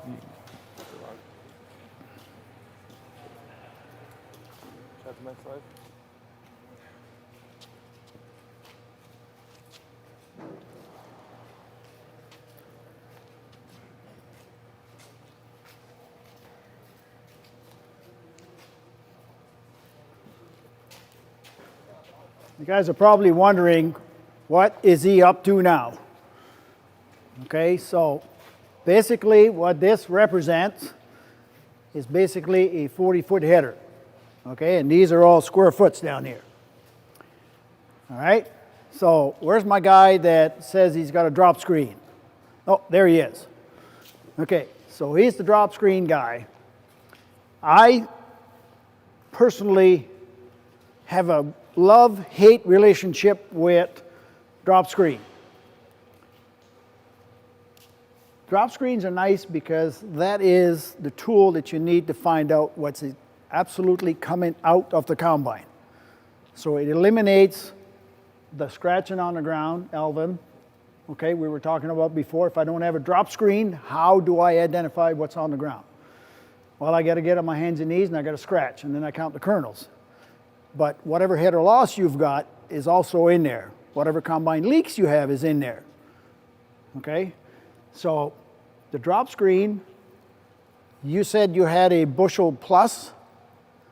Okay, that is a pretty good one. The reason I really like it is because it comes with a nice little cleaning system. That thing is awesome. I think that little bucket is worth $5,000 by itself, because you take all your stuff out of the screen, you dump it in there, you flip the switch, and it swirls the stuff out of there, and all the chaff flies out, and all the kernels stay in the bottom. It takes you about, what, 45 seconds to clean the sample? And when you and I go like this in a square foot and we clean it, how long does it take us? In canola, I have spent as much as half an hour. There's not one of you guys that have the patience to do that, okay? I'm more stubborn than the rest of the world. I will spend half an hour cleaning it. You know why? Because I only want the seed. So now there's some other screens out there that you throw under that you get a rain gauge. And then you dump it in the rain gauge, and now you get 12 bushels an acre loss, because it filled the rain gauge up to here. Rain gauge are made to go where? In the garden. Okay? There's not one of you guys that have the patience to turn around and clean the samples. So if I take a sample of canola and I dump it in that gauge, what do you think it's going to do? It's going to fill the gauge with chaff. Does chaff take space? Yes. So now you look at it and you say, oh yeah, that's clean enough. And now you got 12 bushels an acre loss behind your combine. Throw it in the garbage. Okay, that's where it belongs. Plus a drop screen that is open on the top. Okay, I take the drop screen and they have magnets on them, so I stick them to the axle. Okay, it'll just come down. You just stick it to the bottom of the axle, and then you go combining. Okay? So now, if the pan is open on top, as the combine goes forward, is there kernels falling in the pan? Dang right there should be, okay? Because, you know, remember when you guys give me a hard time all the time about how come there's grain on the axle, Louis? Heard that before? I clean it off and there's more on there. Well, if there's one kernels, every second falls on the axle for a quarter mile, how much is that? It's nothing. It's nothing, okay? But if there's 24 falls in that square feet over here, that's a lot, okay? So now, if I drive for a quarter mile with kernels falling in the screen, how much have I collected already before I drop the screen? Yeah. So no, it's garbage, okay? So put it against the shed, okay? The one that you have, it fits in a bucket, correct? So there's no way that any grain can fall inside when it's riding on the axle. So that one I trust a little more, okay? So if you got those other screens, put them further underneath the combine and make sure that your clean grain trough and your return is not leaking. Because if it leaks, where does it go? In the screen. And that's how I, every year, and I'm dreading this year coming, because I know that I'm going to get beat up big time. I wish this year would not happen. This is the first time ever that I remember in my career that canola is $20 a bushel. you guys are all going to lose 20 bushels an acre guaranteed. You will be screaming. Okay, so you're going to want to save that quarter bushel because it's worth a lot. When it was $9 a bushel, oh, shit, I'm going to throw 2 bushels an acre, big deal. All right, but this year, trust me, I know you're going to be yelling. I already know it. I feel like I just need to go find a grizzly bear somewhere and say, I will dig the den for you. I'm going to go hide in there until the harvest is over, and then I'm going to come out and let the bear go in. But anyway, that's beside the point. We're going to deal with what we've got. We know our combines can do good, so we're going to deal with it. All right, so what I did over here is basically went and I took wheat. Every one of these little bags over here has between 19 and 21 kernels in them. Okay, so that is a square foot. That's a square foot all the way across. My whole 40-footer, all the way across, 21 kernels per square foot. On every square foot of that acre is how many bushel? 3 bushels, I see. 1 bushel per acre. 21 kernels is equal 1 bushel per acre. So if every square foot in that whole field has this amount of grain in it, that's a bushel an acre. Okay, so I'm going to just take it out of here, and I'm going to dump it on here. If I don't lose them here. Yeah, Alvin said, seems like a lot. Okay, so I'm looking behind my combine. This is spread on that square foot. That's enough to seed. All right, that's enough to seed. I didn't make the numbers. Okay, somebody smarter than Louis. If you look in the operator's manual, it'll tell you how many kernels, mix of bushels per acre. If you look in the John Deere manual, you're going to find exact same number. And if you look in the Lexion manual, you're going to find exactly the same number. And if you go to the PAMI site, you'll find exactly the same number. Okay, so I'm not making this up when I'm telling you that this amount over here on every square foot behind my combine is 1 bushel per acre. So now you drop your drop screen. Your drop screen is 62-inch wide, or not quite, but anyway. And what you're going to do, or what most people do, is another kind of a no-no. Victor, I might need your muscles here. Okay, so most guys want to do a good job of being able to find out everything that's coming out, because if it hits the spreader, where does it go? It could go way over. So some guys are going to do this. They're going to move the spreader out of the way, and now that whole 40-footer here is going to come out in 62-inch wide. Okay, so Victor went and did this for me here. I'm going to hide this one. This one is no more than 840 kernels. Okay, and this is 62-inch wide from there to there. So I'm going to seed here. All the way across.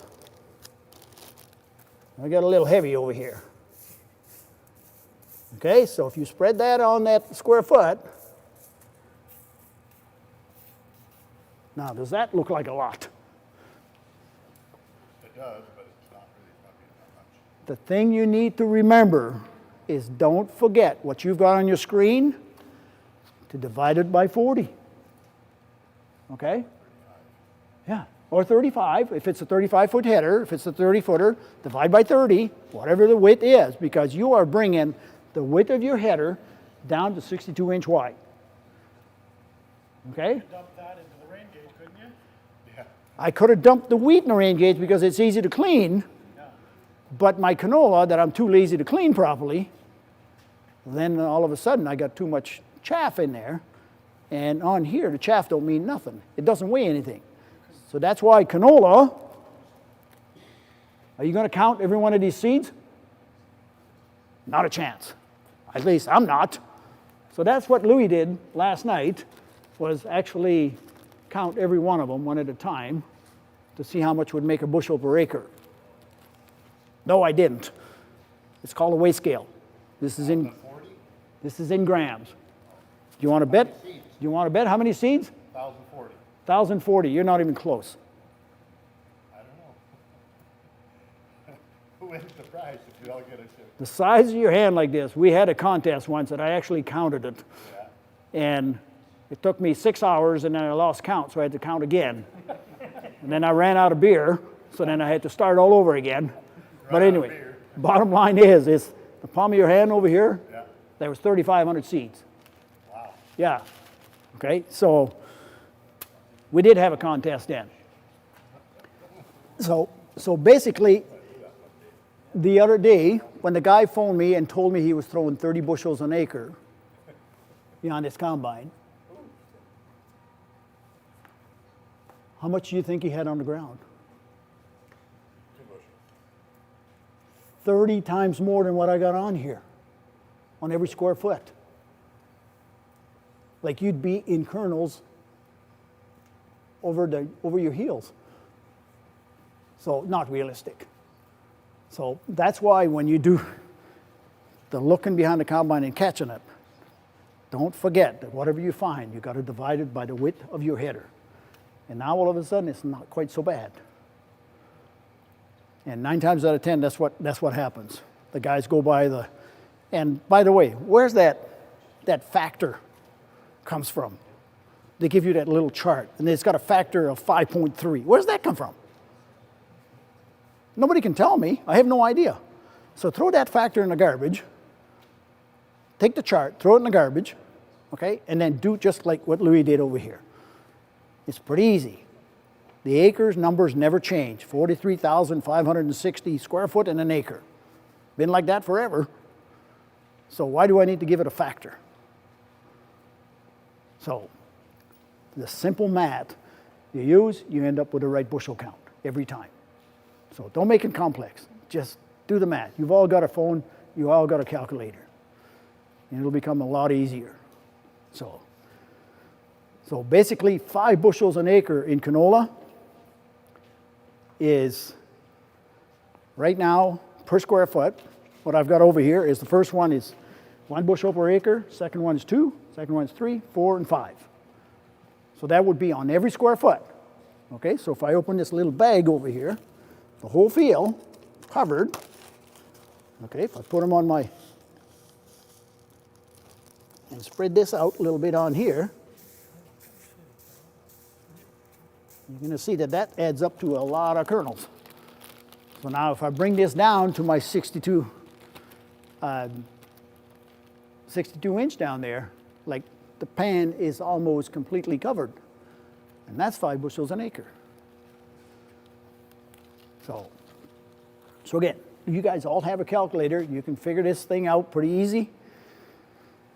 So bottom line is the rain gauge is made for capturing water, and weigh scale comes in handy. $5 for a calculator that measures in gram over at Canadian Tire. And that's all you need. And it fits in this pocket. So nothing sophisticated. All right, now, this was kind of cool because I could catch it in your pan. What do you think is going to happen when I put this back into, I've now tweaked my combine. I've got 1 bushel per acre loss in canola. Is 1 bushel a lot? Would you accept 1 bushel an acre? I see a guy shaking his head at 9 bushels an acre, at $9 a bushel. Not a problem, Louis, but at 20, not a chance in hell. I'm going to make you work. Okay? That's $20 every time. That's what's going to go into your brain now. But just remember, there's no combines out there that throw 0. At least, if you guys know which one it is, go buy it. So what's the least you ever got it to? I can get down to 3/4 of a bushel, and then I say, is it worth the pissing around at? You don't live that far from Daysland, eh? The thing is we get it down to, you buy a 9250 combine, and you're going to turn around and you're going to drive 1 mile an hour to save 1/4 of a bushel. Do you know how much your fuel is costing you? It burns the same amount, whether it's running full blast or if it's running idle. Okay, so you got to get your money's worth out of it. Your percentage is down. That's what you got to worry about. If you're burning more fuel than what you're saving behind, it's not practical. Okay, so if that's the best you can do, like, I mean, I got one customer that I deal with, okay, he does 100,000 acres of canola. 1 bushel per acre at $20 a bushel is how much? Can you guys add that fast? Huh? That's a 9250. That's a combine. So he said, Louis, I drive 30 combines, but I could have 31. I could get one free. Well, it's not my fault if you go and you seed 100,000 acres. If you only seed 5,000 acres, you're not going to make a combine out of it. So it's up to you guys to decide what is going to be my number. Get 0? Not a good idea. 1/4 bushel, 1/2 bushel, 3/4 of a bushel, I can live to 3/4 of a bushel. So. But we all slowed down from 5 to like 3.5 or 3. That Yep. helps a lot too. It does. Speed, we all know, speed is always the factor. So we can build cleaning system bigger and bigger and bigger, but now is it actually coming, okay, I'm gonna just put it like this, I'm getting 1/4 bushel, I'm happy in a pig and shit. I got a question for you. How are these big John Deeres that they want to do 7-8 mile an hour in canola, how are they going to save it? All right, so now the question comes in and it says, if I got my big John Deere, you know, and I want to drive 7-8 miles an hour, how are those guys going to hold it in? I love it when you guys give me $38,000 for a Redicop chopper to put on the back of this combine. Okay, because if I put a Redicop chopper on the back of this combine, does all the stuff coming off the sieve have to go through the chopper? Yes. Does all the stuff coming out of the rotor go through the chopper? Yes. And now you have 126 knives, sharp knives that are swinging around. I throw my pan behind, how much do I find? I just love Redicop choppers. They're the end of all my problems out of life because you can't find them. I never hear one single person complain about loss with a Redicop chopper. 0. I just love them. But that doesn't pay for your chopper, okay? So that's why I absolutely love this residue management back here. Okay, Victor, you want to just put me back down again? And you're going to say, why do you love it so much? I love it so much because I can find my kernels behind. All the stuff that comes off the sieves, all the stuff that comes off the sieve has never gone through the chopper. It's a plump kernel. I can see it. And if I turn around and I take these baffles underneath here and I lower them down like this, and I've got my fancy drop pans, so where are they going to drop? Into my pan? Wow, what a novel idea. I don't have to chase them over there. Okay, so now I can drop them all in the middle. I can do my calculation properly and find out while I'm tweaking to see if I can actually make it better. But any other type of residue management on the back of the combine, it's solid metal underneath here, so what's going to fall in this pan? Nothing. That's why they end up with nothing. That's where that weigh wagon comes in, because you go with the red combine and you go with the other colored combine and you go the same strip and you dump in the weigh wagon. Weigh wagon never lies. And it's like I told one customer, he told me, he said, well, Larry, your SWAT is different than mine and, you know, it's too many variable. Well, if the Case IH is capable of picking the better SWAT every time, maybe you should buy that one, okay? So again, don't look for excuse. Grain cart never lies. It's not the feel, all right? So now, we talked about the stuff falling in the pan, which is what I want. I want to find them. Now I can do my calculation. The test we did before with this up and the chaff pan down, I tweaked my combine to 1/4 bushel. Happy in a pig and shit. When I turn around and I put this all down again, what have I just done?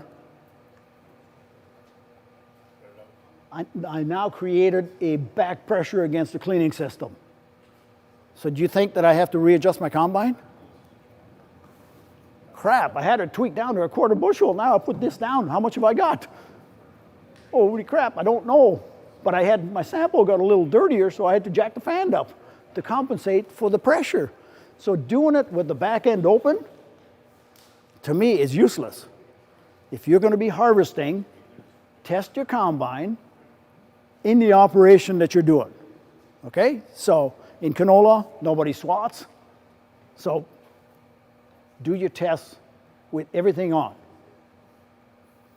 And it says, I don't want to make it sound too critical, but remember, we're the one that's tweaking it to make it better. And things such as just the chaff pan over here. The chaff pan itself, I don't know if you can squeeze around here, point this out. But the chaff pan is now in a down position.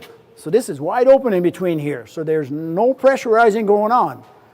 But if I take this and I jack it all the way up, now I can create some pressurization inside here, which maybe will pull some canola off of the cleaning system.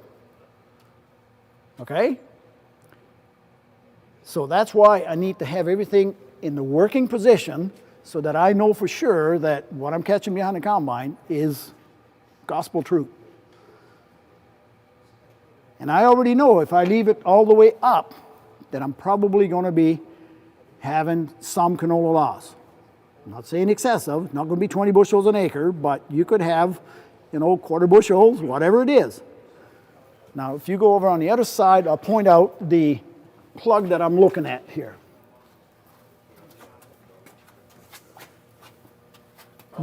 New combines, okay, there, see where my hold is right here? New combines, actually, there's a plug here that plugs this hole. This one is already punched out.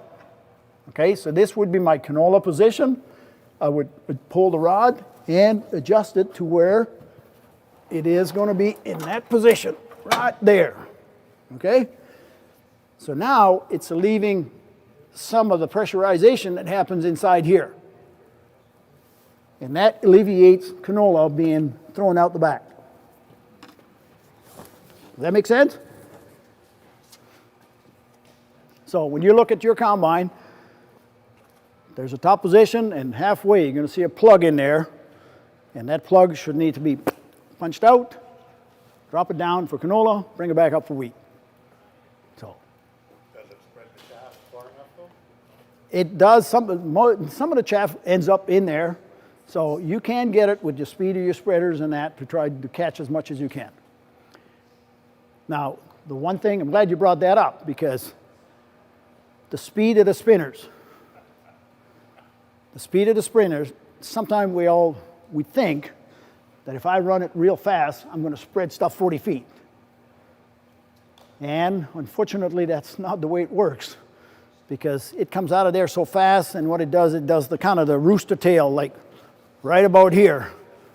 And then all of a sudden, it just comes narrower. And you can see this in the mirror while you're driving. As soon as you see the rooster tail, I'd back off on the speed of the spreader, and then it'll go further. And the other thing you need to remember is, if I chop something that long, how far can I throw it? Not very far, but if I chop it that long, can I throw it further? Yeah, okay. And I don't know why, where we adjust the chopping, there's 5 notches there, and every combine I see is in full chop. So we could save you some money by taking those notches out of there, because you never use them. Okay, so what I normally try to do is start with no chop and see what it looks like. And then I don't like it because it's not chopping enough. Go to the first notch. Go for a bit. No, not good enough, Louis. Then we go to the next one. And when it gets to the point to where you think it's good enough, you're there. Now you're going to be able to throw it further. It's going to spread the 40 feet, and it's going to be a nice even spread instead of putting 2 windrows at the end over there and nothing in the middle. The unfortunate part is on our spreader, we give you all kinds of adjustments. And we don't like to adjust things. So that's why if I put a ready cop chopper on the back here, you got one setting. Done. If it's not good, well then, too bad. But this part over here, what I like about it is the fact that if I got a crosswind like this, since it's spreading like this, it compensates for the wind a lot better than when I spread like this. So wind compensation over here as well. So again, that's why I kind of like it. A lot of people hate it. I like it because I'm one of those guys that's a little anal, don't like to see kernels disappearing behind the combine, and I can tweak it and test it properly. Now, the one thing that I also like about this is because normally you're doing this, right? You're out combining. I find grain behind my combine. Too much, way too much, Lee. Okay? Where's it coming from? Sieves or rotor?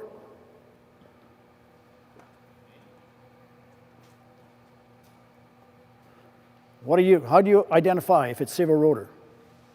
Side to side. If it's even or if it's off to one side. We look at that doggone funnel. Okay?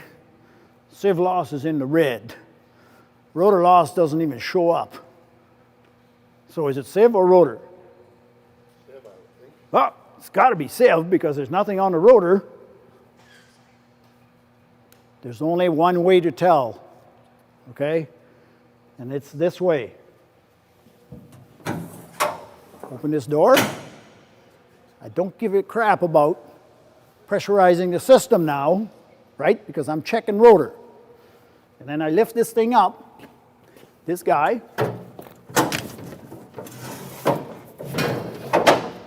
Make my life a lot easier. And then I take my pan that I've got, and I quickly run behind, and I catch right here. One swoop. And if my pan is full of canola, it's coming out the rotor. Okay? So get rid of that one, and then your sieve loss may not be quite so bad.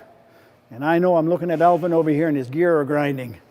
Where is he going to with this? Because my sieve loss was in the red, and I had nothing on the rotor loss. Louis is more mentally unstable than I thought. Well, engineering totally designed this thing back here. When the door's closed, I don't know how they could have done anything sweeter. Because it comes out of the rotor so fast, and it hits the back door, and it bounces straight forward onto your sieve loss sensor pad. Wow. Now your sieve is in the red, and naturally I tweak my fan speed and my top sieve, bottom sieve, and I do all this crap and nothing works. Because it's nothing to do with the sieves. It has to do with the rotor. Now, do you know where the rotor loss sensor pad is located?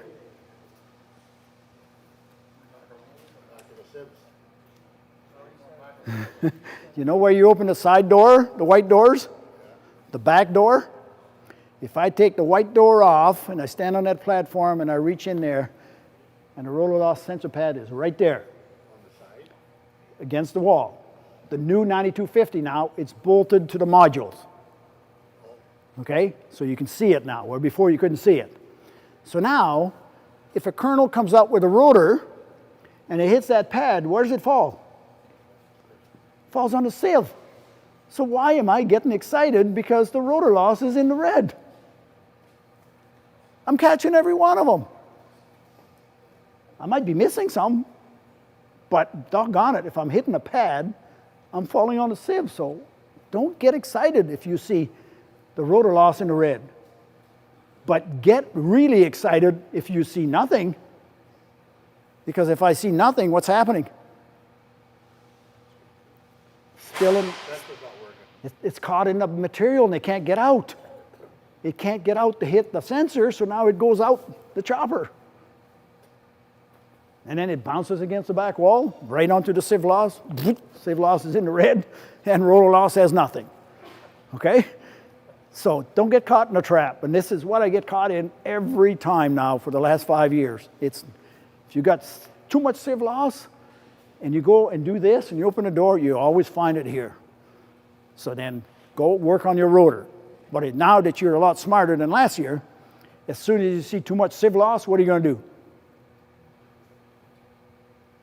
We talked about it already. I'm going to adjust the rotor, and I'm going to adjust my concave, and I'm going to adjust my vanes. Okay? And if I see sieve loss coming down, guess what? I'm fixing my problem. So That's why today, somebody made the comments at lunch, the settings between wheat and canola is getting closer and closer and closer. Not uncommon to turn around and run the concaves at 5 for doing canola. And you're gonna say, Louis, you're gonna scalp it.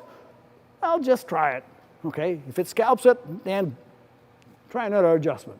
But don't be scared to go to 5, because you have got to break those pods. Otherwise, they will come out full pods at the back. I just drive in the field now, if you give me permission. I don't drive in the field without your permission, by the way. But if you give me permission, I drive out there with the truck, and I roll down the window, and I look down, and I say, yep, he's thrown over. I don't even have to get out to look on here.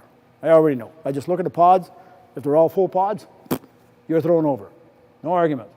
And if I see the pods busted up, now we could be dealing with sieve loss now. So, but do this test that tells you all right off the bat.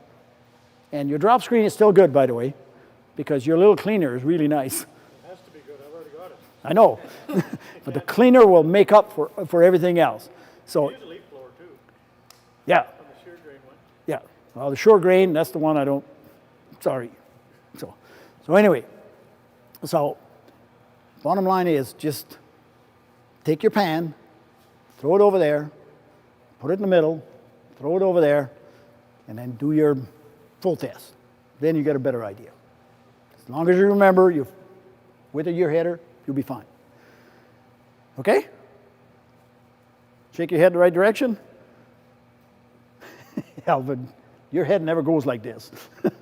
You got to go like this.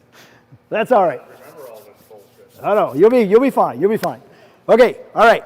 So if we've talked enough about this, let's sneak up towards the front end of the combine. So, on the way by. Okay. So we're going to talk about this here quickly. This is not a Case IH setup. It has nothing to do with Case IH whatsoever. Okay. I get too many guys phoning me and saying, Louis, boy, I'd love to have my reel reversing from the cab. Okay, so, because when you plug on the header, sometimes you got to get off and go get that big wad off. But if you have a reel reverser, it can pick the material and take it off the cutter bar and dump it back on the ground. And then you pick it up again. So there's some companies out there that started making these kits. And I have one on the bench over here. So it's called a reel reversing kit. And like I said, it has nothing to do with Case IH. This is the components that comes in there. I wish we offered one. This will allow your reel to turn backwards. I hit the switch in the cab roof, and the reel will turn backwards and take that big wad, especially in peas or sometimes canola. It stalls on the cutter bar, and you can't get it off, so you got to get off the seat. John Deere's been doing that for 5 years. I don't care what John Deere does. I don't care what Lexion does. I don't care what New Holland does. Okay? I'm telling you, Case IH does not do it. But Ag Solution, aftermarket, has made a kit that you can put on your combine and you can buy it. We do not offer this from Case IH. How come? Why wouldn't? The question is always, how come? How come? How come? I cannot answer why questions and how come questions. Okay? We haven't got an engineer dedicated to put it on our combines. Will it come eventually? Absolutely. Okay? But that's one thing that I don't know.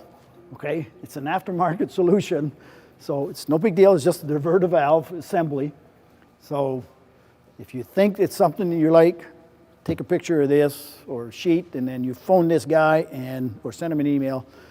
And I think it runs somewhere in, I don't know, $1,500 to $2,000, somewhere in there. I don't know what the real price is, but anyway, it's in there. So. All right? Okay, let's go on to the front. But I want to reiterate, it is not a Case IH kit. It has nothing to do with Case IH whatsoever. So is this a heavier chain? Uh, Or is the other Yep. one heavier one? No, this is the partially. Okay, so let's talk a little bit about the feeder chain. So this is a 240 series combine. All right, so it came out and it had this is the standard chain. Okay, so on some of the 240 series combines, we changed the slat to this cast slat. Okay, so this was replaced that one. The original ones we came in, you notice this is not good. This is kind of simulating a John Deere slat, okay, because they bust and they go through the combine. Luckily, this one didn't go through the combine. We found the chunk inside the stone trap, okay? Then we went to one that does bend instead of breaking, okay? I don't like this, but unfortunately you have a choice. You make them really hard and they break, or you may give them a little bit of, this does not happen with straw, okay? This is called a non-compressible object. Call it whatever you want. I mean, maybe it was a deer, I don't know. But anyway, it didn't compress it. It bent the slats. This is not good in a feeder chain. Okay, so we went away from these slats because they were bending too easy. And then when they bend too easy, unfortunately, you and I, sometimes we're not as energetic as what we should be. I won't say the word, but I call it stress, because sometimes when we get stressed, we don't move too fast. Okay, so if the slat is bent, when it gets up to the top feeder shaft over here, the chain now is not as wide as it was when the slat was straight.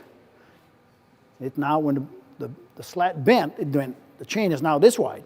When it hits the sprockets at the top end, sprockets are welded. So it says, nah, I ain't moving.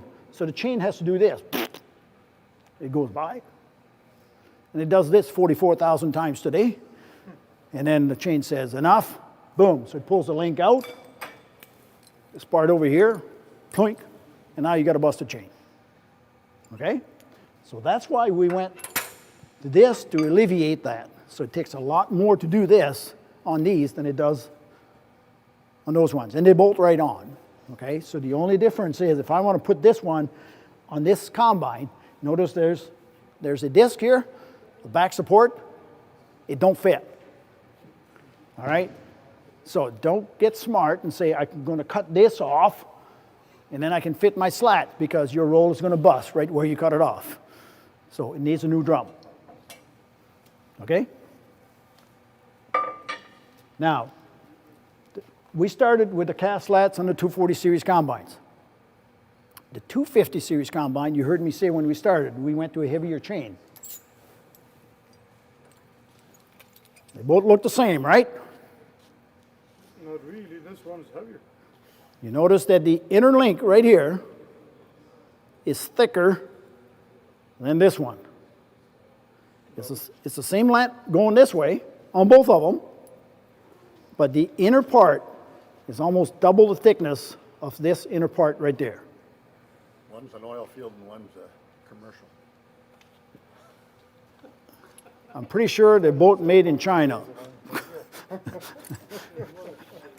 I haven't looked at where it's made, but anyway.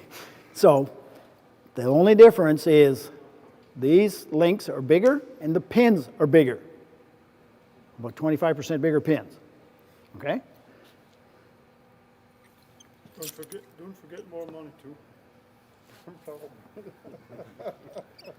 Okay. I don't know why you want to bring. I don't want why you want to bring the money portion of it up, because what I'm about to tell you next, now you're really going to hate me for it, and I'm only trying to save you money. Okay? We talked about adjusting the feeder chain, didn't we? Did you realize that a brand new combine, or you put a brand new chain in your combine, you just started brand new, I just rebuilt it. The first hour in the field, you should stop and readjust that feeder chain every 10 minutes. Which one of you guys do that? Do not lie to me. I know the number already.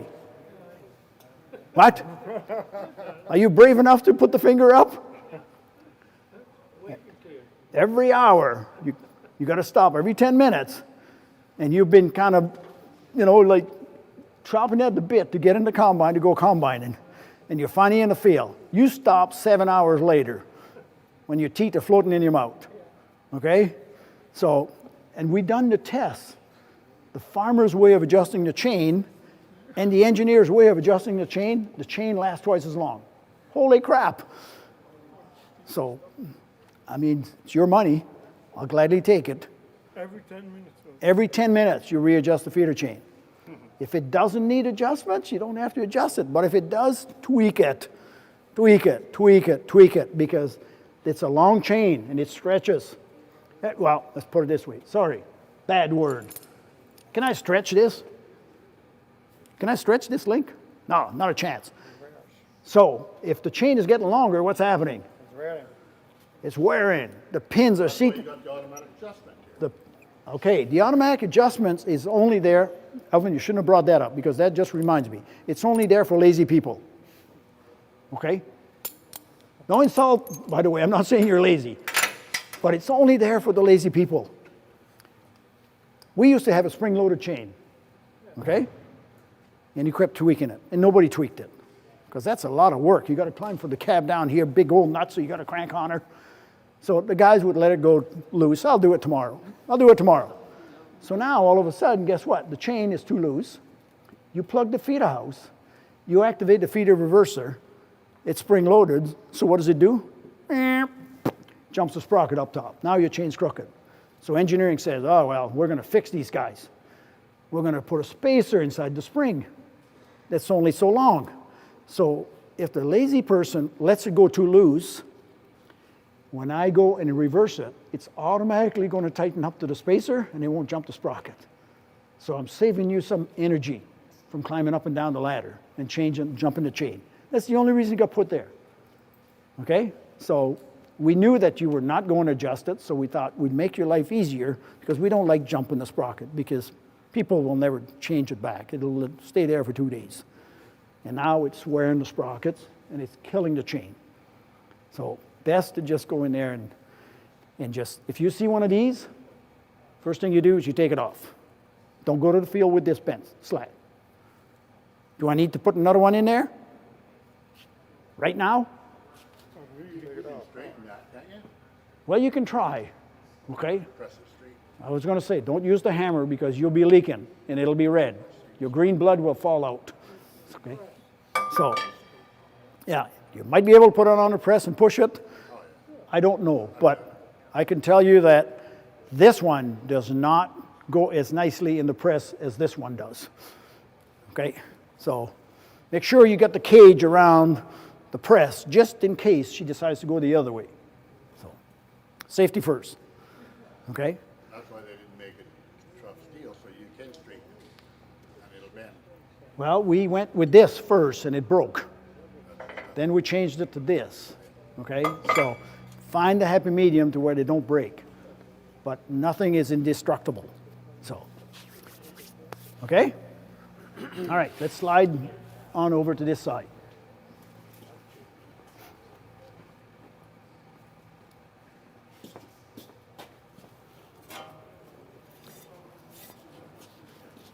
Okay, I don't have a new vanes with me, but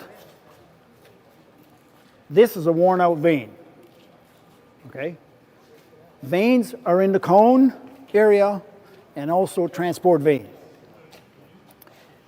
If these vanes wear down 1/8 of an inch, it's pooched, okay? You're gonna say, Louis, this is worth money, okay?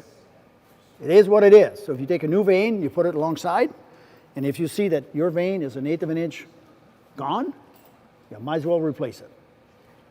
Okay, because remember that wind I said that it sucks through there, and you remember the spiral through the combine and all that good stuff?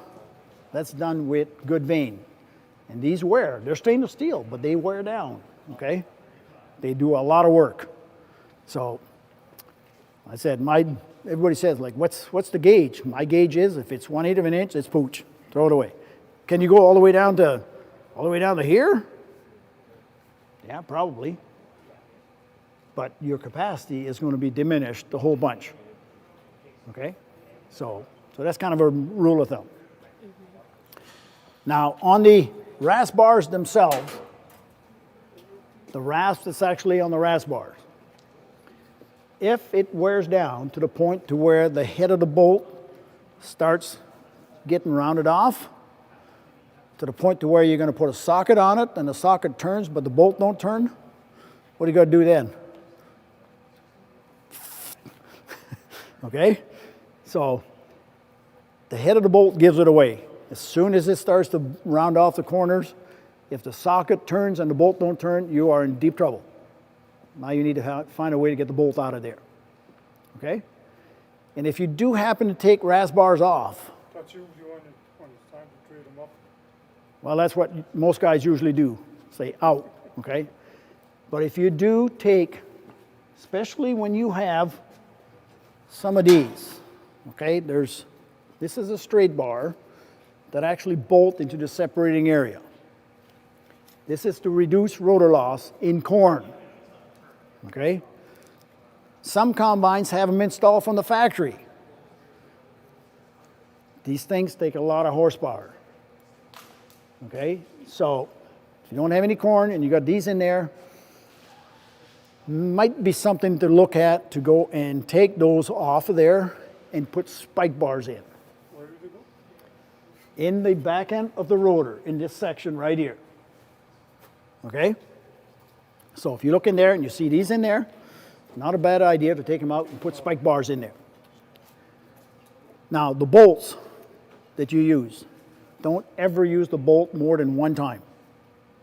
So if you take a RAS bar off for any reason, do not use that bolt again. Because bolts, when you torque these down to the right tension, it stretches the bolt a certain amount. So if I use it a second time, it stretches the bolt again. And I use it a third time, it stretches again.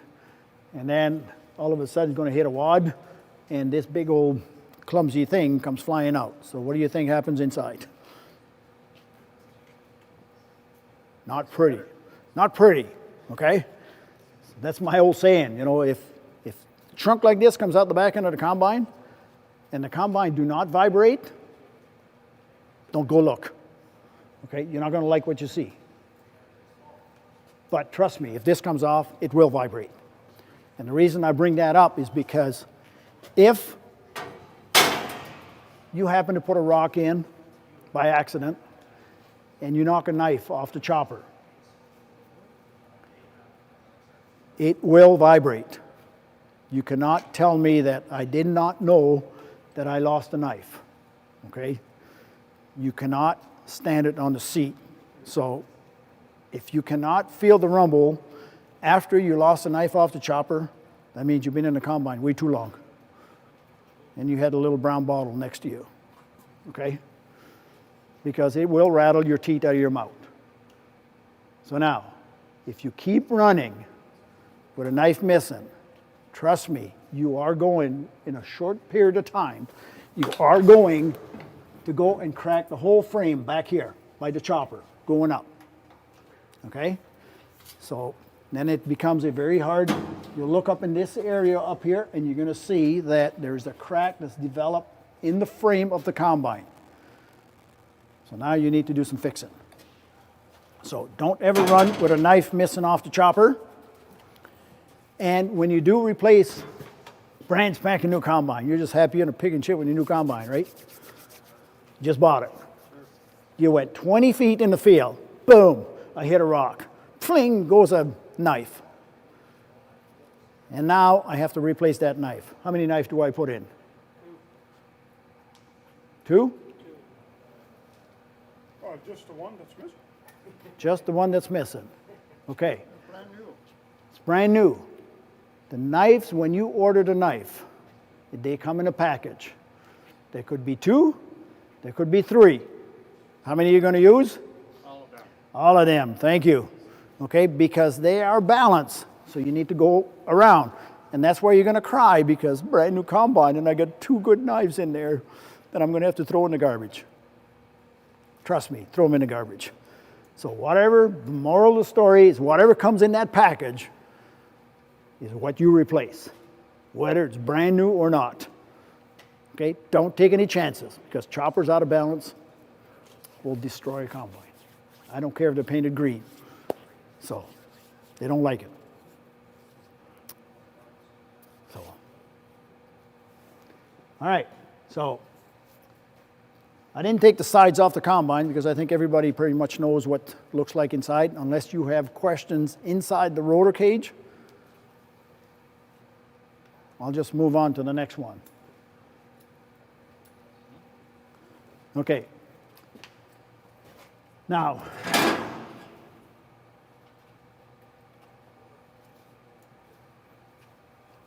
these are the kicker that fits at the back end of the rotor. Some combines have them in, 2 of them, some combines don't. Okay, so this helps the material get from the rotor into the chopper. Okay, so if you don't have any in there, sticking 2 of them 180 degrees apart, there's only one place they fit, stick them on there. And it'll help to push the stuff into the chopper a lot easier. Okay. Aren't they standard? Would they come in, like, should they be standard? The new combines come in standard.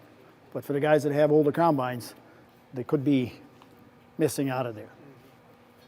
So, okay.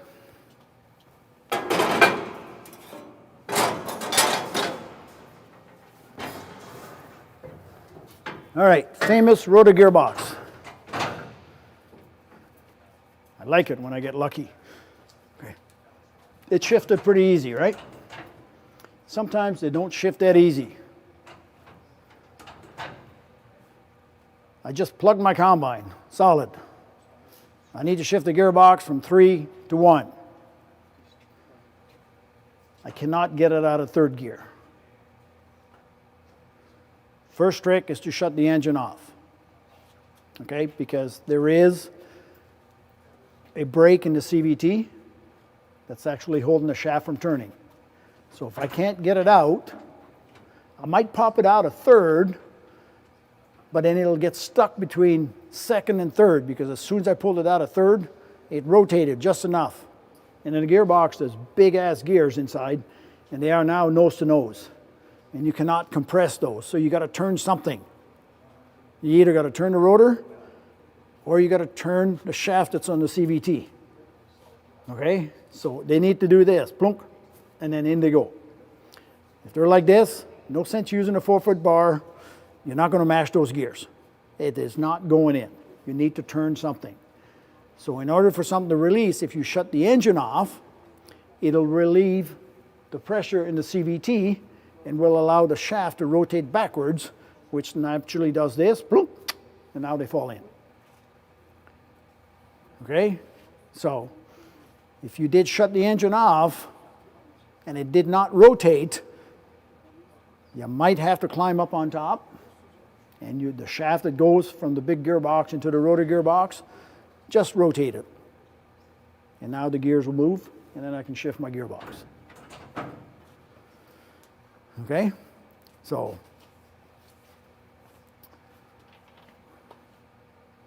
Louis, the automation part, does it run off the settings you give it, or can it run by itself? this is not a John Deere. The question is the automation. Does it run off of what I set it, or does it run by itself? Okay. And I swore I wouldn't say the word John Deere, but now since you brought it up, I have to say it. Okay? This combine automation is a proactive combine. It will adjust itself before it takes a picture. Okay? Because we talked about the pressure sensors. The competition combines do not have pressure sensors. They rely 100% on the camera. The camera sees the picture and then analyzes the picture and says, okay, go adjust. Sends little gremlins out there to adjust the combine. This one here, it starts to readjust itself prior because it knows that the cleaning system is not correct. So it does the fan speed, top sieve, bottom sieve, prior to the picture. Vanes, do the vanes too? It can do the vanes, it can do the rotor speed, whatever ones it needs to take, okay? Just not the concave. Just not the concave. So, if you look at the competition, you have to adjust the combine. And then, once you've adjusted the combine, you pick the ones that you want to maintain what you gave it. Okay? And then it'll start to tweak a little bit from what you told it to do. So you have to be able to adjust the combine first and then pick the ones that you want to make sure that it will tweak those ones. Over here, you saw me in the combine when I did the thing.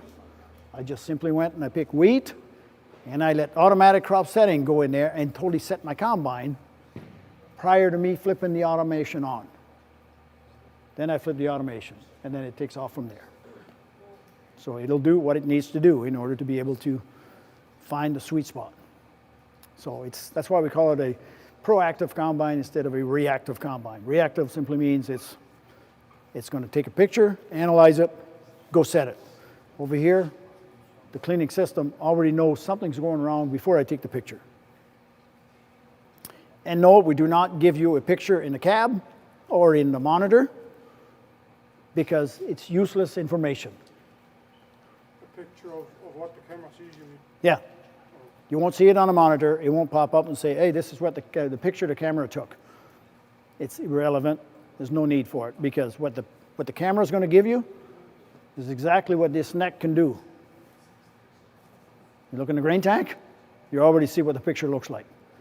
So the only thing the picture gives you is the ability to go click, take a picture of it, send it to your buddy and say, hey, see what my camera sees?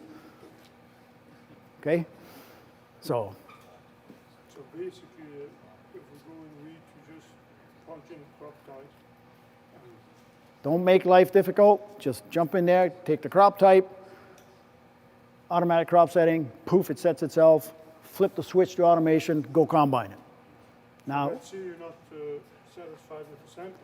if you're not satisfied with the sample, then that's why the ranges. I may have to tweak my ranges because we give it some parameters, but they may not be just right bang on the nose. So I may have to do some tweaking, okay?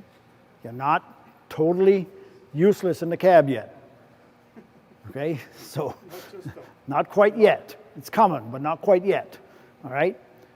And if the automation, you happen to be in a field where automation just doesn't want to do it, okay? It's just stubborn. What are you going to do? Can you bypass it? Turn the switch off, okay? It's pretty simple. Turn the switch off. Now it's back to the regular combine you're running right now. Tweak it to the best of your ability. And then after that, flip the switch back on and see if it's going to maintain it. And if it decides to get stubborn and it doesn't want to, you're just in a field where all of a sudden today, it's not going to want to behave. Now, if you're in a field that's totally even all the way across, okay, 2.5 foot wheat all the way across the field, no large crop, perfect crop. How often is the automation going to work or reset?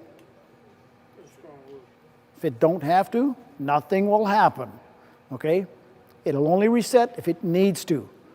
And then the numbers that you saw, the numbers will change color. They'll go to a totally different color. They'll black, they'll turn to red. So that means if I see the red numbers, that means that one is adjusting. And as soon as it's done doing its thing, it'll turn black. So. Are the sensors, you said it has 16 sensors or 24? 16 sensors. Like if one sensor fails, I guess it would. If one sensor fails, what are you going to do? Go in a monitor and adjust it manually and turn it off. Away you go. So, okay, so we already talked about the chopper, the chop. So I think we're pretty much to the point to where we're ready to wrap up this portion of it here. Send it back, tell them we'll be back in 1 minute.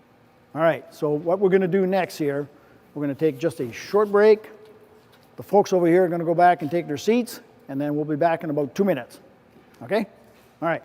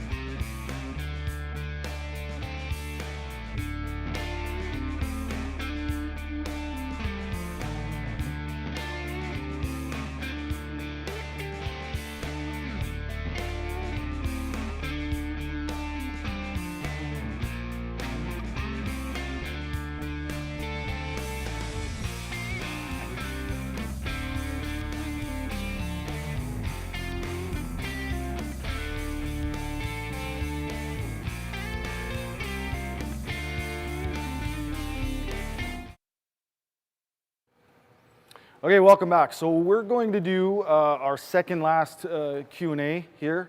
Remember AOS at RockyMountain.com, RockyMTN.com that is. We do have one question about AFS Connect, comes in from David. It says, hi, with AFS Connect, how does your information get from your combine to home-based computer? So there's two ways to answer that question. So if you want it automated, as long as your equipment has a PCM and a subscription, it'll be automatically transferred from your combine to your home screen or to your AFS Connect account. Or you could do it manually, take a USB stick from your monitor and transfer it into the computer, it's pretty straightforward as well, but it's not automated. Okay, perfect. Anybody here have any Connect questions at all? Well, we have, I keep calling you Patrick, I don't know why. Well, we have Sebastian here. No? Okay, we'll get Patrick, Sebastian up later if necessary. Okay, Louis, come on in. We've got a couple questions for you.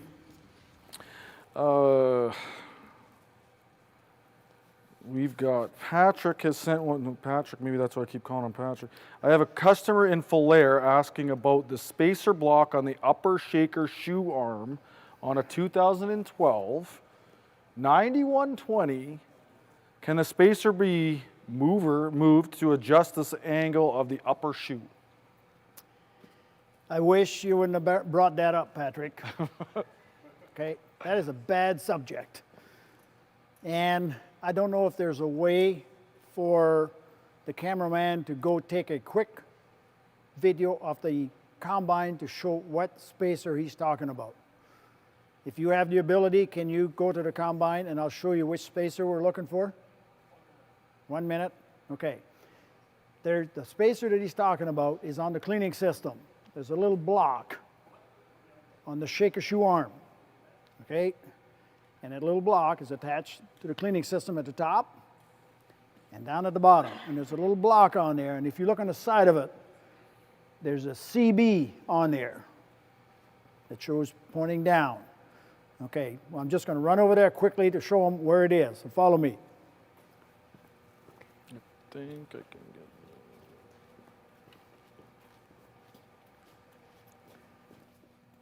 This is the block that he's looking at.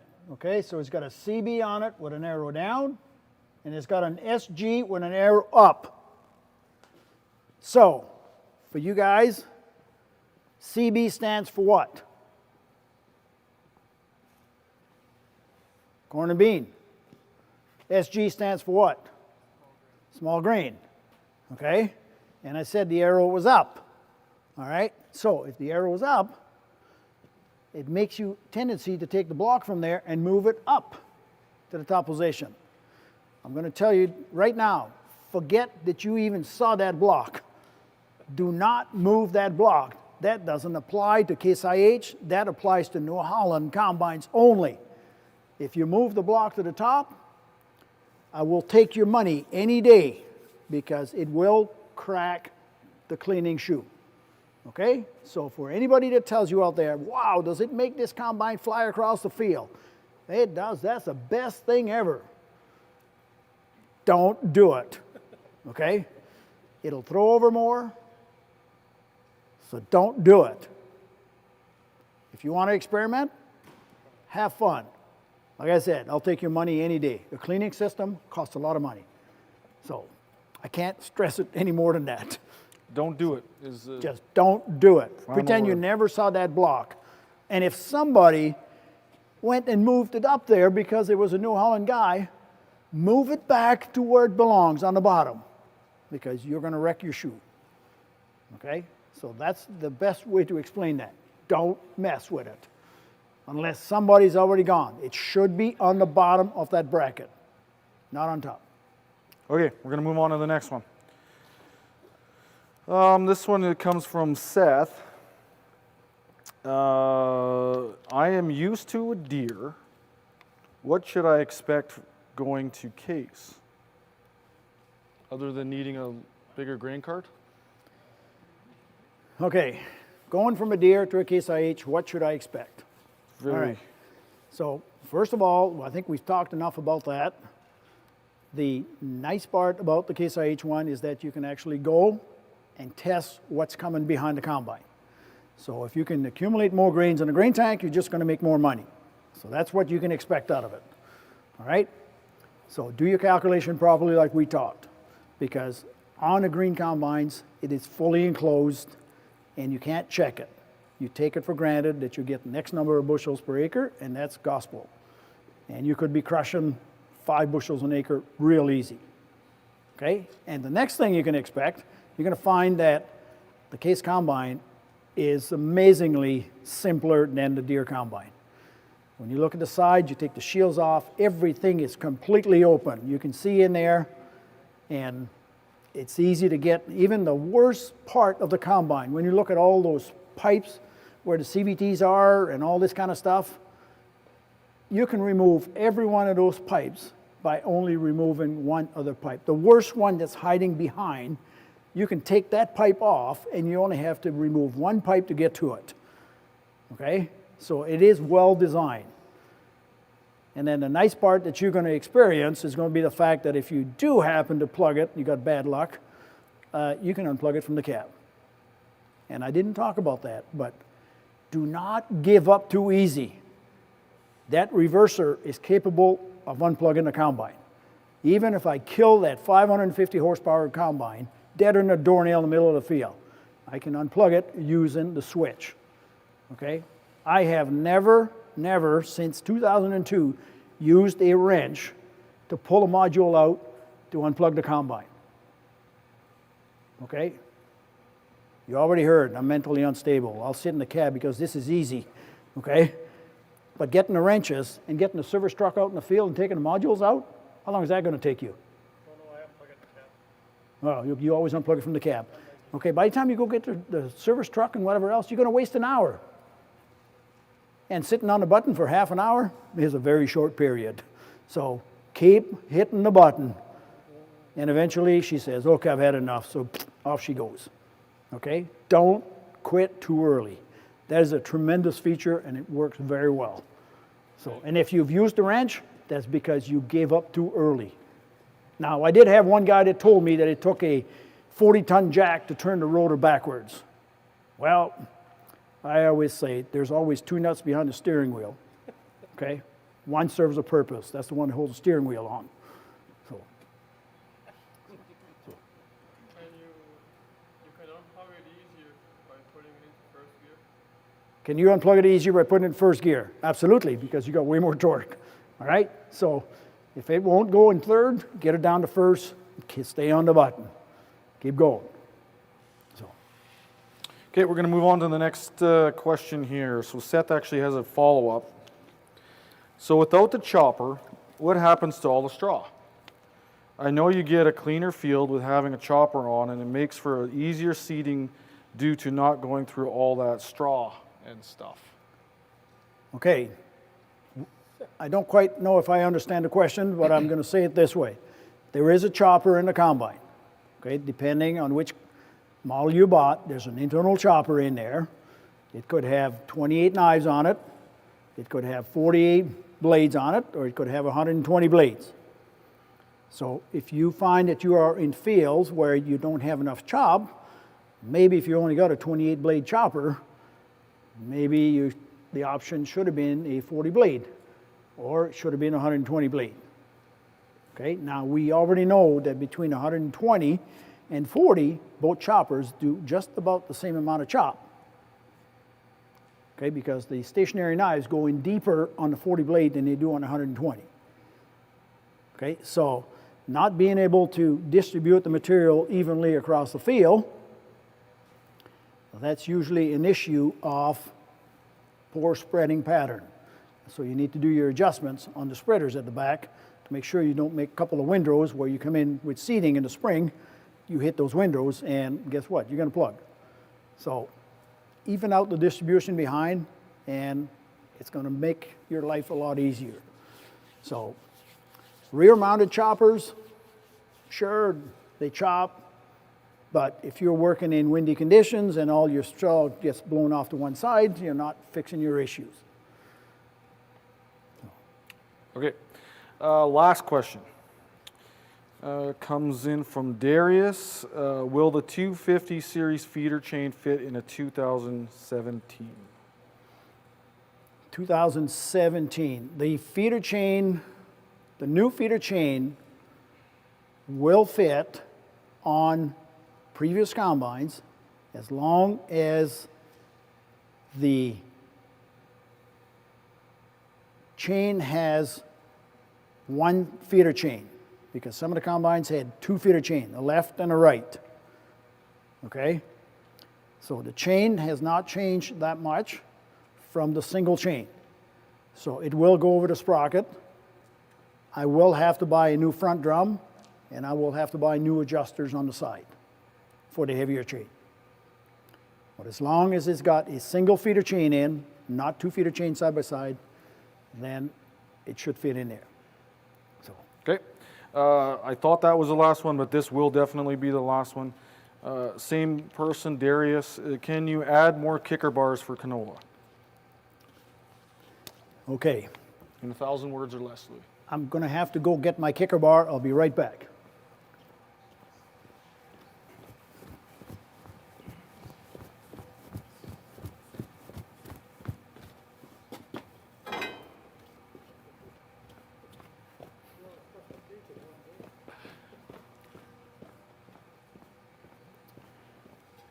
All right. I didn't want to talk about this because that's my secret weapon. I always keep one thing in my back pocket. Okay, can I put more of these on? And the answer is these will fit into the thrashing area. And they will fit in the separating area. And they will fit at the back of the rotor. You just got to find two RAS bars that match these two holes. And you can bolt them on there. I keep them in my back pocket for extreme rotor loss. Put them in. It hits over here. This acts as a retarder bar, so it makes it do one more loop. This speeds it up, and then the kicker just comes in and just gives it one more whack and might just blow that ball of canola that's just smucked together. Quite often you'll see them coming out of the spreader. You'll see soft ball getting pitched out, and I don't need to go look. I know those things are full of canola, okay? And these can come in handy if you put these on. So you put a couple in there. Right now I put them in the number 3 position. When I say number 3, we talked already. Front is number 1, number 2, number 3, number 4. In number 3 position, I sneak these in there, and I put one 180 degrees apart. Okay? Usually I keep this in my back pocket so that if I get into extreme rotor loss and I cannot quite control it, and I say extreme, then I will entertain doing this. I've done everything else. I got one more thing left to go. So I keep them handy. I keep a set in my truck just in case I run into those conditions. And I might use one set a year. So. Okay, perfect. So what we're going to do is we've got some service tips from Case's, or I guess CNH's, Vic Gunn, and then Steve Colburn will also be with him as well. I'm going to go over some things that make sure you guys are thinking about before you get started, in the spring, and then things that maybe could have been done in the fall after you put it away. So we've got a few more minutes with them, probably 10, and then 10, 15, and then we'll go and we're going to do some giveaways for early bird prizes, and then we'll send you off with a MacDon video, and we'll be good. So 1 minute, and we'll be back with them.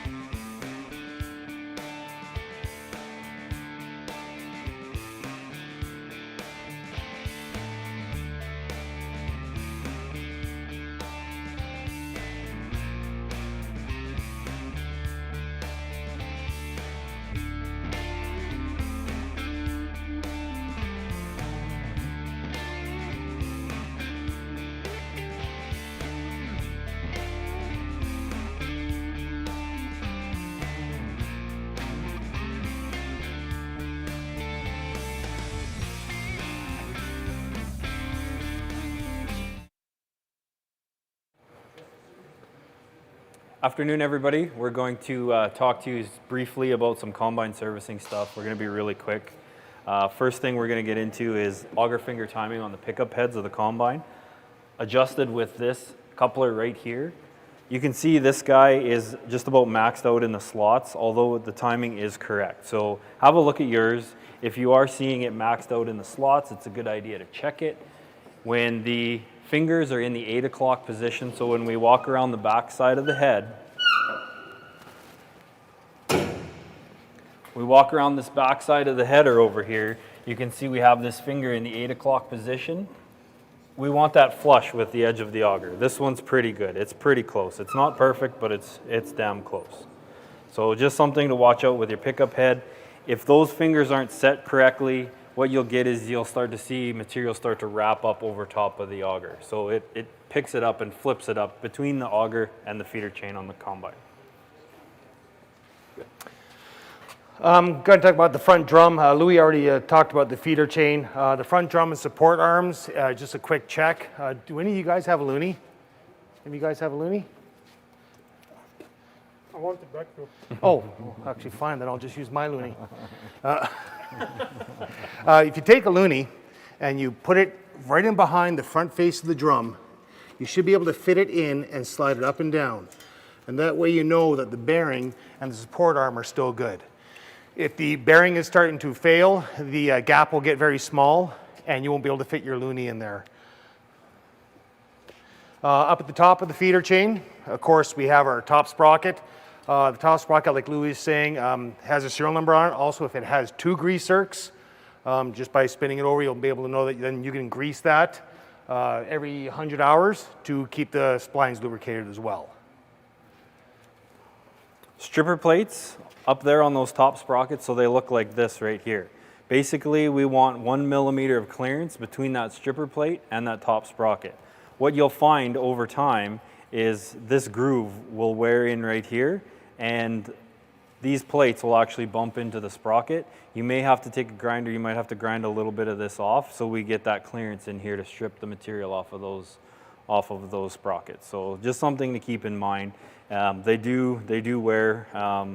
It might even be a good idea to replace them yearly kind of thing, but just make sure you're getting that 1 millimeter clearance both between the sprocket here, the bar of the sprocket, and the sprocket tooth in the slot. Is this hard freeze AR plate or just regular steel? That's just hardened steel is all it is. Yeah. Yeah, The question was, what is the plate made out of? And it is a harder steel. It's not just mild steel. So of course, a couple of quick checks just when you're getting the combine ready to go. With this feeder house down on the ground, so if you had the pickup header on just all the way down on the ground, there's no oil capacity, sight glass right there. Make sure that is full. And you can check the oil capacity of this gearbox up here. Now this gearbox, you can see in this area, has a big clutch. And every year before you start combining, it's important to change that oil to get rid of all the fibers and metal that have worn off with the slipping of the clutch when it does slip. One of the overlooked things, of course, on this drive shaft, you can see we got this little cover moved down, is that there is a grease zerk here. And that is a 300-hour grease zerk, or basically once a year. And just grease it, 4 or 5 shots. No need to grease it until grease comes out the top or it just makes a mess. At the same time, up here, it's kind of hard to see. There's also a slip joint up underneath this cover. You can probably get it from the bottom easier. We took off this cover to try and illustrate it, but it didn't really help. That again is 300 hours, basically once a year. Just give it 4 or 5 good shots. In here, the 2 pillow blocks for the shaft support. Those are important to get a couple shots every 100 hours. And when we're talking about grease for our case combine, it's really important that you use a lithium-based grease, not moly. Lithium grease is meant for high-speed bearings. Do not over-grease the bearings. Don't pump them until you hear stuff squishing out. That's over-greased. Let's continue on a little bit farther back.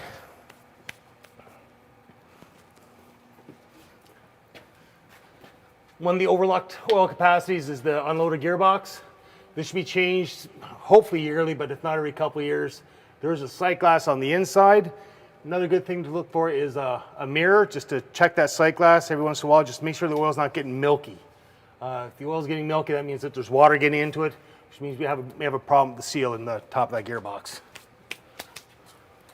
One of the questions in the question queue was grease intervals on their 9250 combine.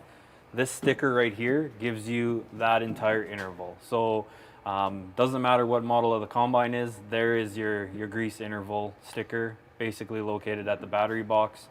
Again, like Steve mentioned, a couple shots for the chopper bearings, the rotor bearings. Make sure you're not over greasing, because over greasing will damage a bearing just as much as under greasing will as well. The other 300 hours that's kind of hidden is right here on the drive shaft. Again, we got the shield taken down, just right there.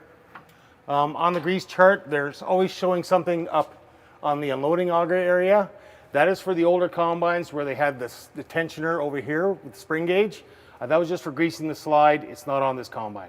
It's only for the older 20 series combines, basically. Like Vic mentioned, chopper bearings, 2 shots every 100 hours. Do not over grease, or yeah, you will probably have seal failure and some chopper issues. Steve, what did you say, how often the rotor bearing? The rotor bearing is 600-hour interval, but that is just basically 2 shots once a year. Do not over grease it. Yep. I'm just going to touch base on this belt right here. This is an important one. So this one runs your shaker shoe, all right? And the tensioner can get sticky with these over time. Sitting over winter, you get some moisture in there, that sort of thing. I like to grab that belt and I like to give it a good shake, make sure that tensioner is moving. The other thing to watch with this belt over the years is this belt actually tends to wear out before it actually ever breaks. All right, so as the belt narrows, it'll sit further and further down in the pulley, and when it reaches the bottom of the pulley, it will start slipping. All right, so the cleaning shoe has to slip 20% before the alarm will come on. You could be slipping 10% right here and never have an alarm. You're basically losing 10% of your cleaning shoe capacity because it's slipping a little bit. So something to keep in mind with that belt. Make sure that belt's always in good shape.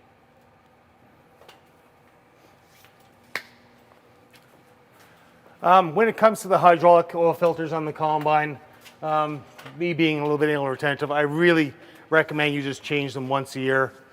3 oil filters. We have our hydraulic return filter, our control pressure charge filter, very important. And up above that is the lube filter, a little bit harder to see. But just up here, not too hard to reach, but it will make a little bit of a mess. Definitely, like I said, recommend changing them every year. That's cheap maintenance. Keeps the hydraulic system running a little cooler. Of course, chopper belts right here. I don't know if Louis talked about it. Proper tension on all these belts is all they need to be. There's no reason to over tighten them, like this one is slightly. The high-speed chopper belt will transmit 130 horsepower. If you are slipping a high-speed chopper belt, you're using too much horsepower. Obviously, your crop is not ready to go, or maybe you're just gonna have to chop or drop the counter knives to get through that field. Similar to Louis' comment about the feeder chain tension.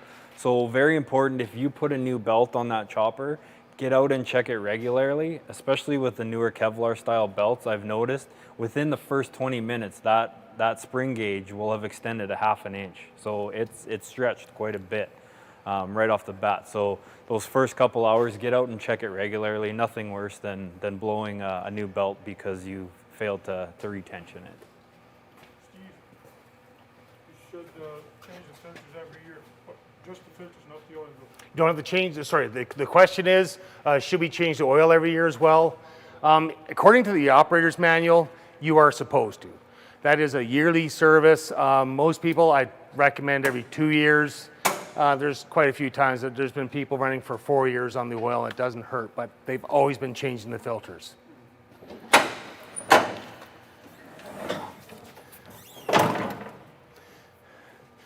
Of course, on our spreaders on the back here, of course, people keep talking about the spread pattern on a case combine. Yes, it does fall short a little bit times, but also we also got to make sure that these whale tails back here, as we affectionately call them, are in the right position. Over time, the whale tails that are mechanically adjustable can move. They can vibrate and get into a different position, so then you have too much material coming out the center area. This whale tail assembly itself on the old models can actually be adjusted up for a little bit better control. It closes the gap between the impellers and the whale tail. Of course, on that, if you get into some really wet, yucky barley straw, then of course then you can actually start getting this plugging, right? So that is just kind of helping you spread the dry, finely chopped materials out a little bit. That is not for wet, yucky straw. One last thing to touch on while we're back here. Louis talked about an automated combine and how we have pressure sensors, and the competition doesn't have that. As far as maintenance goes on those pressure sensors, if you're in really green, sticky canola, make sure you clean the sensor off. It's a bit tough to see with the camera, but it'll be located inside on the sieve rail, just inside over here. So make sure you clean those sensors off. A little brush will wipe them off. The other thing to make mention of is if you're washing your combine, make sure you don't spray water inside those sensors, okay? Put some duct tape over top of the sensor, and then if you need to wash in there, by all means do so. Let me get you to kick that door open.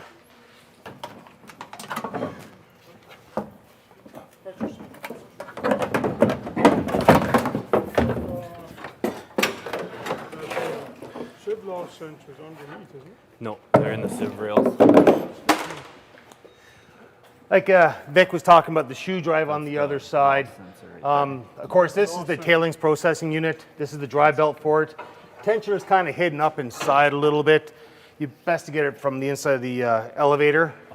If this does get loose, hopefully what will happen first is this pulley will slip and you'll get a warning in the cab saying that your tailings processing speed is low.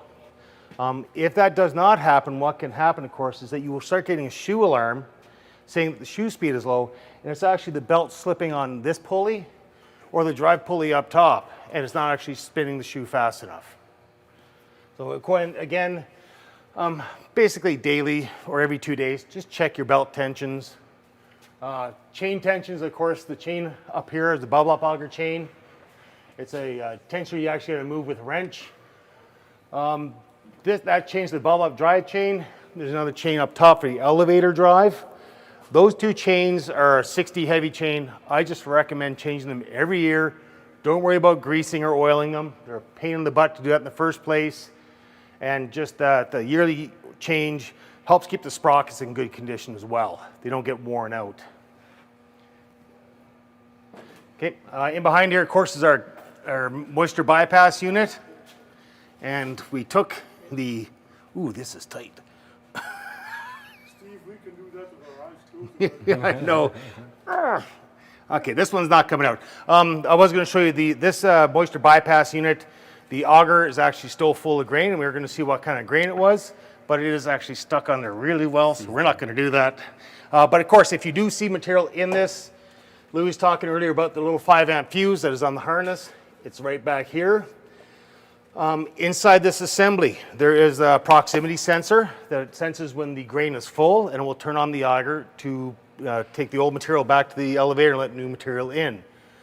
That sensor, depending on the age of the combine, sometimes will get a little less sensitive, and when you're in wheat, barley, and higher moisture canola, it will work just fine.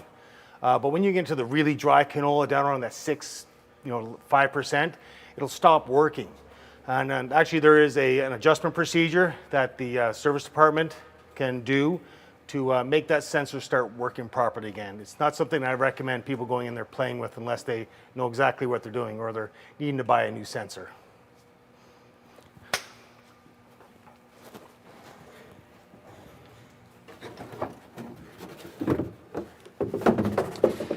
This is not where the panel goes. I guess we'll probably run it over.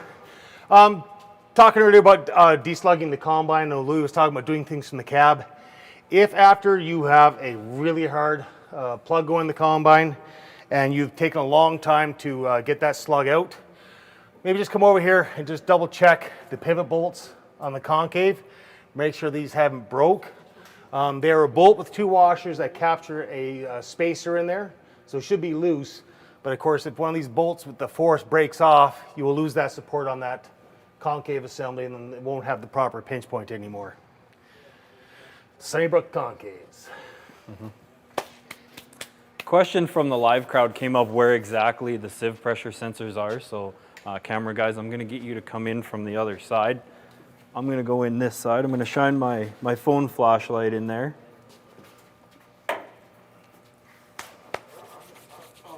Right there. So right where my finger is, you stick your head in there, okay? That's the sieve pressure sensor right there, okay? There's one above the top sieve, and there's also one above the bottom sieve on both sides. Okay. On both sides? Yeah. Okay. Yeah. So we're monitoring both sides. Like right next to them, but not actually on them? Sure. Okay, and then for the light, yeah, there we go. Okay. That guy right there. So again, duct tape when you're washing in there, or if you've got really green sticky canola, it'll actually kind of get coated. Again, it's an air pressure sensor, right? So you just take a soft bristle brush and you brush the green stuff off. Those brown things, they're little filters over top of the air tubes.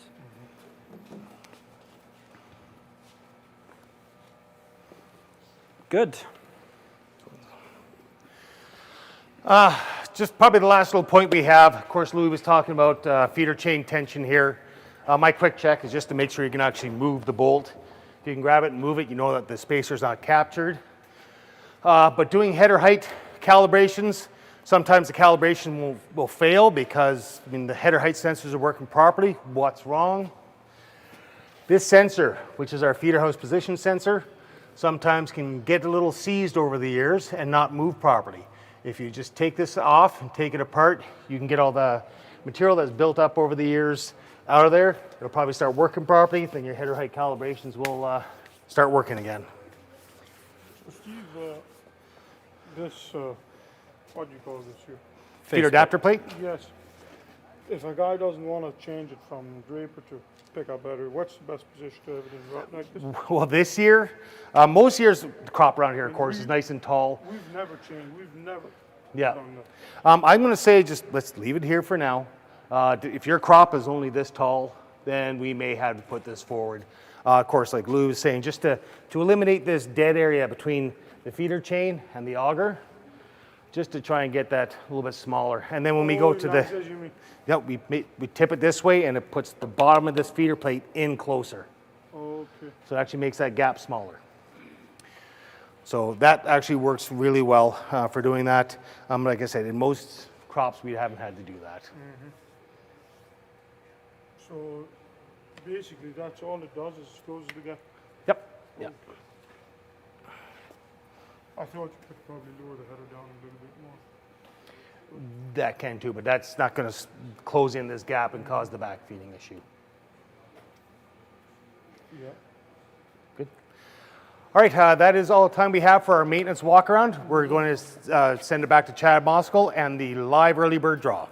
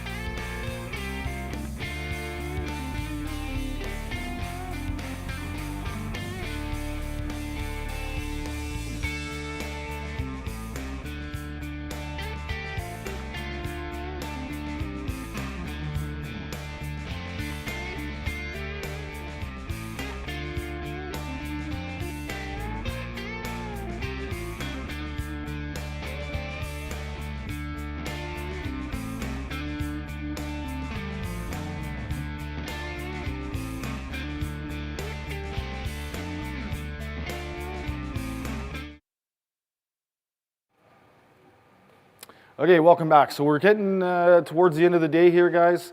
Again, really want to say appreciate having you guys in our branches and on your screens and here at cameras today. So thank you very much.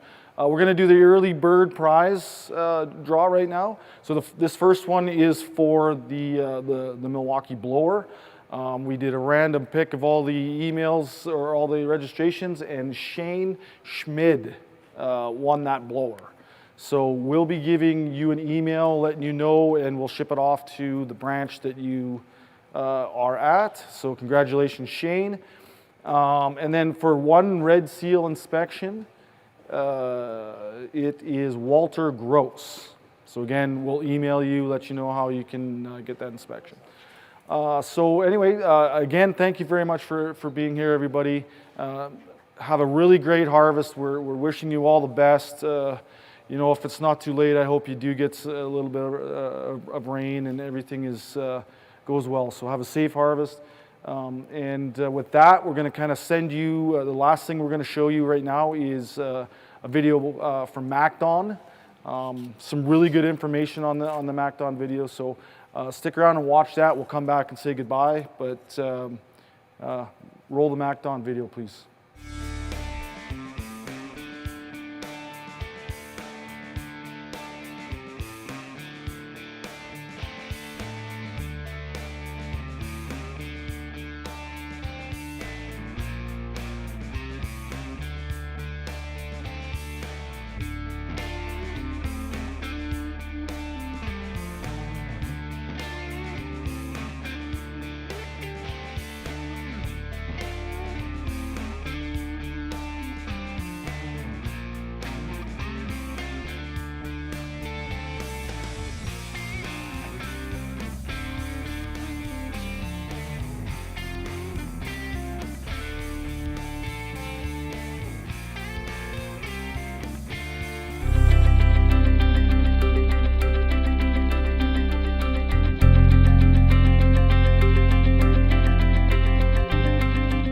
Your MacDon combine header has an active mechanical float system that allows your header to move independently of the combine and react instantly to changing ground conditions. Proper float settings are essential to ensuring you get the maximum performance out of your header. It is recommended that the float is checked and adjusted at the start of each season and anytime the header does not appear to be following the ground correctly. A header set too heavy may wear out components prematurely and cause poor performance along the cutter bar in wet conditions. A header set too light may skip and leave crop uncut. All options and accessories such as cross auger or stabilizer wheels must be installed on the header before setting float. If you add additional kits, you will need to repeat the float setting procedure. To start, ensure that the float locks are disengaged on both sides of the header. If you have a flex draper, lock the wings into rigid mode by moving both wing locking levers to the locked position. The header is in rigid mode when the wing locking mechanisms move into the top slot. If the lock link does not engage, move the wing by raising and lowering the header, either by hand or with the combine. Prior to setting header float, you must also lift the gauge wheels to the top storage position. Park the combine and the header on level ground. Raise the cutter bar 6 to 10 inches above the ground. Level your combine feeder house faceplate. Tilt your header to position B1/2 on the indicator. Move your reel down and above the cutter bar at position 5 on the right hand reel arm. Remove the torque wrench from its storage position. Position the wrench on the float check located at the base of the adapter. Apply smooth, steady pressure on the torque wrench, causing the header to move. Continue pushing down on the torque wrench with the same slow, steady motion until the wrench's indicator reaches a maximum reading and begins to decrease. Note the maximum reading. The proper wrench reading will vary depending on your header and ground conditions. In general terms, float should be lighter in wet conditions and heavier in uneven or hilly conditions. Compare your wrench reading with the table located in your header operator's manual or the quick card. As a starting point for general cutting, we recommend setting the float to 2 on the wrench. Optimal float settings for your header might vary depending upon harvest conditions and your header configuration. If adjustments are required, remove the spring bolt locks and reinstall after adjustments are completed. If the wrench reading is too high, meaning the float is too heavy, then apply more tension to the float springs by turning the float springs clockwise. Turn each spring by the same amount. If the wrench reading is too low, meaning the float is too light, decrease the spring tension by turning the float springs counterclockwise. Now repeat this procedure for the opposite side of the header. When finished, return to the right-hand side of the header to recheck the float reading in case it changed with adjustments to the left-hand side. For 45 and 40-foot double knife headers, adjust your float as described, then loosen off your right-hand side float springs by 2 turns counterclockwise. This compensates for center of gravity changes due to the extra knife drive. Your header is now set to factory recommended float settings. These settings are simply a good starting point. If your header seems to require additional adjustment, then please consult your operator's manual, contact your nearest MacDon dealer, or contact MacDon directly for further assistance.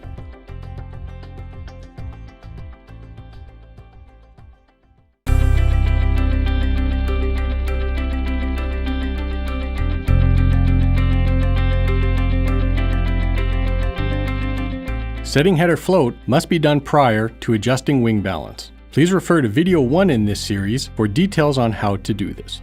Your MacDon Flex Draper has a 3-section frame that allows it to flex with changing ground conditions. The cutter bar can also be locked so the header acts as a rigid platform for off-the-ground cutting. Proper wing balance settings are essential to ensuring you get the maximum performance from your flex header.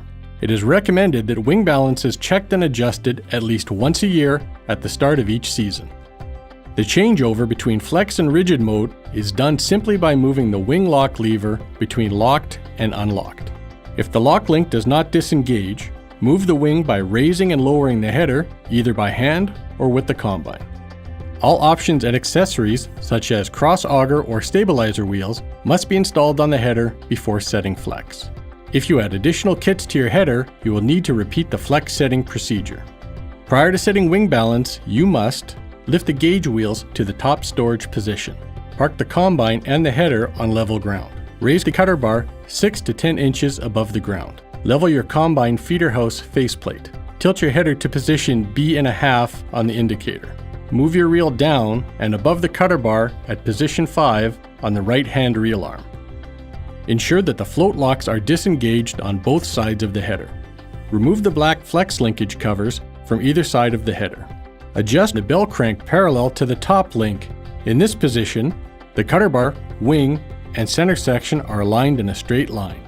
Hold the bell crank in this position and make sure that the pointer tip is aligned to the middle of the top link. If not, bend the pointer to align. Unlock each wing. Remove the header adjustment torque wrench from its storage position. Place the torque wrench on the bell crank bolt to manually flex the wing. Apply smooth, steady upward pressure on the wrench until the wing indicator moves and the wing flexes. Continue until the bottom edge of the white wing flex indicator lines up with the top edge of the top link. Note the number on the torque wrench indicator. Now, apply smooth, steady downward pressure on the wrench and take another reading when the top edge of the white wing flex indicator aligns with the bottom edge of the top link. Compare your 2 readings. If the difference between the reading is less than 0.5, then the wing is balanced. However, if the difference is greater than 0.5, then the wing is not in balance. If the wrench gives a higher reading when applying upward pressure, the wing is heavy. If the wrench gives a higher reading when applying downward pressure, the wing is light. If the wing requires balancing, then you will need to adjust the position of the compression linkage arm. To lighten the wing, you will need to move the upper end of the compression linkage arm outboard. To make the wing heavier, you will need to move the upper end of the compression linkage arm inboard or towards the combine feeder house. To adjust the compression linkage arm, first loosen off the jam nut, then loosen the clevis bolt on the bell crank assembly and adjust the long threaded bolt with a 3/4 inch SAE or 19mm metric wrench. It's best to make only 1 to 2 turn adjustments until you achieve a balance. A balanced header wing will have no more than a half unit difference between an upward or downward flex. When balanced, retighten the clevis bolt and reinstall the poly shield. Your header wings are now balanced to the factory recommended settings.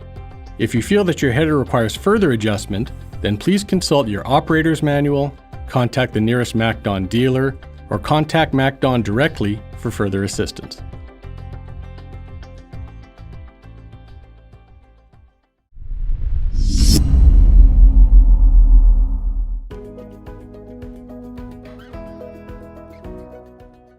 The top tube and float module legs are the hydraulic reservoir. Trans-hydraulic oil is used in the FM100 float module. The system capacity is 85 liters or 22 US gallons. It should be noted older headers use 15W40 motor oil. The reservoir is filled here. There are two sight glasses for oil level. For normal terrain, the bottom sight glass should be half full. For hilly terrain, the bottom sight glass should be full and the upper sight glass half full. Check this level when the oil is cold and the cutter bar is on the ground with the center link fully retracted. The knife drive pump is the first pump in the stack. It is a piston pump controlled by a swash plate and a compensator to give maximum performance and protection. Knife speed is checked during the pre-delivery inspection and should be in the range of 630 RPM at the knife drive box pulley for single knife drive headers and 660 RPM for double knife drive headers. Knife reversing is a standard feature. The side drapers are driven by the middle piston pump. The pump has built-in load sensing and overload protection. This allows for more consistent speeds during varying conditions and an up to 60% speed increase from previous models. The side draper speed is adjustable with a manual valve on the manifold or an optional in-cab draper speed control kit. A smooth, steady flow of crop from the side drapers that merges evenly onto the center draper produces a heads first or herringbone swath into the combine. This provides a more consistent delivery to the combine for optimal threshing. Experiment with varying draper speeds to get optimal performance. The final pump in the stack is a gear pump which drives the feed draper. All hydraulic circuits have their own pump and are filtered before the tank. This means no cross-contamination between circuits if a failure occurs. It is critical to change this filter at the recommended service intervals. If the filter plugs, the oil will bypass, allowing unfiltered dirty oil to spread throughout the system. An upper cross auger can be beneficial in conveying the crop along the side drapers in light bushy crops like canola or peas. If the header is equipped with an upper cross auger, there is a shutoff valve for engaging and disengaging the upper cross auger. The speed of the upper cross auger is controlled with the side draper speed.